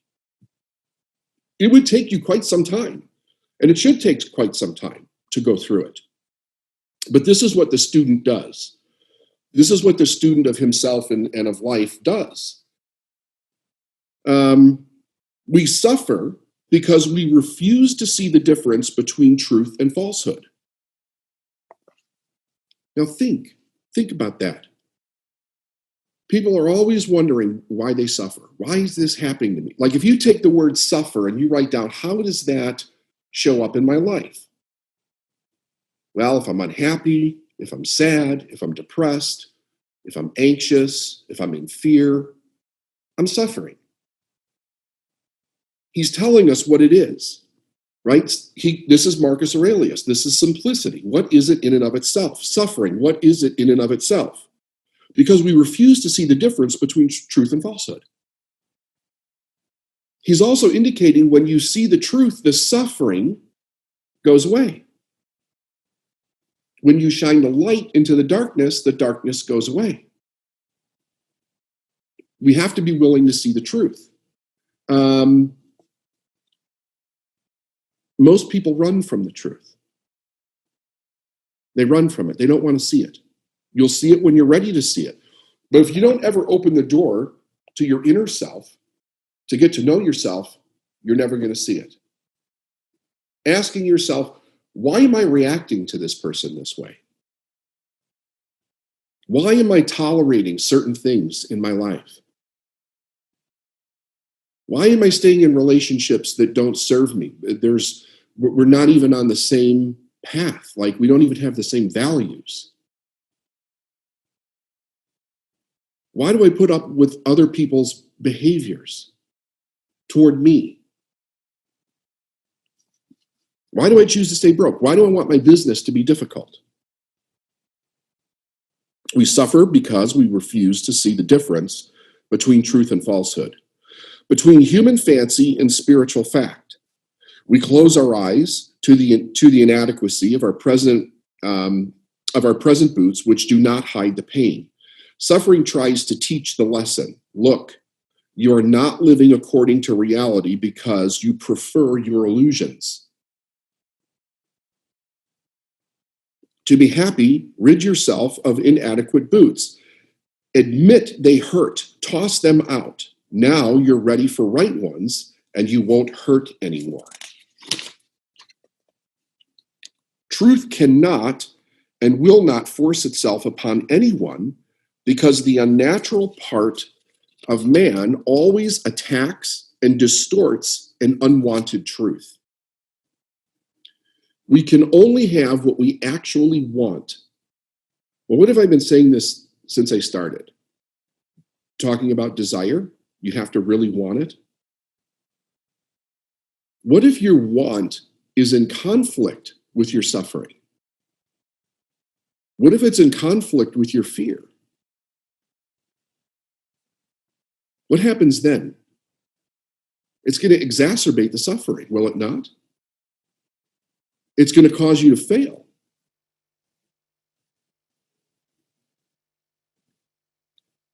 Not that we say or think we want. This is why the true teacher never gives esoteric gems unless the seeker first asks. This principle of not trying to change other people is so very important to your own mental awareness and your own psychic health. If you would get that piece in you, I know some of you are, you're always wanting to help because it's part of your pattern in life. It's part of where you gain significance. For some of you, it's part of your business. But you have to put yourself out there in the world in a way where, if you come from chapter 14 of the Science of Getting Rich, the Depression of Increase, people will come to you and ask. You don't have to force yourself on people that are not asking. People that don't want to change never change. I'm kind of flipping around with stuff that I took some time. I was marking some paragraphs and stuff last night, so give me a second here. When man fails to get on it, it's usually because he's looking for solutions that don't exist. Looking for solutions that don't exist. Ask yourself if anywhere in your life you're looking for solutions that don't exist. Now, there's something interesting about that, right? You'd have to have the awareness that they don't exist. How would we know that they don't exist? They're violating the laws. People don't change if they don't want to. If you're in relationships and you seriously need the other person to change for you to be happy or for you to be in love or for you to make money or blah, blah, blah, blah, blah, just go right down the list. People don't change until they're ready to change. You can't change them. It's a solution that doesn't exist. If you're waiting for that one thing in your business, if you're waiting for the right client, the right atmosphere, the right break, you're the person that creates that. It doesn't exist without you. So you have to take something like that and really start to look. He says here, stand aside from yourself. He says, but all can be different. We can learn cosmic science. We can react rightly or wrongly to unpleasant contacts with people. Here's the supermind way for success. So he's in this book, The Power of Your Supermind, he's really talking about your higher self and your subconscious. That's what he's talking about. He said, stand aside from yourself and watch your reactions. This is one of the first ways that I started to get to know myself. I would let myself have the reaction, no matter what it was, no matter how deplorable it was. But then I would watch myself have that reaction. It's like using part of your mind to just observe what you're doing. And then when you're not in the reaction anymore, really sitting down and asking yourself, what the hell is that about? Going back to first principles. What is this in and of itself? Is it really the other person or is it me? Is it really the situation or is it me? Am I angry because of them or am I angry because I'm afraid? Don't resist, condemn, or seek to change the reaction, but quietly watch it come and go. You're also developing an inner power that eventually what ends up happening is those two things kind of switch places, meaning that this inner power of you being calm becomes your truth. We must be able to take or leave people before we can take them beneficially. You want to write this one down. This one really helped me start to detach from certain people in my life. Because like anybody else, when I first started to grow, I realized, I woke up one day and realized, oh my God, I had all these people in my life that I created from my old self, and so many of them were toxic, but I didn't know how to let them go. And I didn't know how to not be manipulated by other people. First principles. What is it in and of itself? It's attachment. We must be able to take or leave people before we can take them beneficially. Otherwise, it's manipulation on both ends, I might add. On both ends, not just with them. Think about it like this. If you don't want somebody to leave your life, but you don't have the courage, the insight, whatever, to actually let them go, you manipulate them to stay. Even if you think the problem's with the other person, you manipulate them to stay.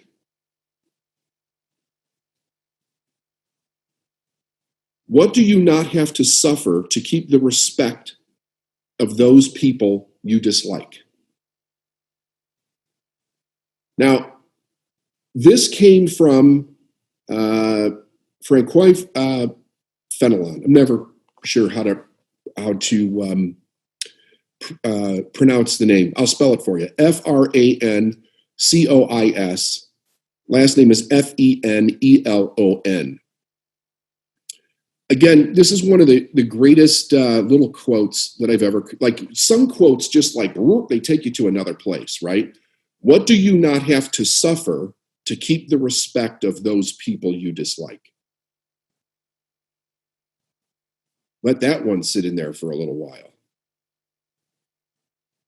If you can find only 1% of valor in yourself and 99% timidity, that's just fine.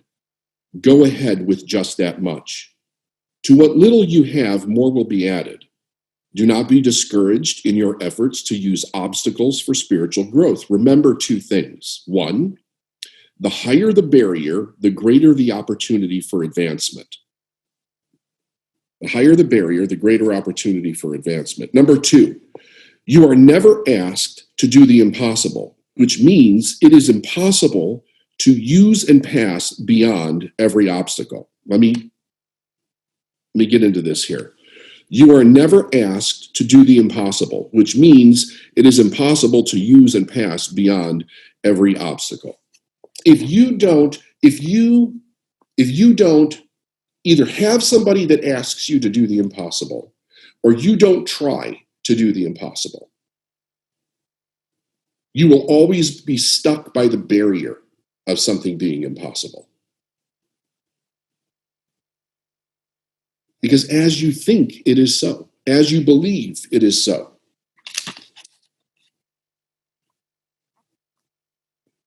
To be possessed of an energetic mind is not enough. The first requirement is to use it correctly. Let's wisely start with something to be remembered always. Obstacles do not exist in bothersome people, nor in domestic or business difficulties, nor in past failures, nor in anything else the like. Every obstacle exists within ourselves. What gain to grasp this? In a flash, you have narrowed your search down to the right place. You now know where you to direct your energies for practical work.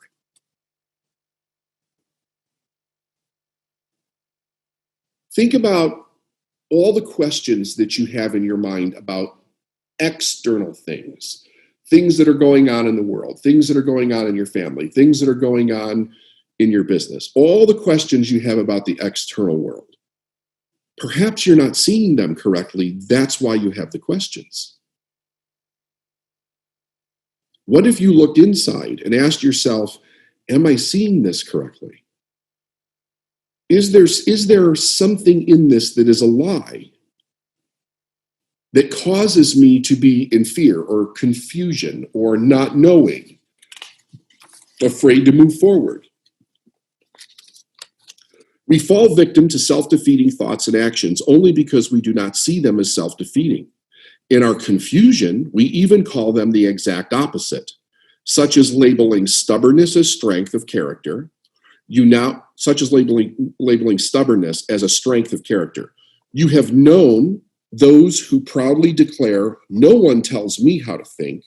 That, of course, is fearful defensiveness, indicating weakness.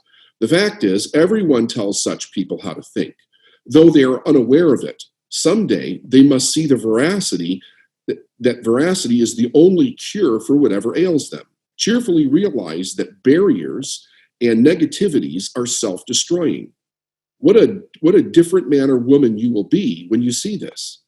When you quietly observe negativities, they flee from you like foxes from an alert farmer.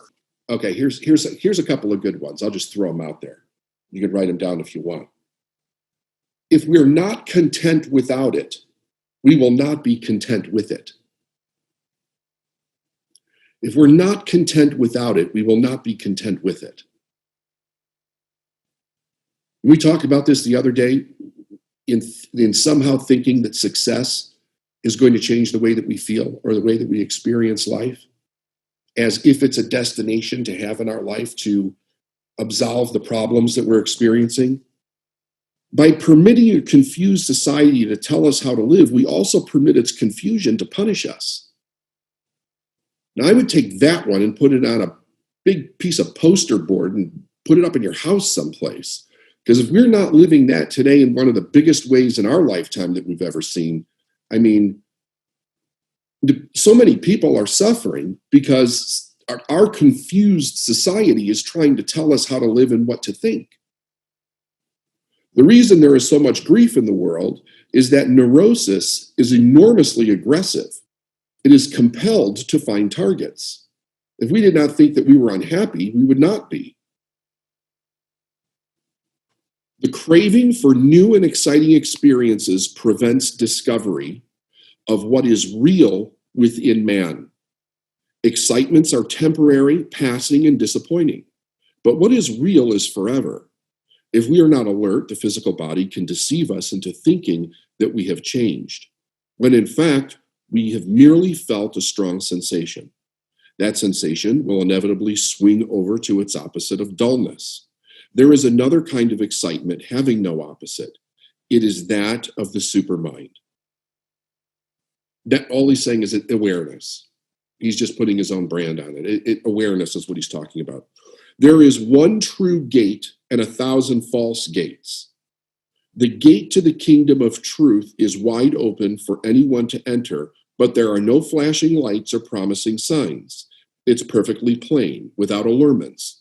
It appeals only to what is real in the seeker, not to excitable desires. If the gate glitters with man-made ornaments, do not enter. When enemy emotions fail to destroy a person, they themselves are destroyed, like an attacking soldier who falls back from a high wall. The history of World War I records the tragic error of the British armored cluster Black Prince. In the darkness and confusion of the battle, it fell in with the German fleet that was German fleet, thinking it was British. It discovered its mistake only when the Germans blasted and sank it. That is what happens when we unconsciously associate with enemy emotions, thinking them as friends. All forms of negativity are unconscious because they operate like thieves in a night. We're unaware of them. This applies to harmful emotions like discouragement and self-pity. We rise above them through conscious awareness of their presence. Consciousness has wings. You are wiser than you think. How deeply will you dig in order to expose and destroy a false sense of self? At the same depth, you will know genius. It is like digging away sandy soil in order to build on solid rock. Yes, there will be dry seasons when you feel that is just too much, that you have worked too long and too hard without reward. The discouragement is intensified by the desire to go back to your former lower level, but you know that you can never go back. You feel utterly trapped, like a passenger who has left the sinking ship, but who has not yet sighted land. You are not only wiser than you think, but you know that you are wiser. That is the reason why man in trouble fights against every cosmic fact that could save him. His insight is the very reason he argues. His false self tries to protect its false position, like a thief tries to prevent the police from taking stolen goods. Let your higher self think for you. All right, I'll give you one more. We do not see the depth of badness in others because we do not first see it in ourselves. Now, really think. We do not see the depth of badness in others because we do not first see it in ourselves. We live in dream pictures of being pleasant, noble, and loving, while underneath we conceal some dreadful dragons. But awareness of our own badness sets us free, thus freeing us from others. Once free, we do not condemn the world's evil, but clearly understand it. We forgive others because we have first forgiven ourselves. Human wickedness results from man's psychic hypnosis and from his ignorance of his true nature. The only solution is for the individual to shake himself away. Today we have a question from a longtime listener and fan. How do I know when I set a goal, when it's time to give up on the goal, or when do I keep pushing? Sometimes I don't get the results that I'm looking for. Is that the time to give up? I don't know how to answer this question. I think this is a great question. So I'm gonna go through a few things here on goals, but in a nutshell, if the goal is something that you really want, the idea is that you don't give up on it. If you're not getting the results, the idea is that you look at what you're doing and you say, what is it that I'm doing that's not working? How do I get the results? And then I go look for the information or the way to actually get those results. My biggest concern with this question, though, is not that, because I think if a person really wants that goal more than anything, they're going to know that to some degree. It's going to be intuitive in some way. They're going to figure it out. My main concern, though, is how many people set goals that they don't really want. And in my experience, it's a lot of people that actually do this, and not only set goals that they don't want, but setting goals that they think that they need to set for whatever reason, whether it's beliefs or fears or safety. It's not the thing that they really want in life. They're just setting goals because that's what they think that they have to do, and it's not something they really want. So let me kind of run through this a little bit. When we're setting goals, we should have two things right at the top when we think about a goal. First of all, here's what's important to know about this. A goal should be something that you've never done before. And not only something that you've never done before, but from a creative process, the creative process with and through human beings always goes from the top down. It goes from the higher to the lower, meaning that when we build an image of a goal that we want in our mind, when we get that image crystal clear, we have to understand we have that on the first level of creation. The first level of creation, insofar as human beings is concerned, is to clearly define the goal that we want to accomplish. When we do that, we're basically taking the knowledge in the universe of the goal that we want. We're formulating an image which brings clarity to it. We're organizing the information. When we organize the information, we have a clear image in our mind. When we have that, we've taken all this information from the know thing, from the universe, and we've built an image in our mind. I have an iPhone here. At one time, the iPhone was an idea, okay? It was an idea in Steve Jobs' mind. Nobody had seen the iPhone except for Steve. So he had to form a clear image of what this looked like in his mind, and then he had to think about how is this going to be created. But the information to create the iPhone, where was it? It was in the universe. Every single thing that we have invented or created with human hands was nothing more than information that existed in the universe. And with our brain, with our marvelous intellect, we have the ability to fantasize. We have this great imagination where we can take this information and we can build an image that nobody has ever seen before. Every single thing, folks, every single thing, every material thing that human beings have made was first an image that nobody ever saw before in the mind of the person that was going to create it.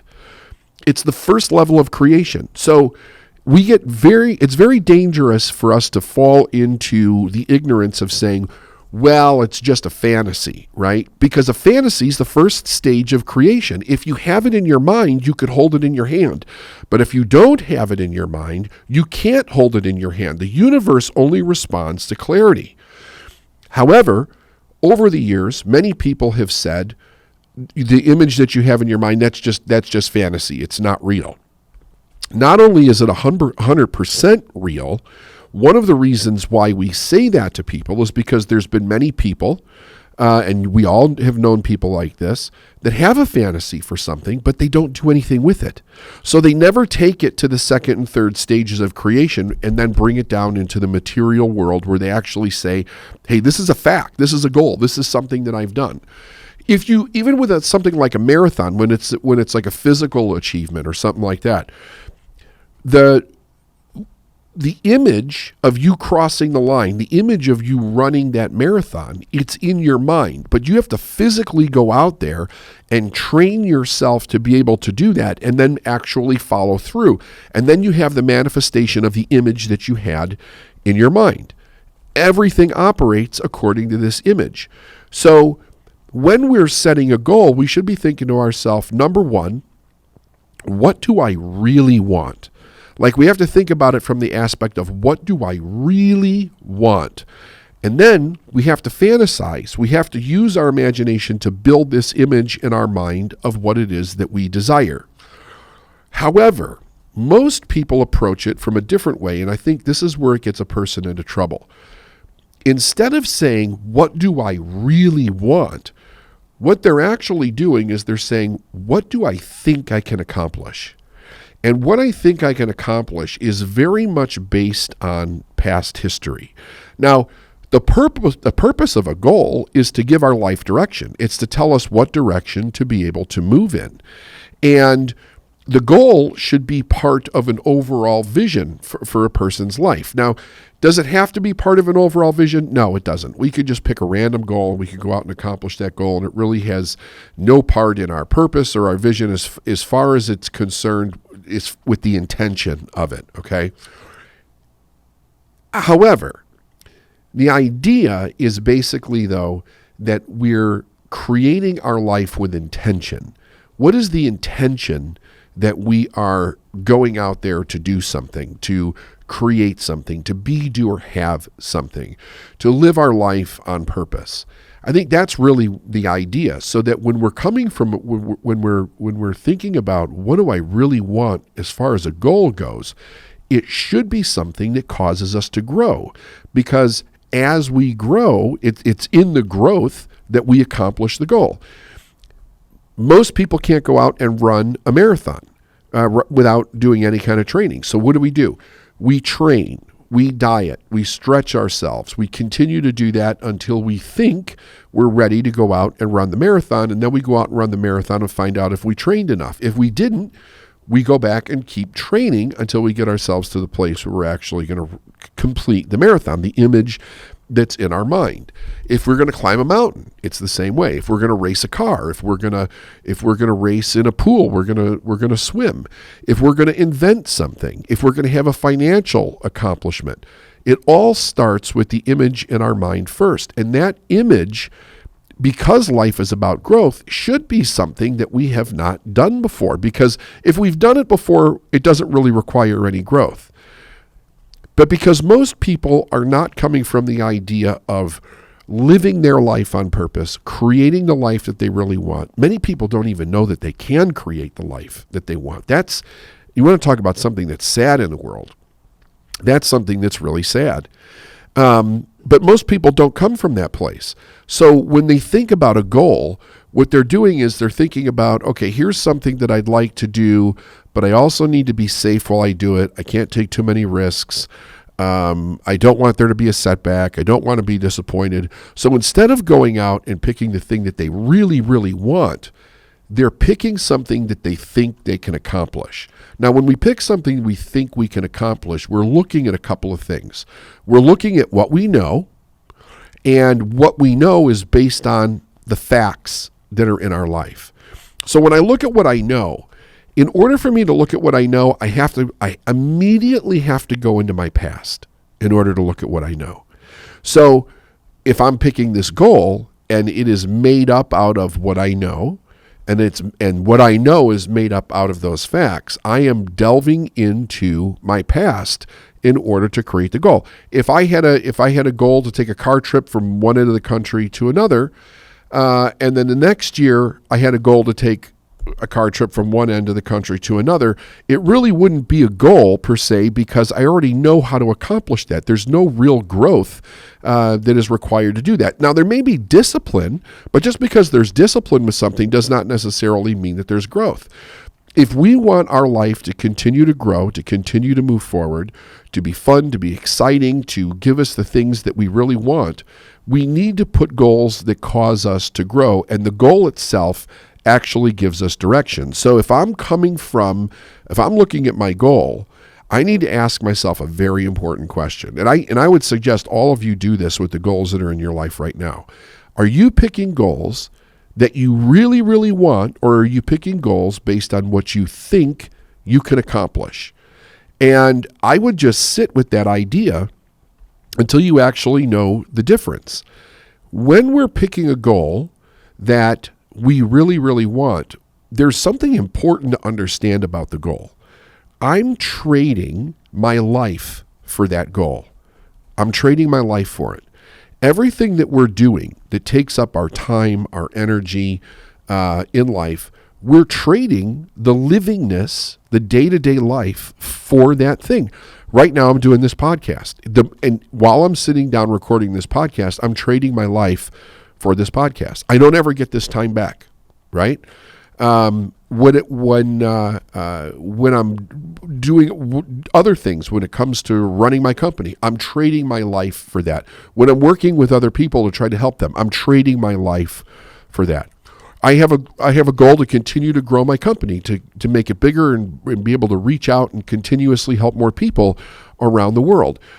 To me, that is a goal worth trading that time that I'm using on building that, trading my life for that goal, for that accomplishment, for that achievement. We all have to ask ourselves this question. And I think that when we ask ourselves these questions, it really gives us a different context when it comes to the goal, because it's like, is it worthy of you, right? Is it worthy of you? Most people say, am I worthy of this goal? Am I worthy of this achievement? We need to ask a different question. Is the goal, is the achievement, is that thing worthy of us? I mean, we're the magnificent piece in there. And if the goal's magnificent, it's only magnificent because we're making it magnificent, because we're creating it, because we're giving it intention, because we're putting the energy, the creativity, the ability for it to work and do what it was designed to do. We're putting that time and that energy and that life force into that thing. Now, when we're doing that, when there's that kind of energy going into the goal that we want to create for ourselves, that goal has meaning to us. I mean, anything that I'm going to trade my life for should have real meaning to me. Now, another thing that's true, but it's also sad, is that so many people are trading their life for things that don't have a lot of meaning to them, right? It's not what they really want. It's not the thing that makes them happy. It's not the thing that gives their life the excitement, the curiosity, the fun, the enthusiasm, the ability to help others, the ability to help themselves, real solid accomplishments other than being safe and certain every day. So when a person sets a goal from that place and they don't achieve it, a lot of the energy that they're even putting into the goal is like almost like a half energy. It's like a half-ass energy. They're not putting their life energy into something. So if they do that for a while, they're probably having to make themselves do it every day, not from a place of really wanting to, but it's like, okay, well, I set this goal, I need to follow through on it. And they're not putting 100% energy into it. So when they don't get the result, the question is, well, how long should I keep doing this before I quit? Because they really don't want it to begin with. They're picking the goal They're picking the goal out of something that they think they need to do, something that maybe somebody else thinks that they need to do, but it's not really coming from a place that's all that exciting to them. So if you're setting goals from that place, I would ask you to ask yourself why. Like, why are you setting goals from a place of either you know how to do them, you've done it before, it resembles what you've done before, you don't find it exciting, you're not putting all of your effort and your heart and your enthusiastic energy into it. Why are you setting goals from that place? Okay, now, let's say that we're moving up. We're going to set a goal that we really, really want. Is there a time where we let the goal go? I think that there's the answer to that is probably a yes, but maybe not for the reasons that most people would think. First of all, when we set a goal, we usually have a time frame for its accomplishment. And very rarely, actually, do we pick the exact correct time frame the first time out. We're usually wrong.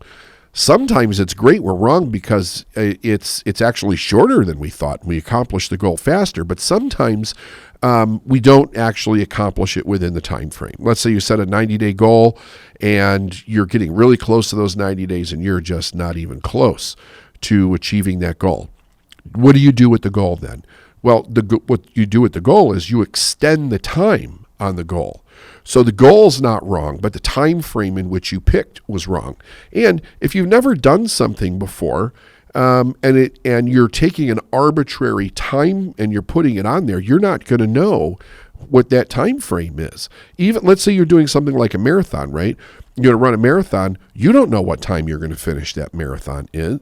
There's so many variables that take place in the running of a marathon. You're not going to know. You can shoot for a time. You can actually even set time as a goal for the marathon, right? But until you've done it, you're not going to know what the time is in which you complete that, which is the same thing for most things. So we never change the goal, we change the time frame. Now that means that, is this a goal you really want? You know it's a goal that you really want. You've built a clear image of it. You're willing to trade your time for it. There's a personal big win in this goal for you. And you get there and you find out it's not enough time, you change the time, but you don't change the goal. So when do we change the goal? When does the goal change? Well, I think that if there's things about the goal, like I had a friend of mine tell me that he had a dream of being an astronaut. And I said, well, then why don't you go be an astronaut? Now, I don't know anything about being an astronaut, so I came from the place of I don't know anything. Why don't you? Do you want to be an astronaut? Go be an astronaut. This person's a fighter pilot. They're in the Air Force. They're very, very good at what they do. They have a lot of experience. But there's two things that are against this person. Number one, they put qualifications in that he can no longer meet because he didn't do something that he needed to do when he was younger, and this is a new qualification. The other thing is that age is against him at this point. They're probably not going to take him because of his age, that being a new astronaut. So the question is that can he do it privately for somebody else? When he looked into it, the answer was probably no. That most likely is not going to happen because he didn't have the experience that a private company would want him to have. So in this case, he may want to let that go. Now, he might want to let that go because there's things about the goal that he cannot change that prohibit him from accomplishing that goal. Can he be satisfied doing something else that's similar or involved with being an astronaut? Yeah, probably, but actually being an astronaut himself, that's out of the question. Sometimes time runs out for us. We're too old, or we don't have the health, or we don't have the youth that we needed to do certain things. If that's the case, then maybe we have to let that goal go for ourselves. But I think all things being equal, the only time we would actually let a goal go that we really wanted, really meant something to us, is if there was some external property to this goal that is going to prohibit us from accomplishing it that we cannot change. And having said that, I also think that we need to take into consideration how many times people have set goals where the world says it's impossible and they did it anyway. So you have to know the difference between what is a real obstacle. What is a real obstacle and what is an imaginary obstacle in the minds of most people. For thousands of years, we did not think the human body could run a 4-minute mile. We thought that was preposterous. There was absolutely no way it was going to happen. People tried for thousands of years. They couldn't break the 4-minute mile. And then it happened. We broke the 4-minute mile. We thought that we would never be able to get an airplane in the air. And then the Wright brothers proved us wrong. They got that plane in the air. So many things, we thought we would never get to the top of Mount Everest. Edmund Hillary, he did it. And he tried twice before there's a great example of changing the time frame on the goal. He tried twice, didn't make it. Third time was a charm. Him and Tenzing Norgay made it to the top of that mountain. So we have to know whether it's an obstacle that is immovable. We can't move it. There's no way we can hit the goal because of this obstacle. Or is it just an obstacle in the minds of people? More often than not, it's an obstacle in the minds of people that we're running up against. Another consideration when it would be, do I give up on a goal? Do I change it? Is if the goal is now costing you more than you're willing to spend for the accomplishment of the goal. And I'm not just talking about financially, although financially can be thrown into the mix here, though. Is it costing you more of your time than you're willing to spend? Is it costing you more family time than you're willing to spend? Is it costing you more of your health than you're willing to spend? A lot of people have physical goals or athletic goals that they want to achieve, but the price to their health is starting to become more than they actually want to spend on the accomplishment of the goal. The goal might be great, but it is going to tax their health, and it may be irreparable on what it is. They might be blowing their knees out or blowing their back out. And they have to really weigh in their mind, is this worth this to me to be able to do this given the price that I'm going to pay for my health? Is it worth a knee replacement? Is it worth an ankle replacement? Is it worth problems to my back that can't be fixed? I mean, we get the idea, right? It can take a physical toll. It can take a family toll. Some things will take an emotional toll. The point is that whatever goal that we're going after, there's a price for it. We have to be willing to pay the price. And the only other time in my mind would be if the price is costing more than the benefit of the goal to begin with. But then again, that's a personal decision. But here's what I'll tell you that it's not. There's no this like cut absolute, I've tried 5 times, I haven't reached the goal, I'm just going to give up on it. If you're setting the goal from the right place, where it means the world to you, it's something that you really, really want, never, ever give up on your goal.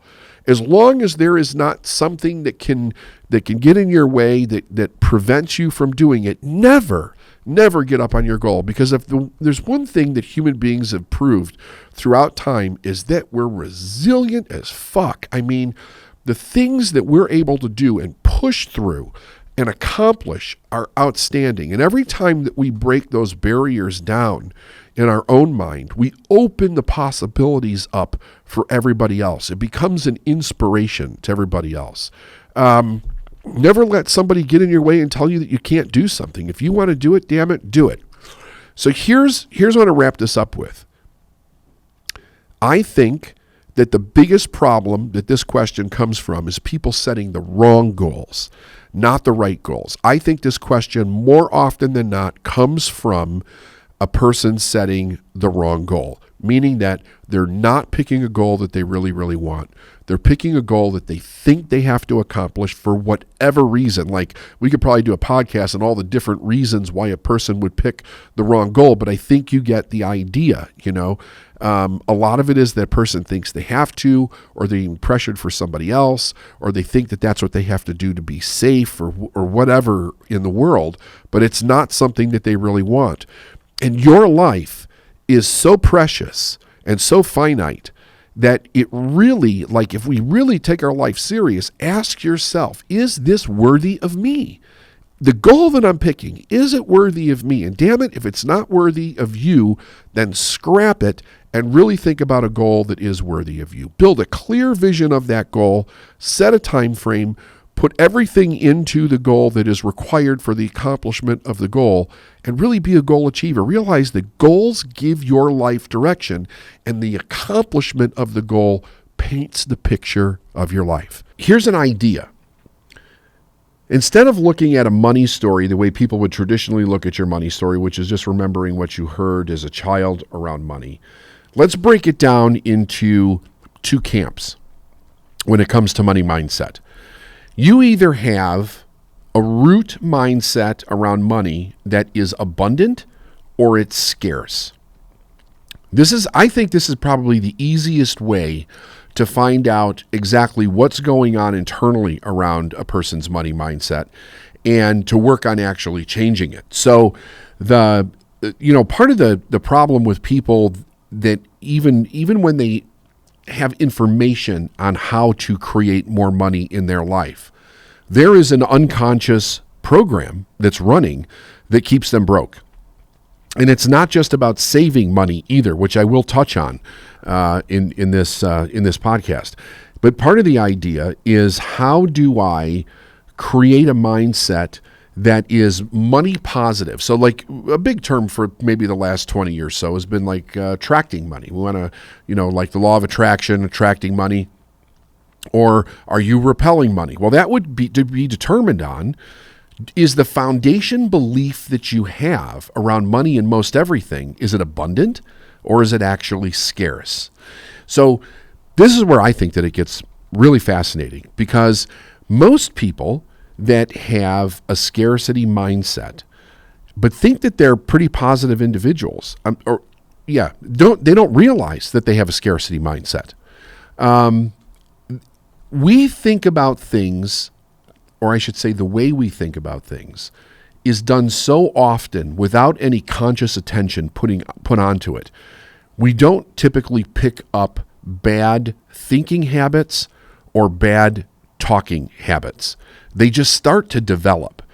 It's almost like with driving, right? We learn how to drive a car, and then we start driving, and we're driving for years. Initially, we're given instruction on how to do so, and then hopefully we maintain good driving habits. But most people drive a car, They're going to places that they've been before. They know the area. They're not really consciously thinking about everything that's going on in the car. They're not even really thinking about the drive. They're thinking about where they just came from, or they're thinking about where they're going. But all of that happening is a cause and effect of you taking in information through your senses as you're driving the car, and you're reacting to that information, and it's being stored in your neural pathways on how you react to various given situations. If you start making a bad habit, like if you stop looking over your shoulder when you're going to change lanes or when you're going to turn or whatever, it may not cause an accident the first 100 times you do it, and then boom, it will, and you're like, well, what happened? But not realizing that you picked up a bad habit.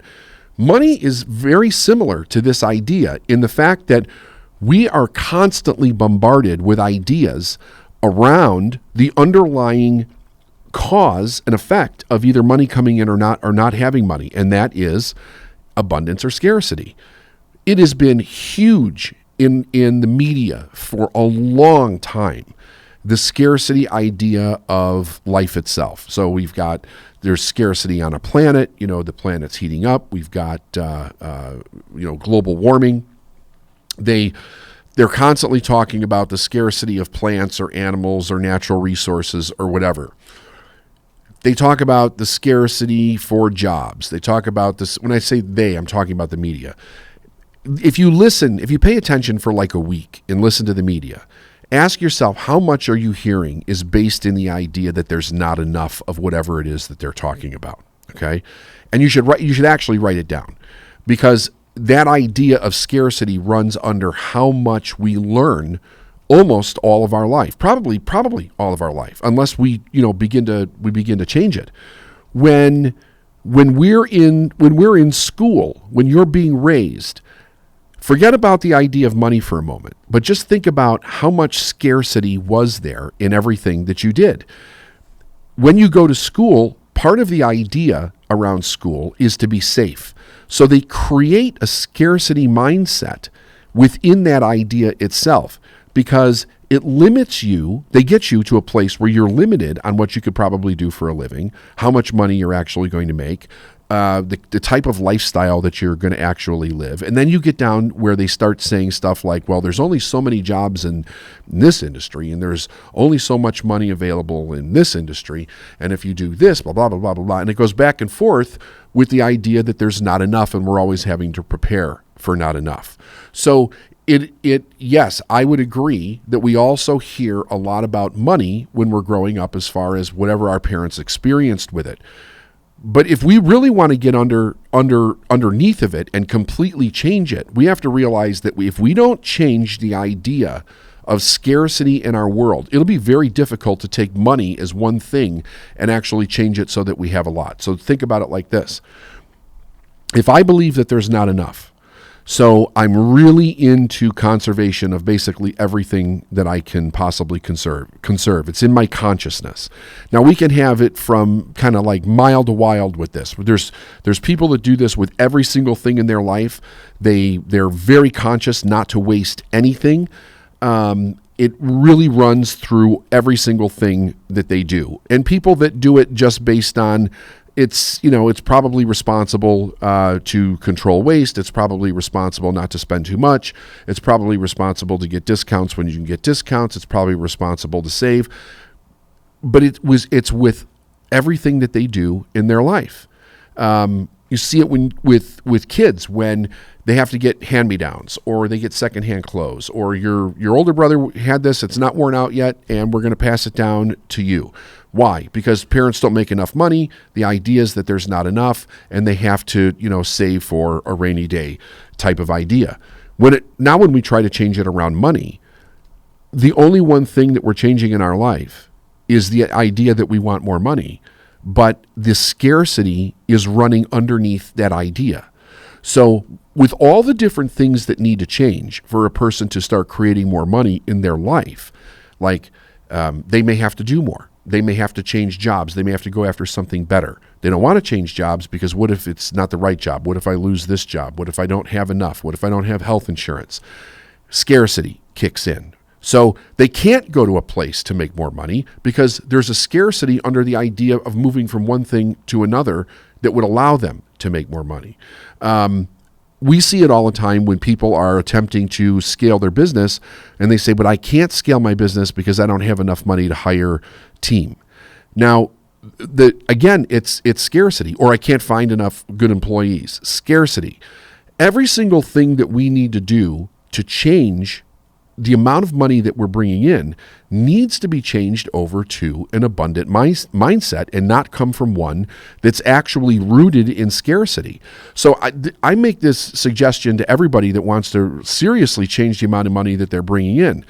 We've got to do a sweep of the scarcity mindset first before we even apply it to money.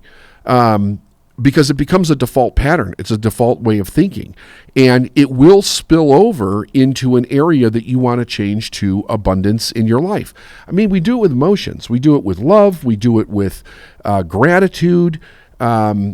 We find ourselves like restricting so many things in our life because we have this idea that there's actually not enough going on. So here's a list of limiting beliefs that show up. And I think it would be really cool if everybody did a little research for themselves and to find out where else in your life do you have this limiting belief that doesn't touch money. But I'm going to give you the ones around money so you understand where they are. But you're going to find that these infiltrate other areas of your life. So then the question is, when a person's having a difficult time changing the money in their life, change the scarcity mindset first. Change it to abundance, because the root mindset needs to be abundance. If the root mindset is scarcity, you've got a really big problem, right? So let's take a look at some of these limiting beliefs. Money is bad. It's a weird thing in our society. Money is one of the most important things, right? And then you'll get somebody to go, money's not the most important thing. Okay. Air is the most important thing. Water is right after it, and then money comes after that, because everything that we get in life comes through the transaction of money. The idea that money is bad, I'm not sure exactly where that idea came from, where it was created, and why it's been attached to so many moral and ethical values and ways of being in a person's life. But there's absolutely no truth to it whatsoever. Money's neither good or bad. It actually just is. It's like almost like anything else in your life. It's the way that you use it. Can you use money to do a bad thing? Sure. But you could also use electricity to do a bad thing. We used to say electricity is not good or bad. It just is. You can use it to cook the person, or you can use it to cook your bacon. Like it's up to how you actually use it to determine if it's good or bad. And I would say that when you use money in a scarcity way, you are using it in a way that's not productive. I don't necessarily say that it's bad, but it certainly isn't good, because it doesn't benefit you and it doesn't benefit anybody else. If everybody stopped spending money, money would stop circulating. It would not go around. Money is meant to keep circulating in life.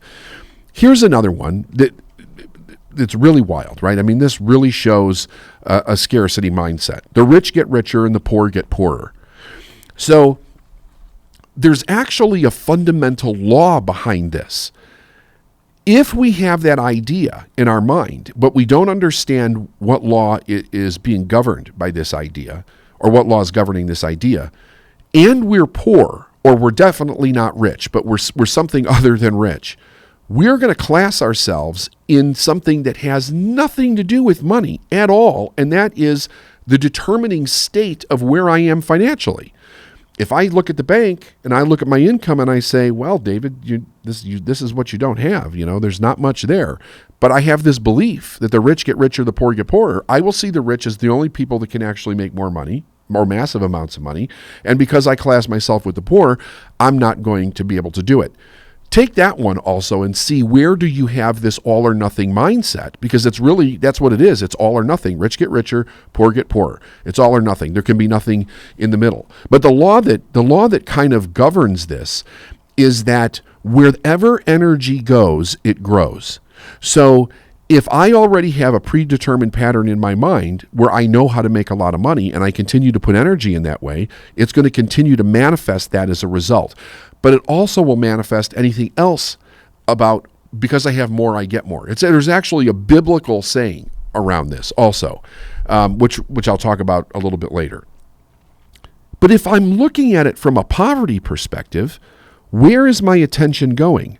I'm using an external reference, mixing it with an internal emotion of not having, things being scarce, and also means I can't do it.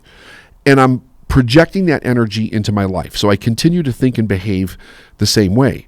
The mindset doesn't change, but the pattern that it's flowing through keeps the consistent reality of my experience present in my life.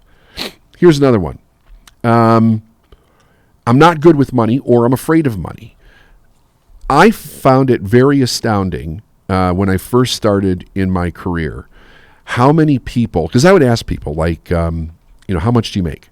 And they would tell me how much they make. And I would say, well, how much are your bills? Because we're trying to figure out how much they need to earn to live whatever life or whatever. And they'd be like, well, I don't know. And I'm like, well, what do you mean you don't know? You pay your bills, right? Yeah, I pay them when I get them, or when they stack up on my desk and I can't stand looking at them anymore, then I pay them. But they really have no idea what their bills are. I can't, that's a scarcity mindset completely, because you're afraid of actually letting the money go out of your hand to pay for the bill, which something that you consciously chose to use in your life and you have to pay for. But not knowing what you have or what you don't have is based in fear. Like, I'm afraid of the money. I'm afraid of the consequence. I'm afraid to look at the fact that there's no money in my bank account, or however that shows up in your life.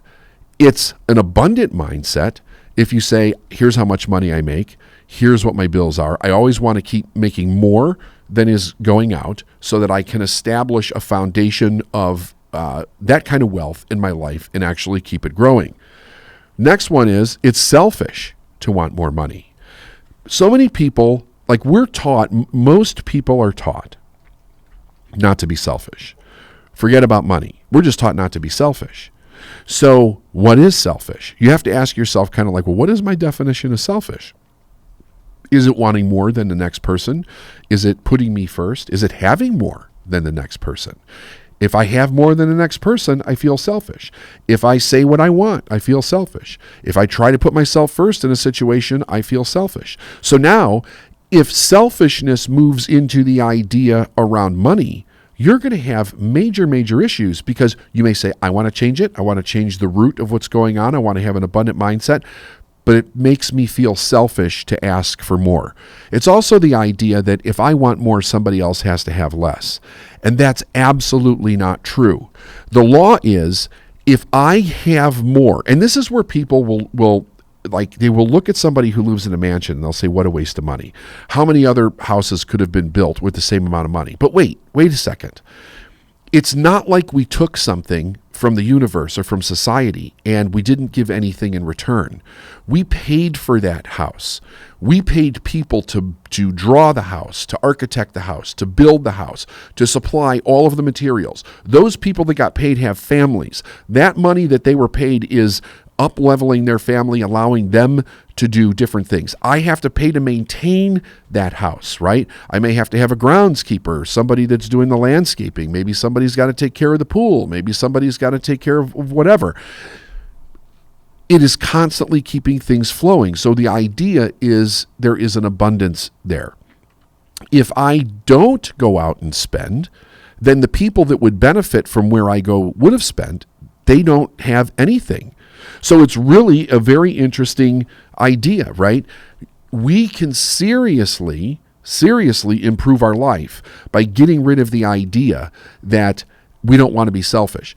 If we put ourselves first, it doesn't mean that I'm not doing anything for anybody else. If I put myself first, I'm able to do more for other people. When I don't put myself first, I cannot do more from anybody else because I don't have enough to do with. Whether I'm working emotionally on myself, or I'm making more money, or I'm developing a skill set, I'm literally not able to contribute to the world because I'm putting everybody else first, and it just doesn't wash. Here's a good one. I can't be rich and have a family, or I can't be rich and have love. So many people think that when you're going to become wealthy, it is a total dive, like holistically into just one area of your life, and you can't have any other balance, right? It's nonsense. It's absolute nonsense. It's made up by people who live in fear, and they point to money being the problem. Then we have this. My family wasn't rich. Money doesn't grow on trees. Money is not important. So there are more millionaires today than there ever have been before, which definitely means that the new generations are getting wealthier without having affected anybody else in any way negatively in order to do that. And they didn't have to have rich parents. Otherwise, it couldn't grow. So that's out. That's like the facts are in, folks. Everybody has the ability to become wealthy. Money doesn't grow on trees. What is that saying? That talk about scarcity. Like there's not enough. Like you can't pick it like a barrel of apples or something like that. No, but you can earn it. And we want to develop the right to live in abundance. Abundance is here. Abundance is for you, but you have to live abundantly in your mind in order to create it. There is enough money for everybody on the planet. I often say everybody on the planet has exactly the same amount of money, but if they're ignorant to that, they don't get to experience that reality of life, right? Everything in life is about awareness. If I become aware of something, then I can experience it. If I'm not aware of it, and the truth is that it's here, it doesn't matter that it's here, I don't get to experience it. And like I've said many times, the cause of every problem that we have in the world is ignorance. That's what it is. The answers are here to everything. The way to do everything is already here.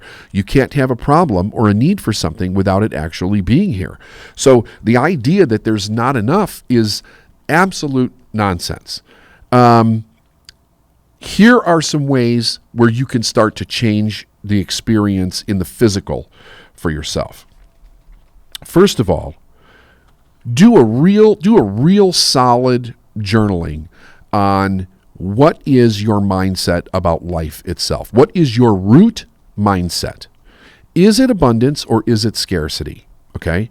Now, if you find out that it's scarcity, see if you can weed out why you think that there's not enough and actually attempt to prove to yourself that those are false. Because if you have a really good foundation in your mind of why you have beliefs that are false, it helps support the change in it anyway. Now, here's the trouble you have. If you have a mindset that is rooted in scarcity, there's a lot of other people that believe the same damn thing. It doesn't make it true. Does it make their experience true? Yes, it does. These people will have the experience. But that's one of the great things about being a human being and our power to choose. We can create the experience that we want to have. And if we don't know that, we still create the experience. We just don't know we're creating it. Once you root out that idea of scarcity and you really start looking at life from an abundant perspective, you actually see opportunity everywhere and the ability to make money becomes easier. So one of the things that we need to do is we need to change our experience with money once we do that so that we can actually verify in our mind that this is true. You will never change a belief without changing your experience around it, okay? I believe everybody should create a wealth account. Years and years ago, probably 30 years ago, I heard Tony Robbins say, take 10% of your gross income and put it away in a wealth account. And the idea is that people will always say, well, when I have more money, I'll do that. And he said something that was brilliant. He said, do you think it's easier to save 10 cents out of $1 or 100,000 out of $1 million? Which one would be easier? If you're starting right now, which one would be easier to do? Well, of course, it would be 10 cents out of $1, right? But it's still just 10%. If you start doing 10 cents out of $1, before you know it, you will be doing 100,000 out of $1 million, and it'll feel normal to you. A wealth account is something that you don't touch. The money goes in, it continues to grow. You only use it for things that grow, that advance, okay? You don't ever spend that money on something that depreciates. You have to have a fund money account. Everybody needs to have a fun money account where you put a percentage away on a regular basis for whatever you want to spend it on. It doesn't matter what it is, but it's fun to spend it. And you're giving yourself permission. You're controlling the narrative here, right? This is all abundant thinking. And then another one would be a budget account. And that is so that you can always make sure that there's enough money to spend on the things that you've committed to spend money on. Now, you can have many more accounts. I know people that have all different kinds of accounts. I have several different kinds of accounts. But if we start with these three, what it will do is it'll give us a feeling of safety and security and control around our current expenses. We know we will have money in there to spend on things that we want, just like shit and giggle money, stupid stuff, right? Dan Kennedy used to say it's a stupid money account. Call it whatever you want, but it's fun to spend it on whatever you want, and you're giving yourself permission to do it. And a wealth account so that you always see that your abundance is actually growing. Remember, the wealth account, you don't even touch it for emergencies. It goes in there so that it continues to build wealth for you, right? So here's some blocks that people come up when they try to create this. I don't deserve money, okay? Now, if you don't deserve money, that might be completely different than scarcity around money. So the idea would be, what is it you're associating the idea of having the freedom of wealth in your life to the idea that you don't deserve that? Because that is a forgiveness workshop right there. I mean, you need to go in and do some serious forgiveness around your life to be able to move forward. Continuing to martyr yourself in your life because of something that you did or did not do in your past will never change what you did or did not do. So the only thing that we can do is forgive ourselves and actually move forward. Next piece, negative self-talk. You have to change the negative self-talk. So as you're doing the exercise to find out where scarcity is in your life, also check your mouth. People speak so much scarcity into their world, they create it. Really pay attention to what you're saying around what I have, what I don't have. How hard is it to get this? I don't have it. I got to wait for a sale. I can't afford that right now. How many decisions are you making from scarcity that you're speaking out loud? The whole idea is to speak into your life what you want to create, not what you want to lose, right? If you don't want something to happen, don't talk about it. Like, don't breathe life into the thing that you don't want to happen. You have to change your talk to, this will happen. It's going to happen. I have a plan for this to happen. I'm taking action daily on making this happen. And you will find that those things actually begin to happen. Guilting and shaming yourself. Terrible. Absolutely terrible. So many people will buy things for themselves and then they will guilt and shame themselves after they do that, or find excuses as to why they had to. Part of the idea is that every dollar you spend, even if it's for your bill money, it goes out of your hand into another person's hand with the idea of gratitude, okay? Hard to maintain. Hard to maintain is a commitment problem. It's not a money problem. It's a commitment problem. The idea is that you build trust with yourself. We've done plenty of podcasts with trust in the working, and it's a commitment. Like, so you say, I'm going to commit to these 3 bank accounts, and I'm going to put what I can put in there right now. You start where you are, okay, and don't beat yourself up for where you're not. But it won't be hard to maintain. If you do this for a year, you will never go back to doing it any other way, because you'll be like, I didn't realize I actually had so much money. I mean, people that literally are struggling with money all the time find out, and I hear this frequently, when they get somebody that knows how to manage money, because not everybody's good at managing money. And if you're not, you should get somebody that knows how to manage the money. When they do it, they didn't realize how much money they actually had because they weren't managing it well. Okay. A couple other ones. I could lose everything. Yep, absolutely, no question. Can't change that one for you folks. We live in a world where everything is constantly changing. And so many things are out of our control that, yes, it's possible, right? You could lose your house. You could lose your loved ones. You could lose your own health. You could lose your life. You could lose your car. You could lose the money that's in your bank. There's no place that you can keep money that it's actually 100% safe. So if that's true, then what do we need to change? We need to change that we have the ability to be resilient. So that is, I need to work on my resilience, right? The abundant thought around this is basically this. I can overcome anything that life throws at me. And I can do it with gratitude, and I can do it with joy. Here's two killers. Somebody tells you you're being greedy, and the idea that you're judged in any way.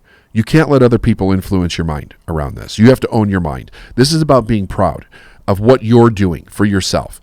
But here's the deal, folks. People can't judge you or call you greedy unless you're sharing with them what it is that you're doing. I have a rule. Never share anything personal about yourself with anybody that doesn't have the ability to support it, or anybody that's going to intentionally use something against you. It's none of their damn business what you're doing for your life. You don't have to tell anybody that you're working on your money mindset to get it really healthy and solid so that you can go out and experience the best life that you can. And, just in closing, I want to say this. You have one foundation or the other. There's only one root to this that exists in your mind. It's not like you can have both. It's either abundance or scarcity. Study everything that you can on abundance if you need to. If you need that much verification on how it works, take a look, just listen to the other podcasts that we've done. Go out and find books on it. There's so many books that are written on this idea. But underneath, whether a person either has a lot of money or they're struggling with money or they're completely broke, is the mindset that they're coming from. And it's either abundance or scarcity. You change it. You change everything in your mindset. Get rid of scarcity. Get rid of it and change it to abundance. You will have money coming into your life more than you can possibly imagine. And I mean, you'll think to yourself, I can't believe how good this actually is. And all you did was change that one thing from scarcity to abundance.